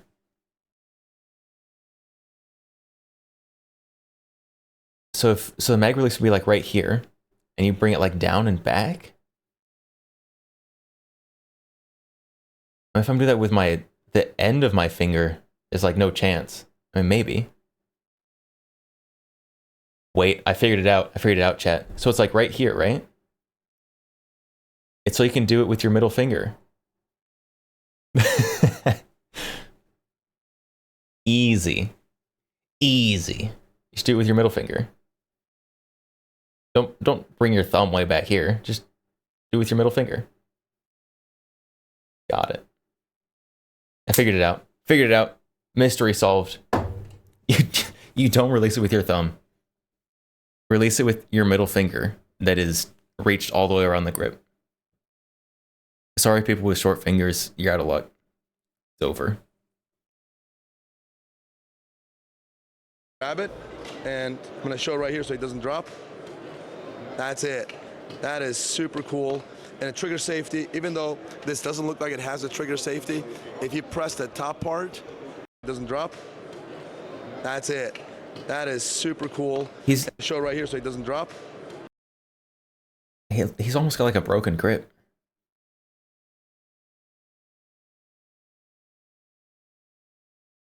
He did it with his thumb. He's got short thumbs. He's got little thumbs. He's doing it with the pad of his thumb.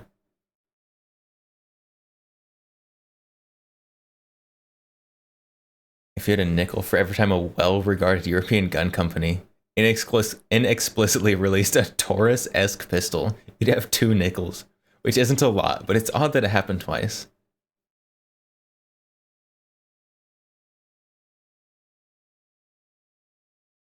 A paddle must have more parts to break also? I think most paddles have the same amount of parts.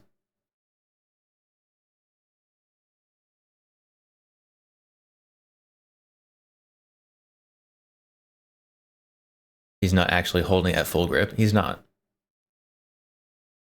Are the only one that'd rather break the grip slightly for reloads? You know, like accidentally dropping the mag? So I mean, I would rather not have to break my grip for a reload. Zoom again. So 1911 got a little bit of a larger grip anyways, and I have to pull my thumb back to do the mag release on a 1911 anyways. If I'm gonna have to put my thumb like way back here to do what he's doing. It's crazy.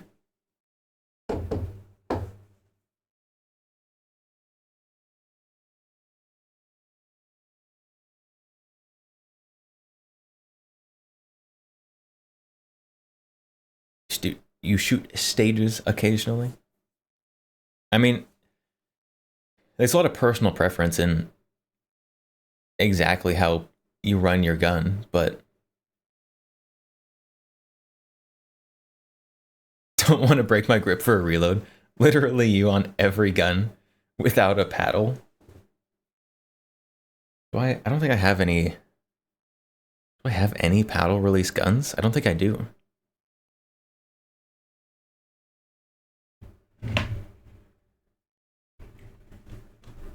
I need to get a paddle release gun. I don't know, even a paddle. I like paddle releases for the opposite reason that some people like paddle release. Some people like paddle release so that they can pull their finger back and do the release like right there at the bottom of the grip. I like paddle release so I can just do it with my thumb on that side.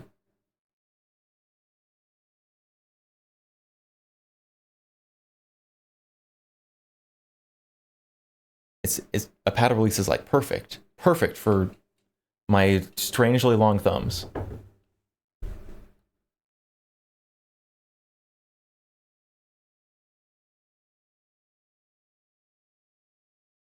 Rather use your left hand to push a button, then move your right middle finger out of the way to use the hyper. That's a very strange gun. I would like to hold one just to like see how it feels. Maybe it's not actually as bad as it seems like it would be intuitively.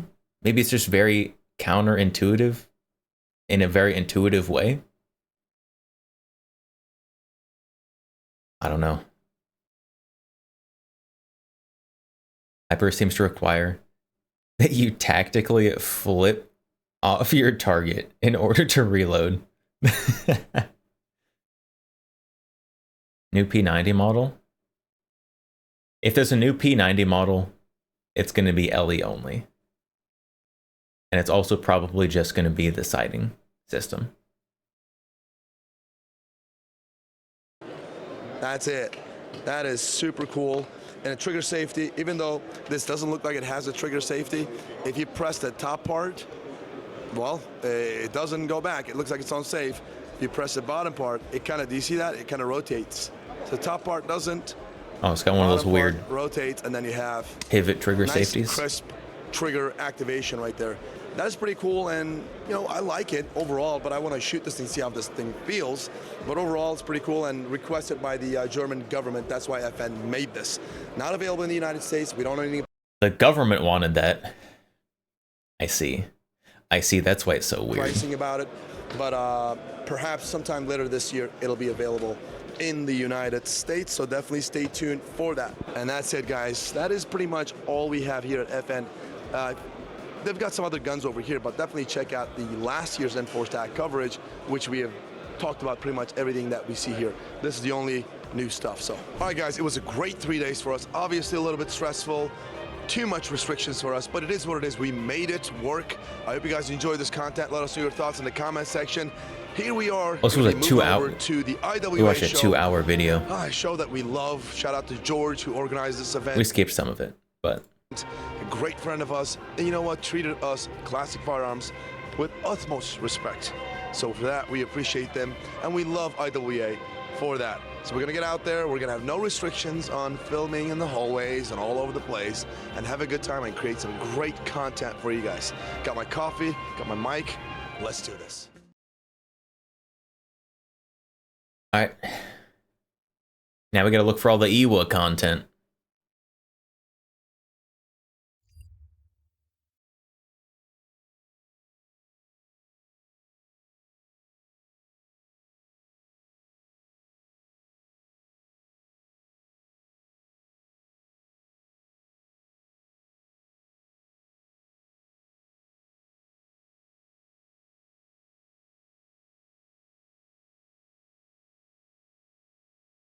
I don't think.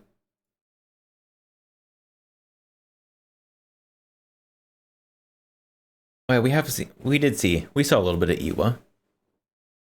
The new AK furniture, that horrible Glock mag-fed lever gun. Those were both Iwa.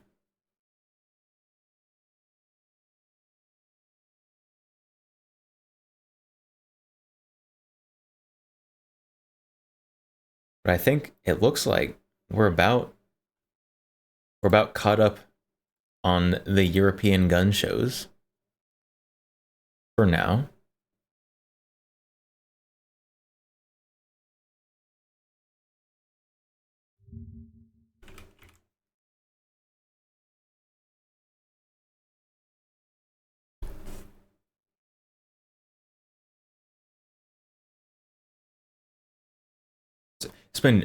It's been almost 4.5 hours.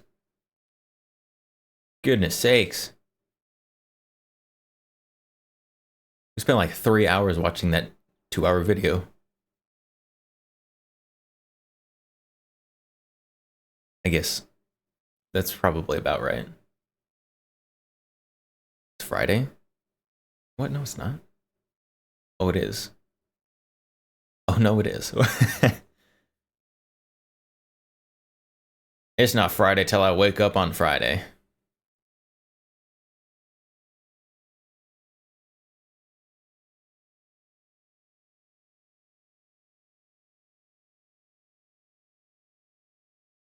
Happy Friday. Happy Friday, everybody. You made it. We're almost through the week.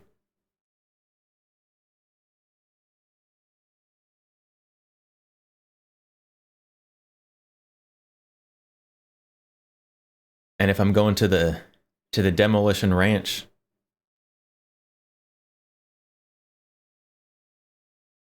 the Demolition Ranch Guns Yard sale next week, I would already be there. Or at least be somewhere to spend the night.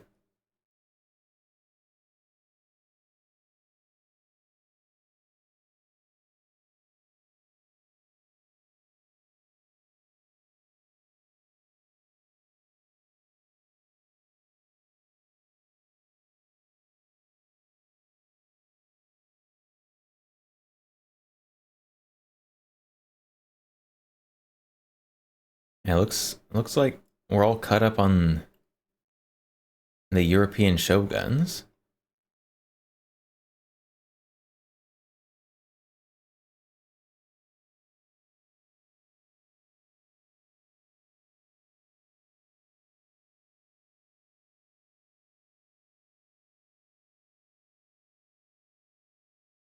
So, I guess unless you guys have any pressing news that you want a VTuber's opinion on, I think we might call stream there.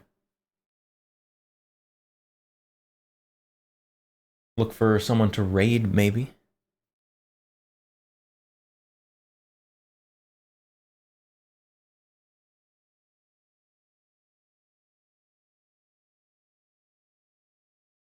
Well, opinion on meme. Just do a meme. Do a you laugh, you lose. Don't know what happens if I lose. This page shows the Hyper Mag release being used with proper grip. Seems like it works without having to move middle finger. Making it easy to access. Personally, I found that the size and angle of the lever suit me very well. I admit that I found the magazine catch a bit of a surprise. To release the magazine, you don't press on the catch, you push it down. Quite honestly, you he missed. It happened off screen. quickly get used to it. Most importantly, to activate the levers, both the magazine catch and the slide stop, you don't need to shift your grip to reach them, which I think will be a major plus AI swap point for many shooters. On the model that It sounds like a translation. There's some other language happening in the background of the speaking. So I think it's an AI translation. I have here, the trigger pressure is at about 2.5 kilos. The travel is a bit long. I think this has been done to avoid inadvertent firing. Despite that, with this combat pistol I can easily achieve speed times of 0.2. As you can see, the trigger guard has been well designed, which allows you to grip higher up. I mentioned in a previous video that a higher grip reduces muzzle flip. That's what is called torque in physics. The grip is incredibly well textured, which will give you a reliable hold on the pistol. I also really like the grip angle and the shape, which fits my hand perfectly. You can easily adapt the grip shape using different grip covers.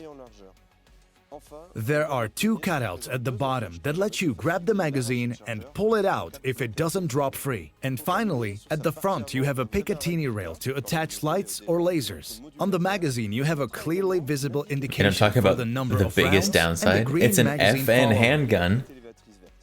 What's wrong with FN handguns?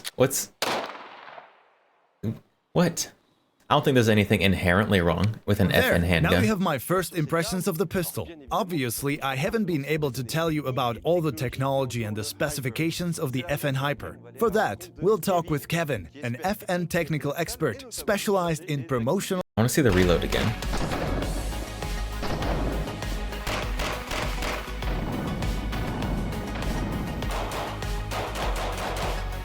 The FN Hyper is optic ready. That means that the user can fit a mini red dot sight for pistols. This is taken from the FN 509 and into a different sight, red dot sight, front and back sights, and I like the shape and size of the sights. You can see that this Actually model seems like has it'd be 3 white easier for dots use than standard contrast. buttons. They're highly The visible channel in on the normal grip light. made it look like the lever There had to be will pushed also be way versions lower with than in reality. photoluminescent dots. Acquiring and I think the reacquiring channel target is easy is for way rapid longer shots, than and the sights the actual don't give travel that any is reflections required. or create any distraction or obstruction when aiming. I also like the fact that the front sight is held in a dovetail slot, not screwed on, which sometimes causes the sight to come loose. That's also pretty good. As for the slide, there are grooved grip surfaces at the front and rear, which makes handling easier when checking the chamber, clearing stoppages, and for all simple and complex drills. I find the grooves well designed and not too aggressive, which avoids scraping your holster when drawing and holstering the pistol. Generally speaking, the shape and design of the slide make it very easy to handle. The slide stop lever is at the rear of the slide, making it easy to access. Personally, I found that the size and angle of the lever suit me very well. I admit that I found the magazine catch a bit of a surprise. To release the magazine, you don't press on the catch, you push it down. Okay, well, it's kind of out of frame there. Push it down. Yeah, you're not using anywhere close to the whole of that little channel. Quite honestly, you quickly get used to it. Most importantly, to activate the levers, both the magazine catch and the slide stop, you don't need to shift. Slide really looks great for small hands. I mean, it is further back. I don't know, maybe. It could be good for smaller hands.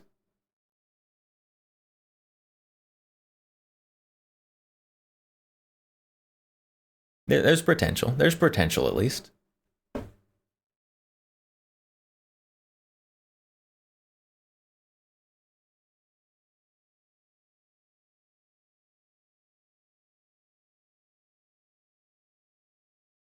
Doesn't look much further than a normal button. I think a normal button probably would be like where this bump right in front of it would be. So it's like if there was a button right behind the button, looks like about where it would be.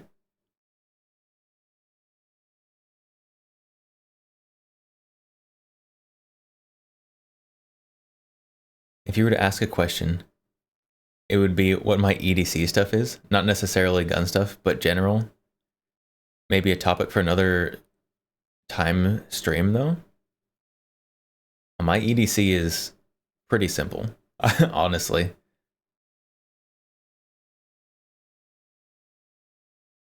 I'm definitely not a prepper EDCer.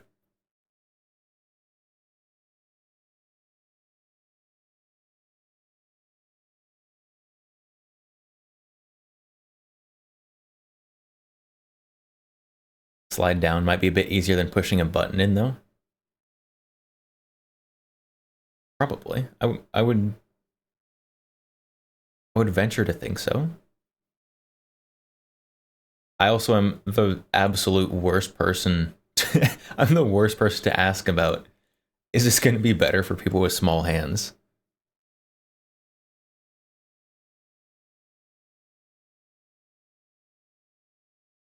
I don't really want one of these, but I want to get my hands on one. I want to feel what it feels like.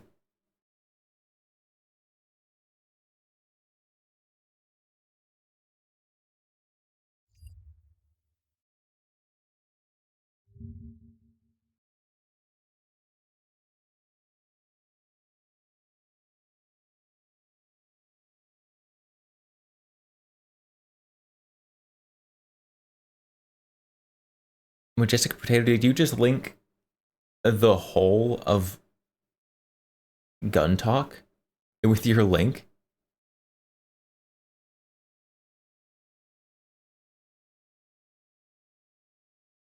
You'll never be able to afford an FN, but you'd want to buy it?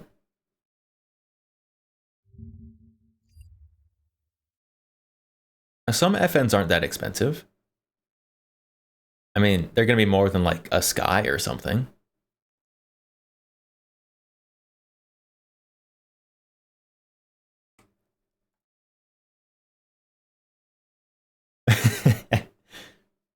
HK.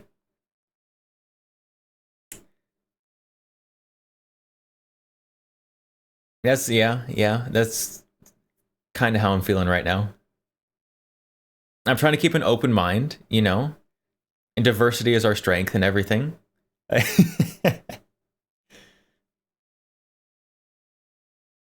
Hello, human resources. It's also, it doesn't feel like a paddle. It's just a button that pushes in the wrong direction. It doesn't feel like a paddle.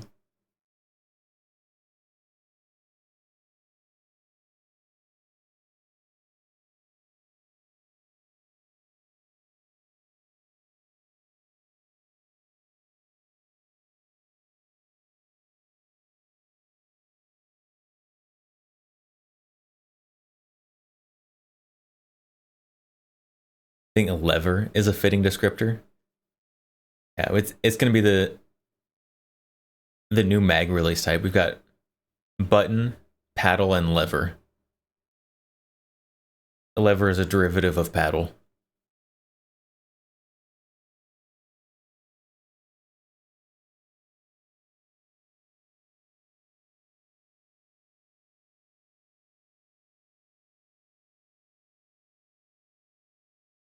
It's like a decocker lever.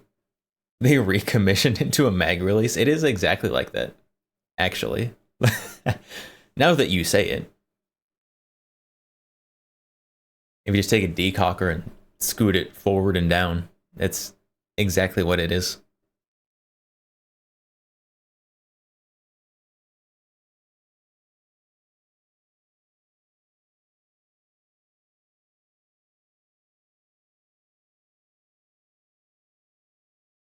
Oh, zoomed in too much. You guys can't see it. There we go.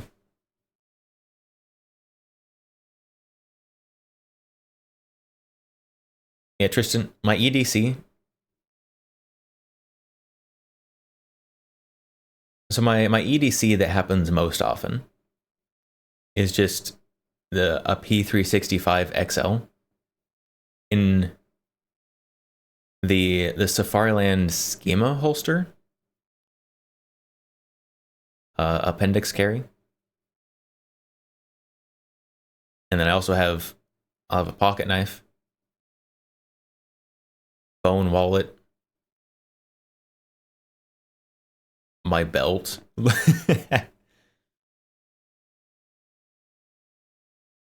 I am armed with my mind and de-escalation training.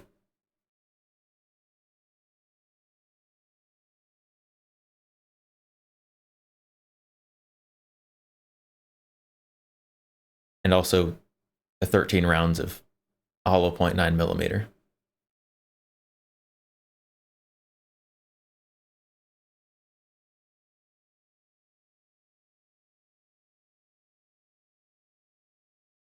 But if I'm going somewhere where I need to carry like literally anything that doesn't fit in my pockets, I will take like a backpack carry loadout. Because I hate carrying things around. And so I'll just take a backpack. And in the backpack is when it gets exciting. And so I have a laptop bag because it is nondescript. Because the conceal carry backpacks, they look like tactical bags, even the ones that claim not to. So I have an HP or a Lenovo like laptop backpack. And in the laptop pouch, there is a sub 2000 with the 17 round mag in it. And the Stendo Glock mag. There's also 2 tourniquets and a mini first aid kit. And whatever I need to actually carry in the backpack is in the not laptop pocket.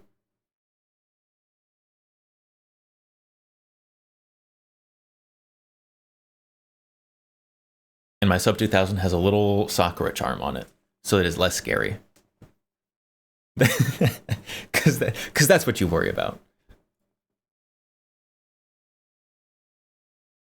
Add a hatchet? What am I need a hatchet for? I'm not doing any amputations.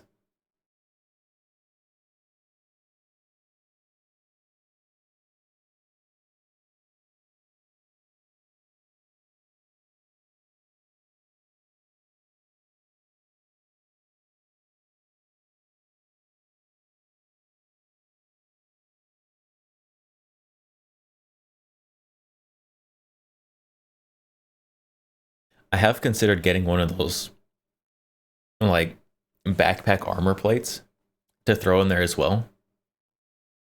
But then they just make it heavy. And I don't feel like it. The chances of me having to use anything in that bag at all are slim to none. And if I put an armor plate in there, no, it feels like too much. Splitting wood, hammering stakes. When you run out of ammo.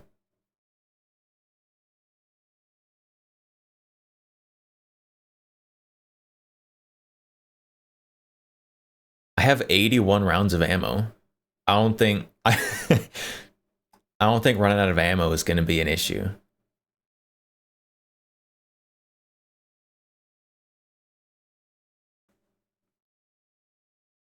If I counted correctly.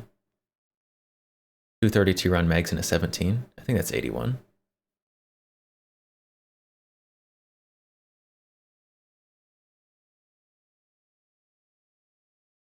Not without a hatchet, you won't be. What, doing amputations? Amputations are not my job. A medical professional can do that. I know how to apply a tourniquet. And should the desperate need arise, I could probably pack a wound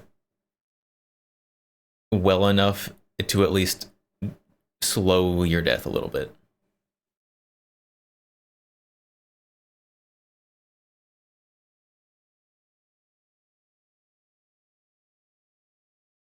Put a cast iron skillet in there. It's not a go bag. It's not a prepper backpack. It's a laptop bag.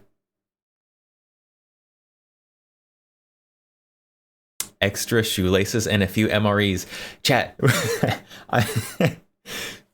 This is just a backpack to carry around civilization. If I'm bugging out into the woods, that is a different story.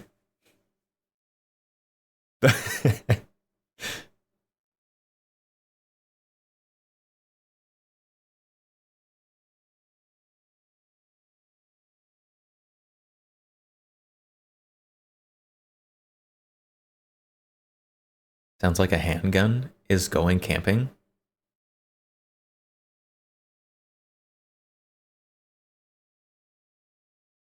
Oh, it sounds like HG. Holy geese. Got it.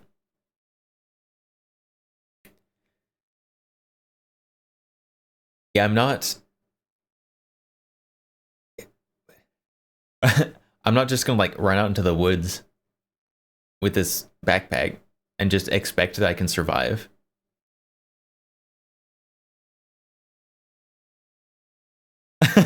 I can't save you, but I can prolong your suffering.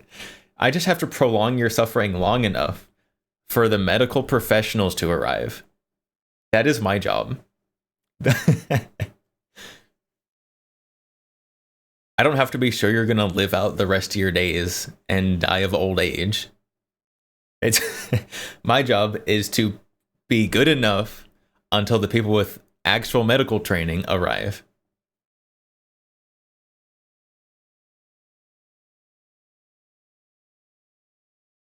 I'm also not wandering around with like an IV of morphine.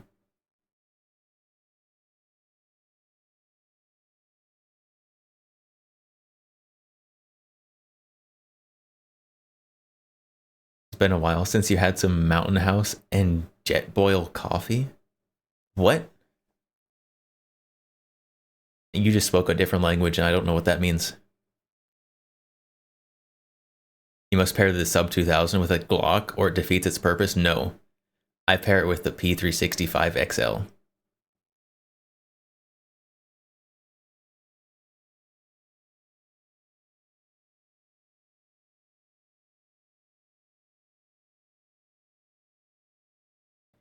Screw that IFAC is for you, not some other nerd.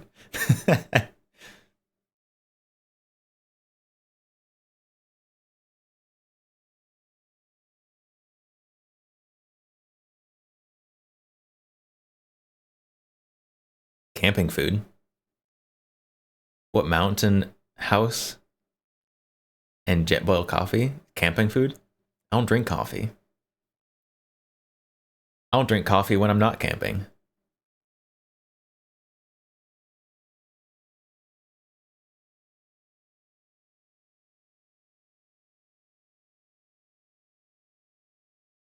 That makes no sense. A carbine with handgun mags and a different handgun? Glock mags, Glock 17 mags specifically, don't fit in a gun the size of a P365.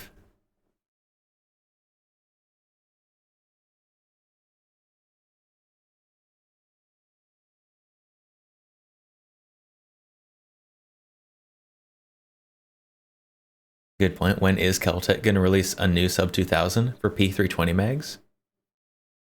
They have Glock, Smith & Wesson, and was the third Beretta? I think the Gen 3 only takes Glock mags, right?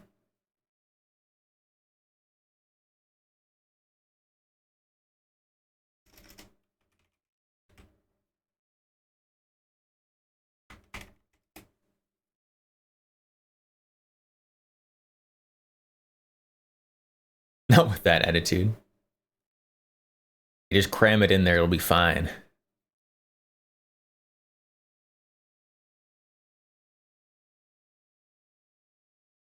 Yeah, the Gen 3 Sub 2000 takes Glock 19 mags.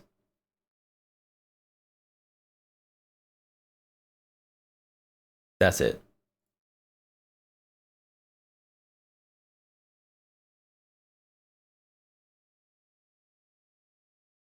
The Gen 2 takes some other kinds. But the Gen 3 doesn't.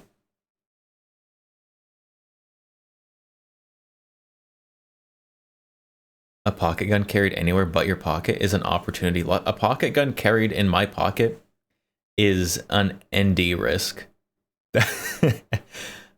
I know my own limitations, and that includes being a chronic fidgeter.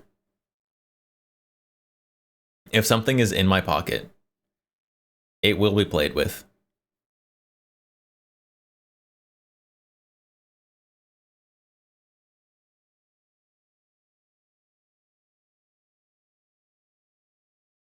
They make one with the Glock 17. The Keltec Sub 2000 Gen 2 has the Glock 17 length grip.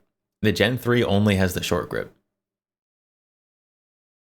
The Gen 3 is just objectively worse.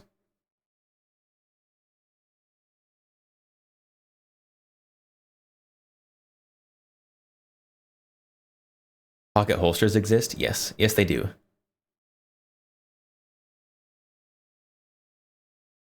Do I carry the 365 in a waist holster? Yeah. I carry it in the Safariland Schema appendix holster. We went over this. It is a very nice holster, though. Highly recommended.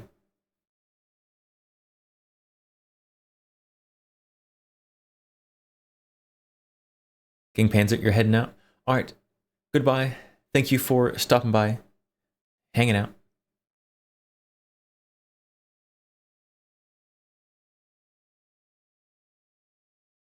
Keltec belt clip. Keltec appendix holster inside the waistband. Sub 2000.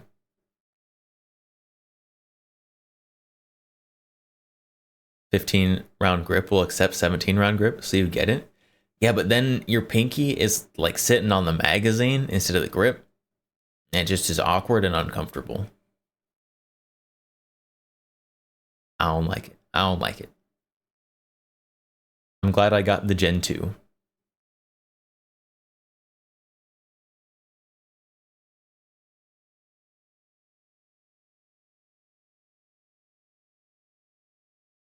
Gen 3 should be a side folder, so you can have an optic. The Gen 3 can take optics.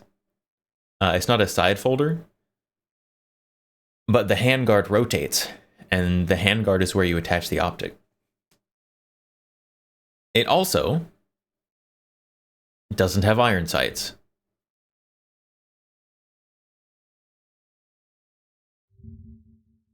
Got the thing for me. What on earth is this?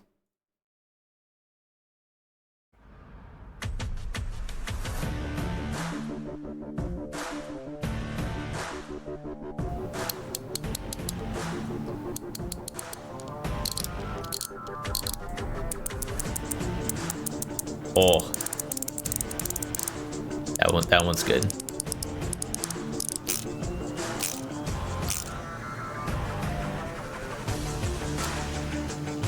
Oh, and it free spins too.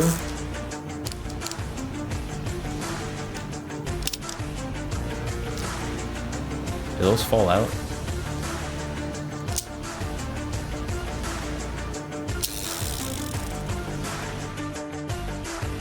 That was beautiful.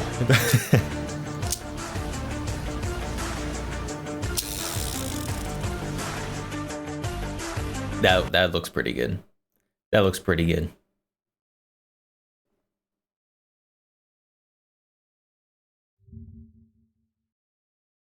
Oh my. It doesn't look good anymore, chat. I looked at the price. I don't like it anymore. It's awful. Oh my, $600? They're out of their minds. They've gone crazy.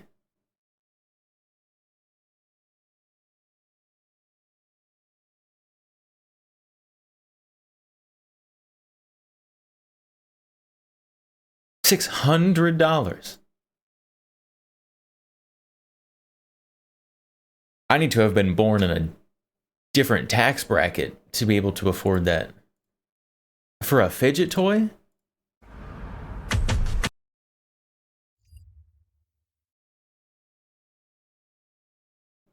Not too much money for a chopper. I could just get a real revolver for that much money. Like, better get 3. Oh my goodness. That's crazy.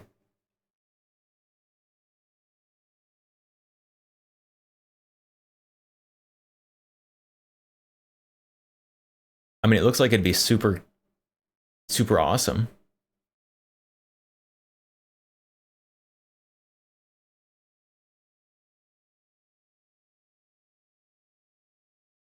But oh my goodness.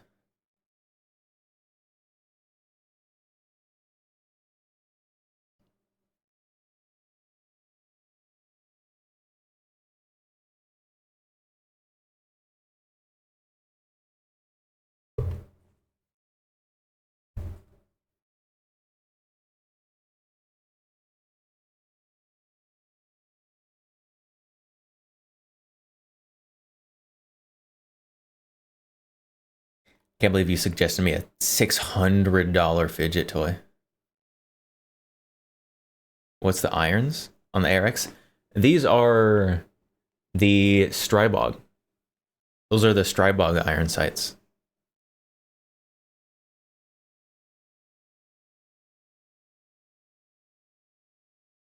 They're very good. I am a fan of them. And they also don't cost you an arm and a leg like some iron sights do, which is big positive.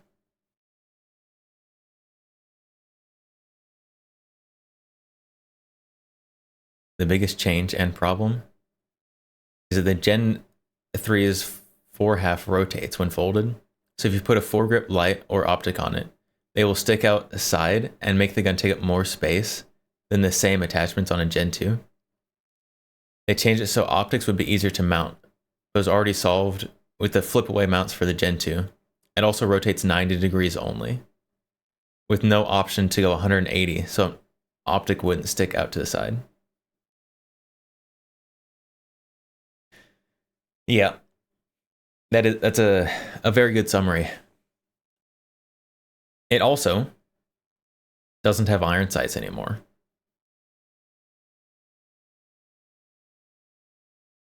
The Strybog sights were integral to the gun? No.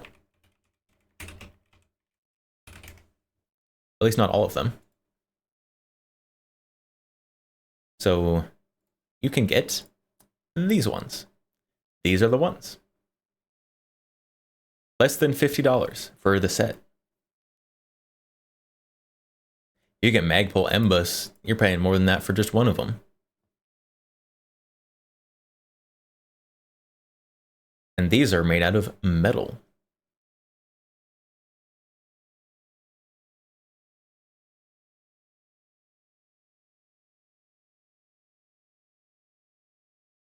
These are very good. I would consider getting these on another gun as well, but I don't have another gun that I need iron sights for right now.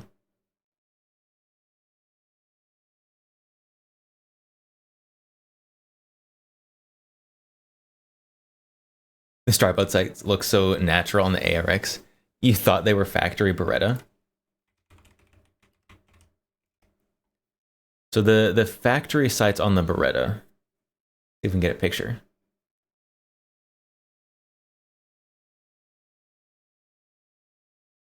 They're a flip sight. Not the ARX 200. The 100. Or 160, I suppose.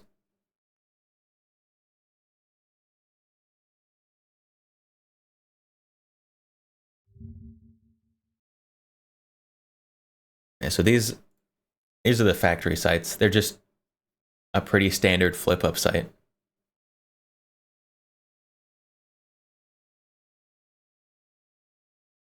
Which is boring, and they look weird.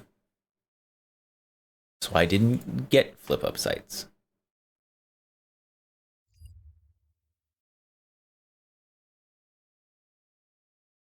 Sub 2000 comes in 5.7.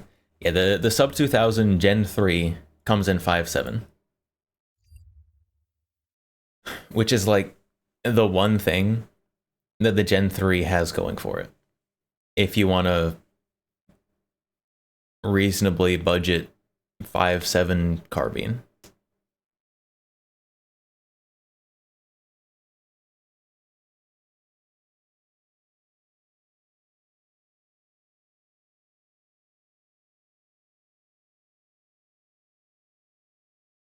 I don't...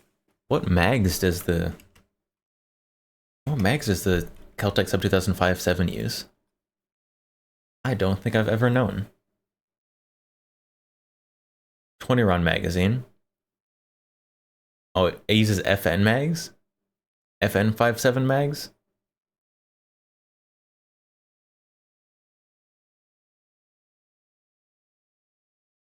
It does. It uses the FN 5.7 mags.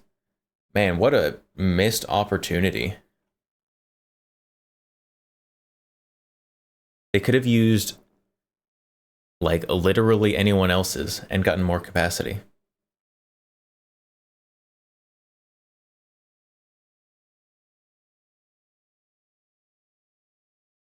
So you might want a Sub 2000 since you love PCCs and have 100 Glock mags. Then you finally shot one and realized you do not want one. The Sub 2000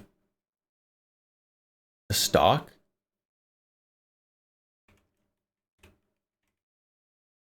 is not ideal. It's a little face slappy. The trigger's not wonderful.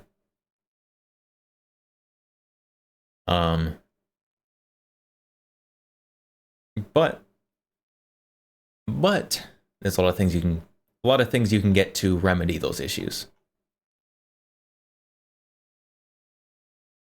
Which obviously are going to increase the price of your gun, but M Carbo, these guys have so many upgrades. It's like you can get a little rubber sleeve for that metal tube. They have sight upgrades, charging handle upgrades. You get a complete upgrade kit. Trigger upgrades. You get an upgrade for your little flippy lever. All upgrades kit. Comes with mag. Oh no, this is not a kit. This is just all the upgrades.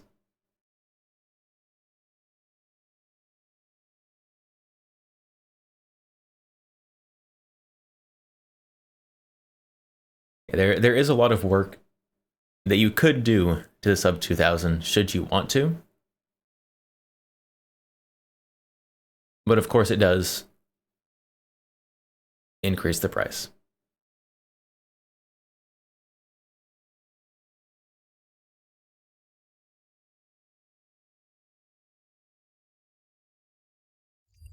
Your CX4s with all metal Sierra pop-up parts have spoiled you. The Beretta CX4s are pretty good. I have almost gotten one of those many a time.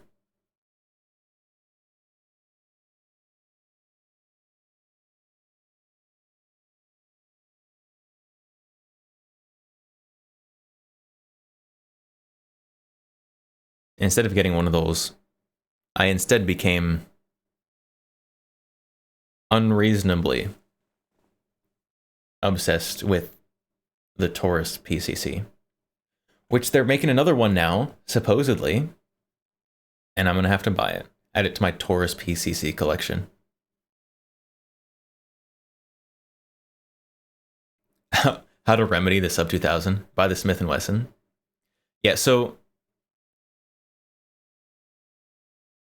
the Sub 2000, when they went to the Gen 3, they tried to fix the things that people complained about with the Gen 2. But they lost all of the things that gave the Gen 2 an advantage over the Smith & Wesson FPC. And they did everything that the Smith & Wesson FPC does, but worse.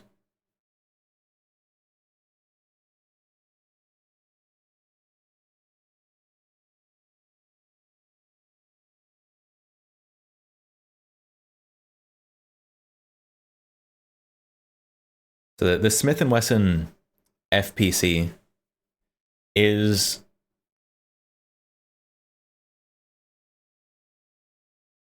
so it's still the folding carbine. It folds, but it still has a pretty thick footprint if you're going to throw it in a bag or something. You can put optics on it, you can put whatever attachments you want on it. And it doesn't affect the folding mechanism. It also ergonomically is better. But the Sub 2000, the big advantage of the Sub 2000 until they released the Gen 3 was that you could fold it down and it's like the width of a book. And you could just throw it in a bag. But then they lost that. Because you can still fold the Sub 2000 and it'll still be the width of a book. But it doesn't have any sights on it anymore.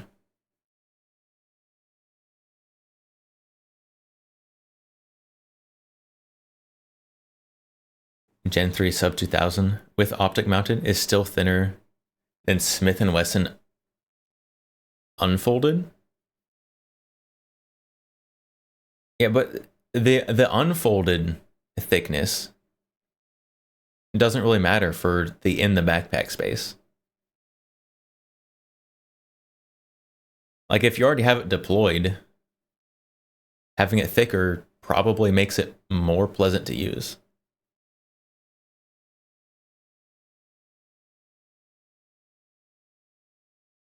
CX4 is wider, but it breaks down into 2 parts, and you have a backpack for it. Yeah, there's a lot of takedown PCCs out there. You got the Ruger PC carbine takedowns, the TNW ones. You've got weird ones like the Trailblazer pivot. That was not takedown. That's another foldy one. And that one's stupid. But I don't know, the Sub 2000, as soon as you find any part of it, you've got the whole thing. You don't gotta fish around for 2 parts in a bag. Which isn't a huge problem, but when you fold the Smith & Wesson, it gets even wider. Takes up so much more space in a bag than any of the Sub 2Ks. Yeah, I think you can legitimately have 3 Sub 2000s in a bag in the same amount of space that the Smith & Wesson takes up.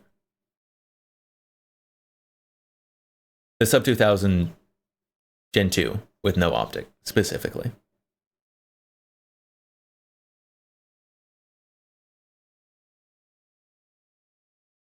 Speaking of PCC, Ruger has 10mm version of their LC carbine.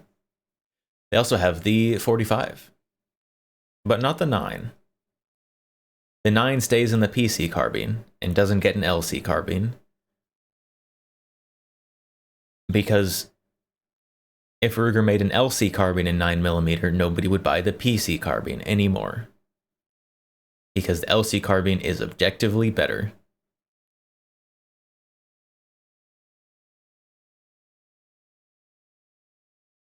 Sub 2K is convenient, but miserable to shoot. It's a little face slappy. I mean, you can get a little rubber tube to put on the stock if you need to. I don't mind it too much. And definitely in an emergency situation, should you actually have the opportunity to pull out a backpack gun, first of all, I don't think you're going to mind a little face slappy.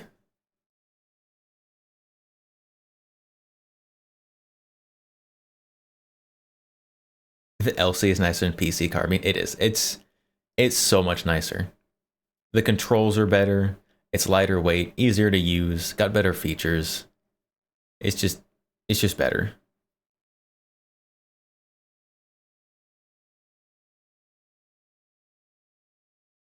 The CX4, on the other hand, is your absolute favorite to shoot, which is you have 3.5 CX half.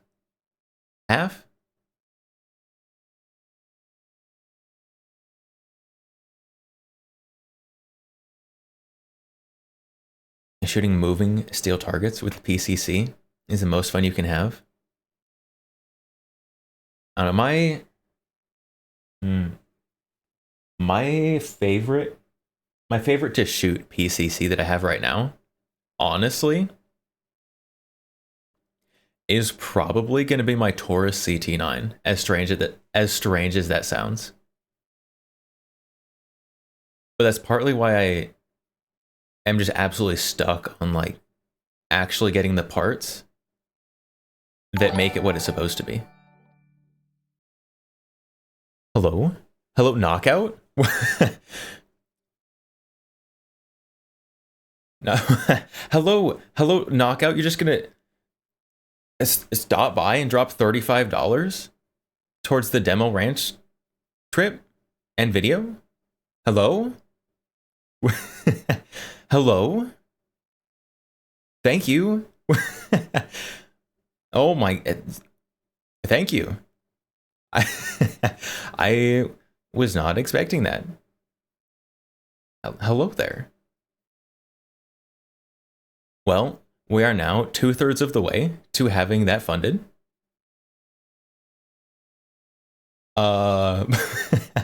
Thank you. Oh my goodness. And here I was thinking that that might not get funded in time, but here we are. I think it's possible again.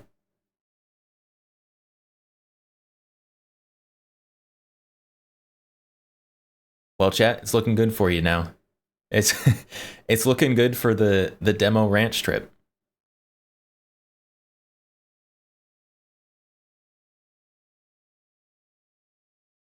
Now I'm gonna have to learn how to vlog as a VTuber. We'll see how that goes.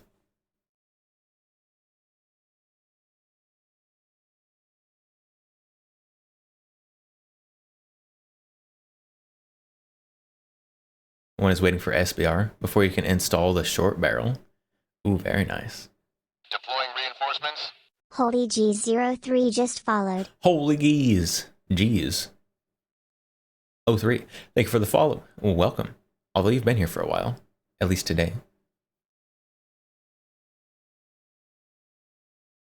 You're guessing it's in 5 days. It's not in 5 days. It's next weekend. But if I'm going to go, I have to have at least a couple days to actually plan to go.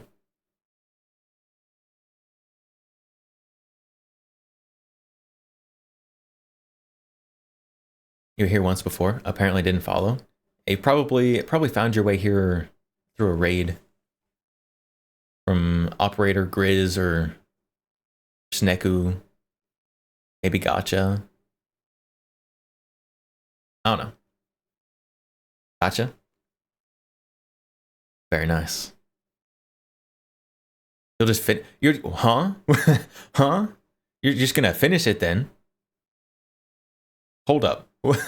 Hold. You can't just come in here and just finish the whole goal by yourself. Hold up. I mean,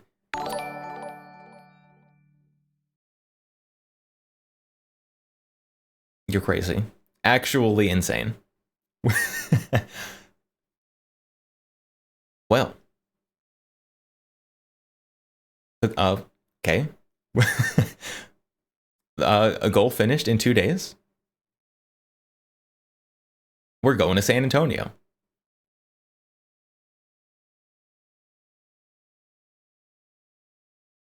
Giga Chad behavior. Huge Giga Chad behavior. Oh my, I'm stunned. I don't know what's going on anymore. You broke me. It's over. Well, we're going to San Antonio next weekend, guys. That means, unfortunately, you guys are going to miss the Saturday stream. No Saturday stream next week. Your day one. That is true, Knockout. Knockout is the super OG. Knockout remembers when I was a thirst trap VTuber. That was a rough time.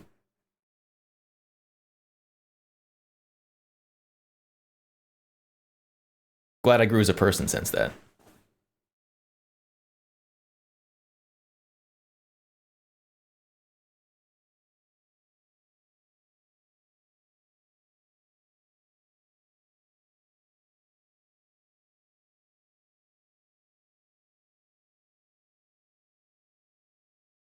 I don't know what to do.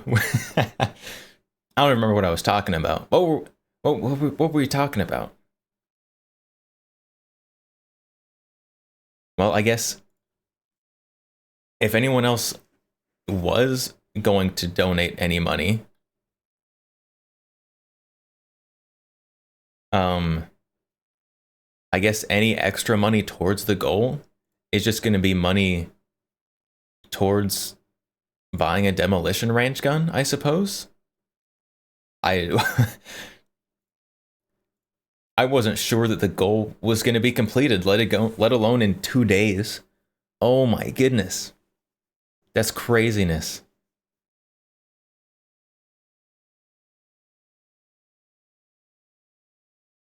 Is that a roar ball?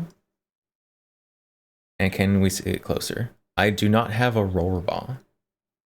We've got the Beretta ARX, the Taurus PT22, the Boberg, and the Beretta Minx, the 950. You can't see how many gift subs you've given me?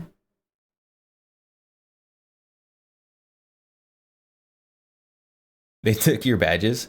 So I thought the bits one went away too, I'm gonna be honest. So the sub badges, at least, I thought it was the same with the bit badges, but I guess I'm wrong.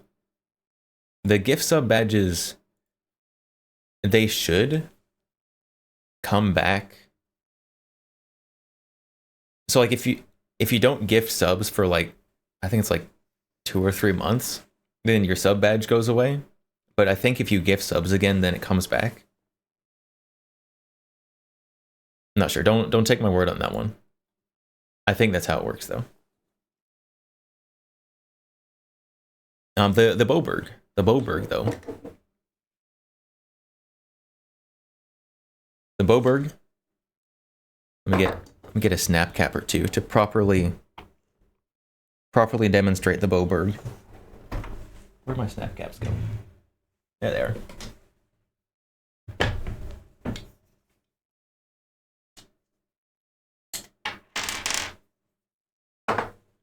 So the Boberg, you start with your magazine.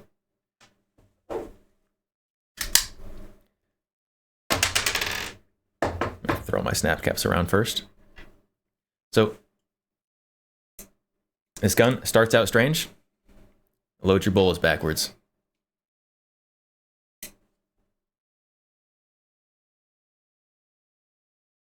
And the strangeness is only starting. So once you load in your bullets backwards, put your magazine in, and you will notice that if you line up your magazine outside the gun, your chamber is behind the magazine. You vanish again, so you can play Dino game. You Knockout. You are an absolute enigma, Giga Chad. You just stop by, finish the goal, and then leave again. Thank you very much. I appreciate it a ton. Have the best time with your Dino game. You're always here. Okay. The lurk. I understand the lurk, always there. Whenever I look at active chatters, Knockout Rage is always there. Biggest lurker, most dedicated lurker. If I could see how many hours you've watched the stream, it would be unreasonable, I'm sure.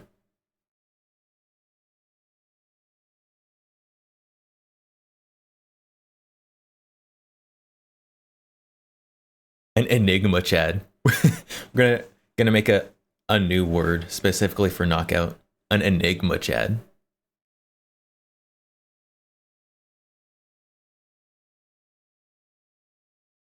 Alright, so the Boberg. So you put your magazine in. The rounds behind the chamber.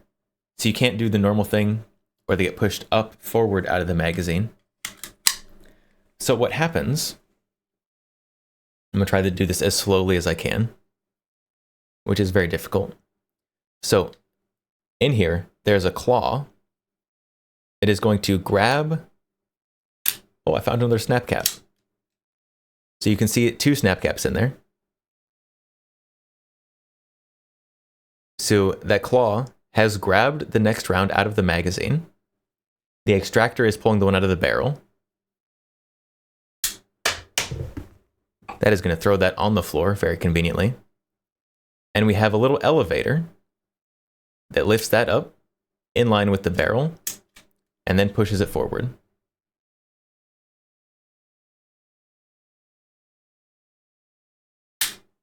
And if I wasn't doing that very slow, that would go into battery all the way.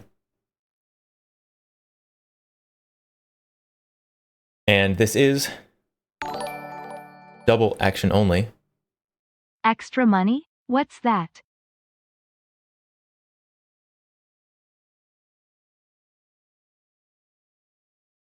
Excuse me. Hold on. What are you doing?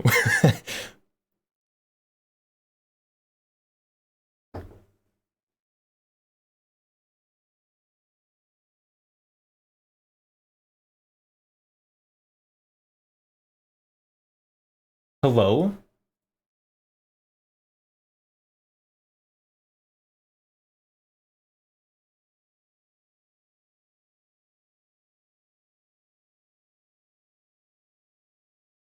Thank you. Oh my goodness. I did not expect to be showered today.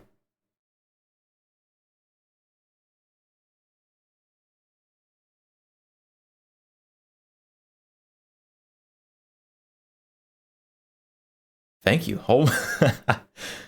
I'm stun locked. I'm just stun locked.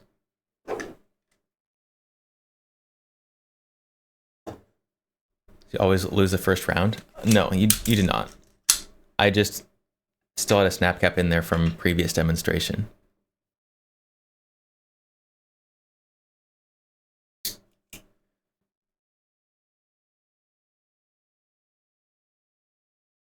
So we now have 3 snap caps instead of 2.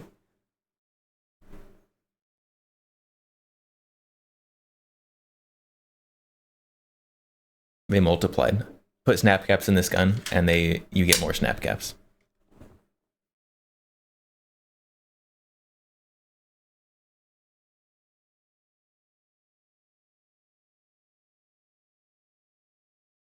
Y'all are crazy. I just want you to know that. In the best way possible, you're crazy.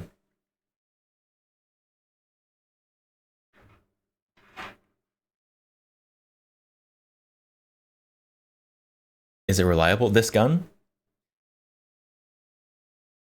As long as you keep this gun absolutely dust and sand free, super reliable.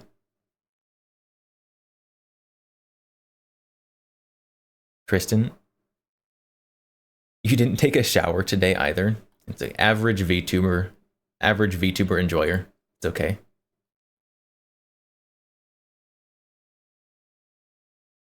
They're gonna rule 63 me. Fair enough. Fair enough. Fair enough. You can have that much.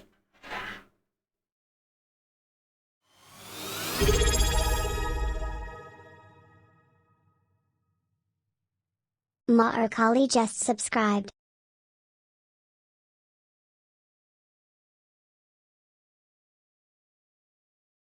Maurakali. Thank you. Thank you for the gift sub. Not the gift sub, just the sub. I can't even talk anymore. It's over. I'm cooked. Brain fried. Got hit with ads. Didn't want ads. I I appreciate it. Welcome to the no ad gang. And thank you for this subscription. Ads right when woman. They knew you'd be looking. Oh no.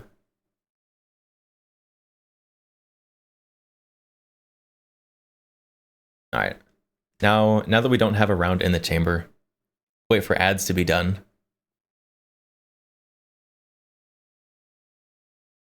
And then we'll show the action again, because it is very strange. So apparently it can pull bullets from the case. Not sure. Oh, it absolutely can.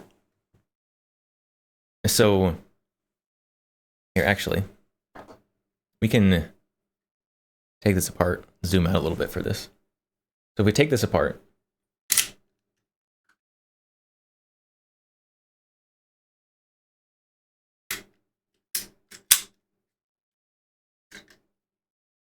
so you can see, and zoom back in. You can see in here, you can see this is the claw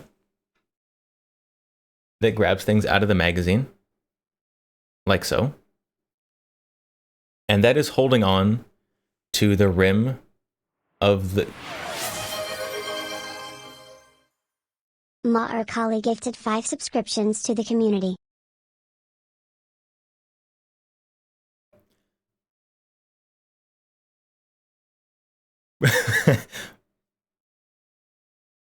Maurakali.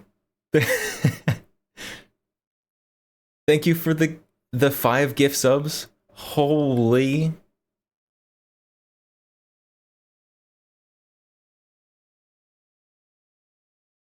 That is...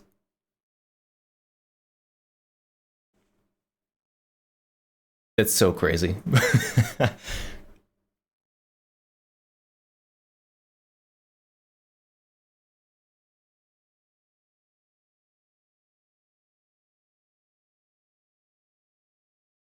Thank you guys so much. Holy.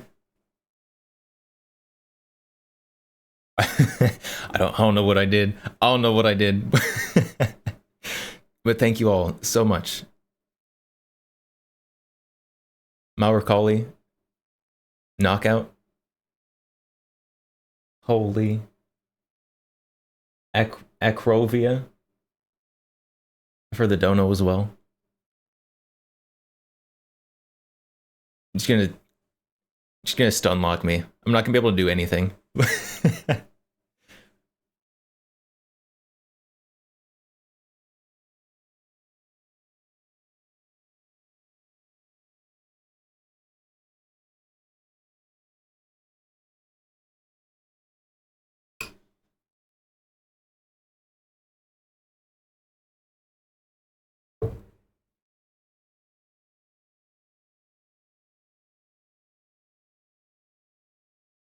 Thank you.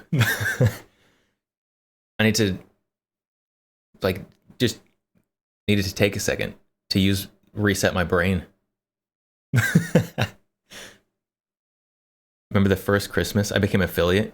You gifted so much that month. That's true. This is probably the most generosity I've seen in a single stream since literally the first day I hit affiliate. Which was like 4 years ago, like 3.5 years ago.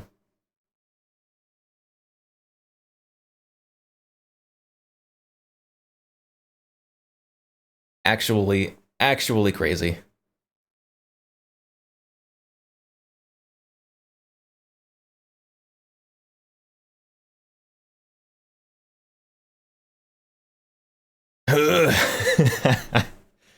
You've been subbed for 38 months. That sounds about right.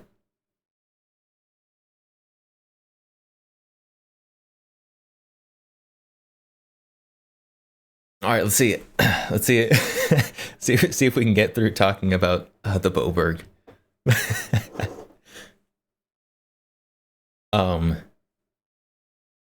You subbed close to day one. Pretty close to as soon as you could.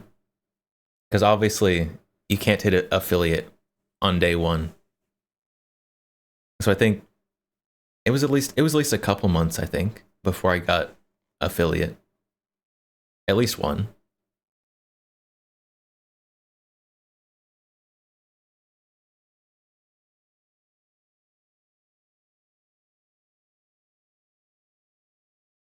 All right. So the Boberg, it's got the claw that holds on to the back of the case here. And the way that these can rip the case off of the bullet is because this whole thing is moving back very fast under recoil. Anyone who has ever tried to watch a slide go back on a handgun knows that it goes very fast. And that movement still has Newton's laws. So an object at rest will stay at rest. And so the bullet in the end of this, the heaviest part of the round, wants to stay in the magazine, wants to stay at rest. And so if you use not crimped or poorly crimped ammo, there is a chance that you can either partly dislodge your bullet or completely dislodge your bullet and either leave it in the magazine or somewhere in the action, causing a very unpleasant malfunction that has also filled your action full of gunpowder.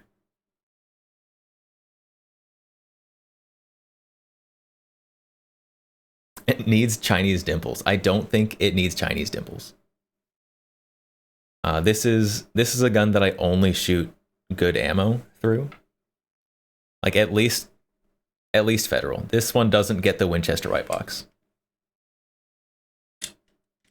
This is also probably one of the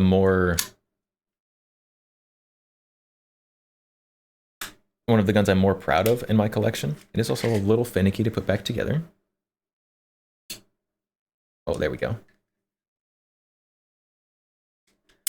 So the Bobergs, get back in there. The Boberg pistol was only made for a couple of years.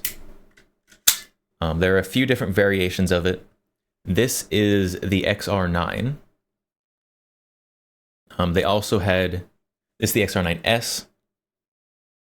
They also had the XR9L, which is going to be a longer version of it, and the XR45, which is same thing, chambered in 45.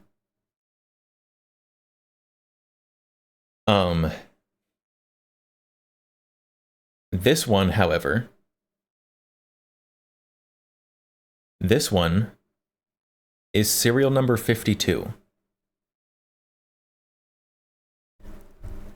This was the 52nd one out of the factory. And I'm not really a serial number chaser, but these guns are kind of rare.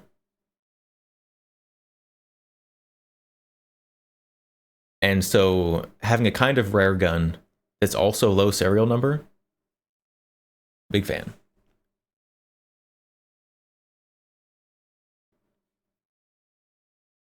I would someday like to complete the Boberg trio.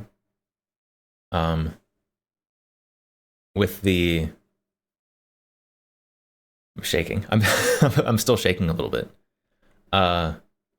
With the XR9L and the XR45. But they're a little expensive.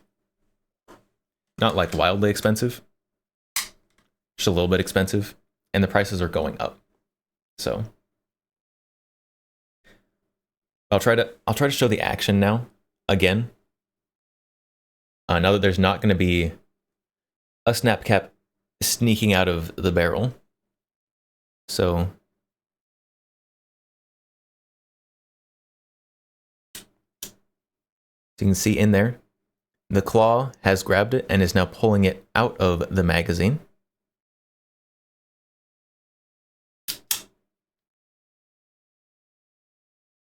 And is pulling it onto the elevator. We have now hit the elevator. Elevator has started moving it up. Moves it up all the way. And then pushes it forward into the barrel. When you're actually firing, all that happens in a split second. Faster than I possibly could pull the slide back.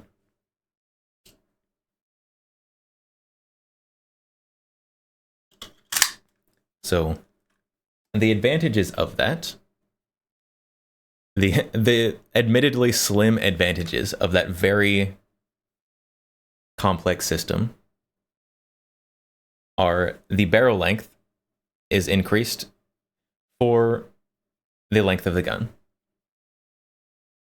So normally, with a standard action in a handgun, if your magazine goes up here, your slide will press the cartridges out the front and up into the barrel. So your barrel would start right about here. So this adds a little over an inch of barrel, which in this size pistol is a significant percentage.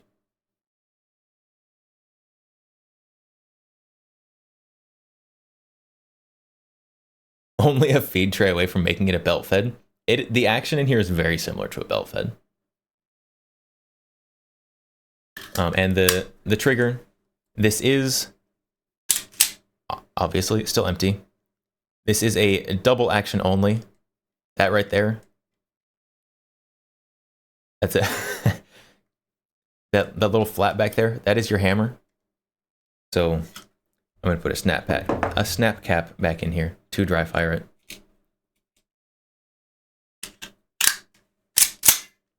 So that little flat back there, that is your hammer. If I hold that back, you can see in there, get your firing pin. And so it comes back, slaps the firing pin. It is a long kind of heavy trigger pull, as double actions are, but it is very smooth. It is a very smooth trigger pull.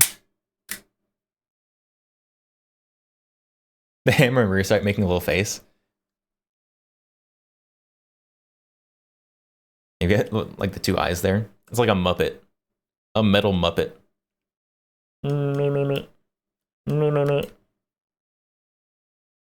This is so dumb. I never noticed that before. It's got a metal Muppet on the back.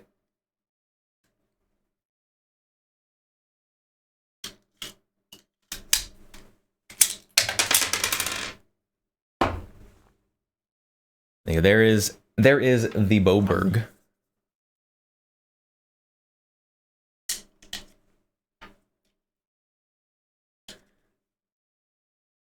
One day, I'll need to get the rest of the Boberg trio.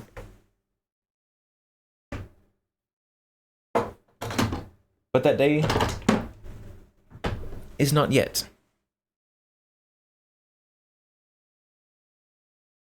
So until then, I will treasure this one close to my heart.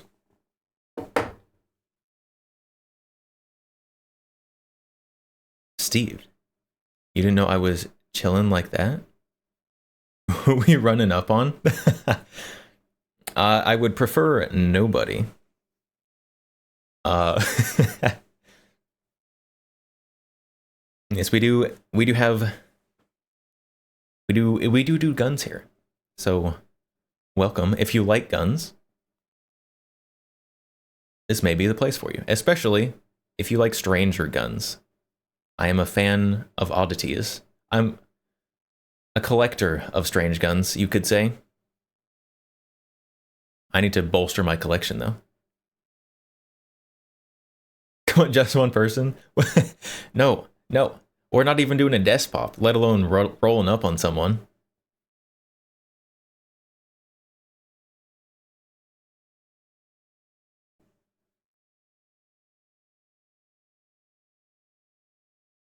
Okay. Good. Glad we got that covered. Yeah, everything done on stream here is done in a very safe way. So you will not even see me put live ammo in any guns on the stream. Because while I am confident that I wouldn't accidentally fire a shot off, accidents do happen, and I would rather not accidentally put a hole in my floor or wall and get banned. So we are being cautious,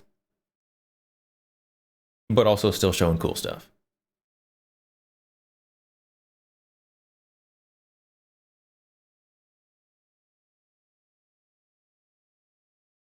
We aren't running up on anyone, but we do need to get this out onto a tray. Hopefully with a nice hiss. A nice hiss? What were you hissing at? Desk pops can be done. Okay. There is a universe in which I could do safe desk pops with a industrial rated bullet trap. Like the ones that they use at actual manufacturers to test guns.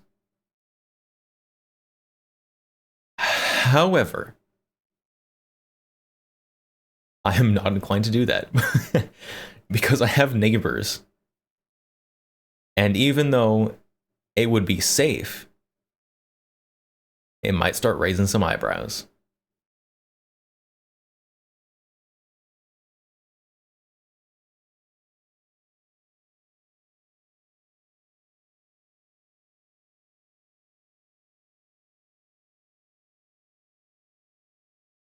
Oh, Steve. Okay, Steve MRE. Okay. Now that I've got the context. I understand. Okay, I got it. You gave me the context. I understand now.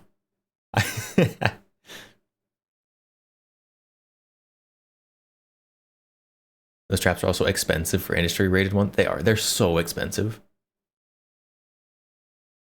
Like you can get one of the bullet traps that they use at like a gun store to like clear a customer's gun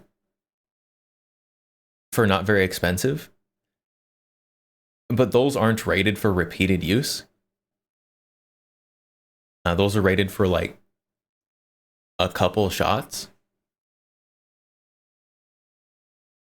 So, but if you're gonna be doing desk pops, then you want to have something that's a little more robust than that.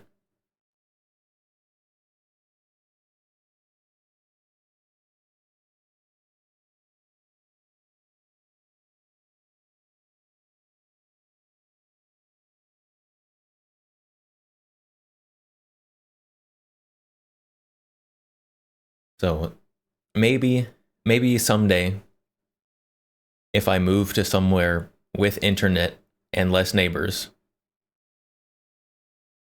there can be desk pops. Today is not today.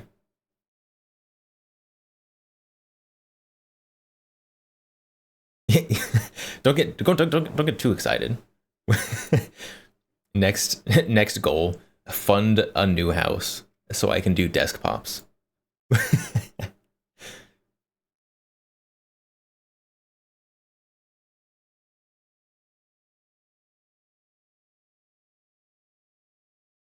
basement range. Oh my god, a basement in the plains of Texas is so expensive. Oh my goodness.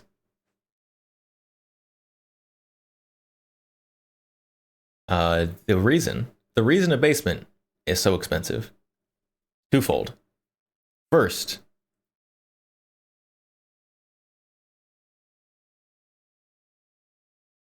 bedrock.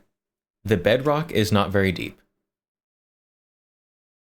So I have dug holes before, and you dig and you get like 3 feet down, maybe 4 feet down, and you're already hitting rock.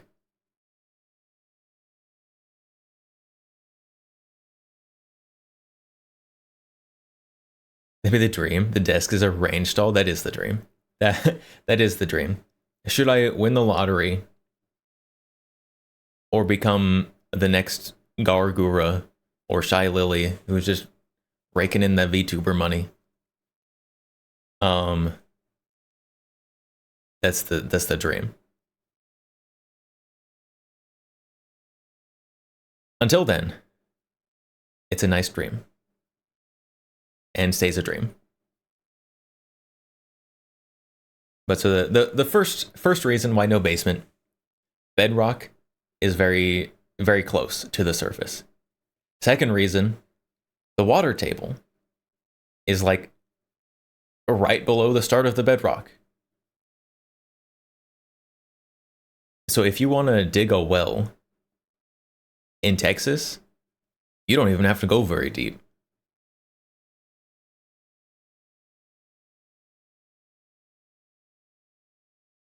And so you both have to dig your basement through bedrock,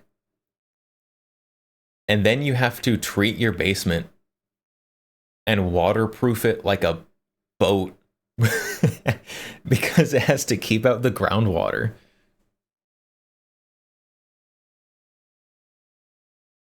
And that makes basements very expensive, both just to build or install, but then also it's expensive to maintain. Because the bedrock shifts. In Texas, foundations crack.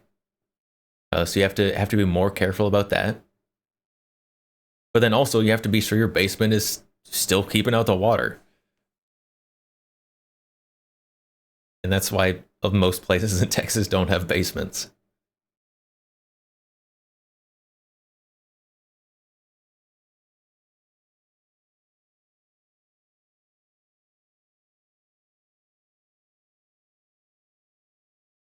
Yeah, the goal, the big, huge, high, lofty goal for VTuber streaming would be to have like a personal home range that was completely green screened out so that I could do an augmented reality as VTuber in the green screen room. That's the goal.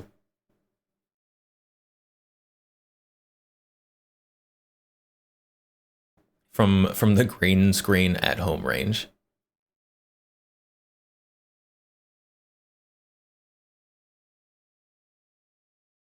But that, besides being super expensive, is also very technically complex. And I have neither the money nor the technical computer know-how to do that myself.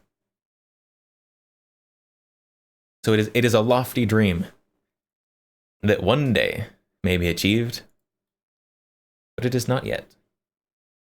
For now, we have a desk.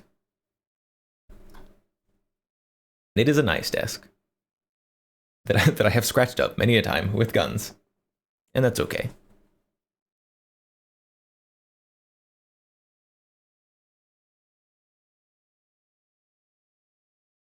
Oh, it's almost 2 in the morning. I was gonna end stream almost 2 hours ago.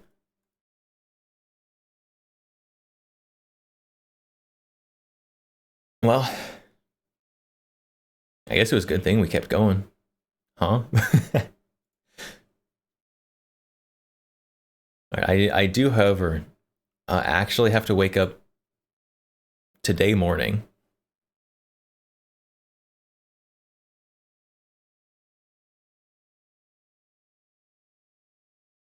Be cool as heck. As far as the basement thing goes, you need a good sump pump setup at the very least. Oh yeah, for sure. But chat jokes about me living in a shipping container. But a shipping container range would probably be the most practical way to do my impracticality. Then I can actually stream from a shipping container, and all of chat's dreams can come true.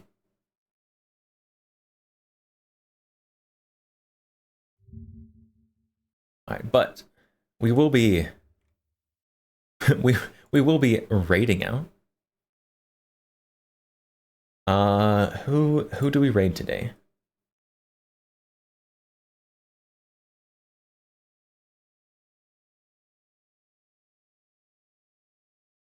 Oh, we can raid Nymphy.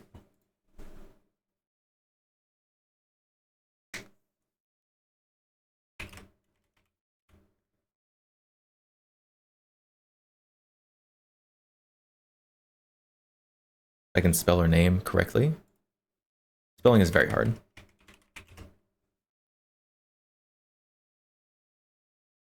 Who is also beating monsters off. Yep, she is currently beating monsters in whichever means and direction that so happen. So are we moving together? Not right now. Currently I am pretty well situated where I am. Should that change? I don't know. But we are going to raid Nymphy. She is currently playing the monster hunting game. So,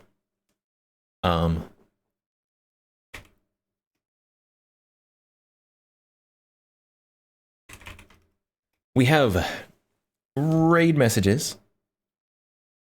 So grab one of those if you would like. We have those both for subscribers and for non-subscribers. And until next time will be Saturday. No stream tomorrow for me, but Saturday we will be back. Saturday we will be starting with some VOOP chat, which is basically Omegle for VTubers. Chat with random VTubers. And after that, we'll probably just hang out a bit, chat. So until Saturday, I will see you all next time. I'm going to bed here pretty quickly, so good night. Matilda, good night. Tristan, good night. Ferocious, goodbye and good night.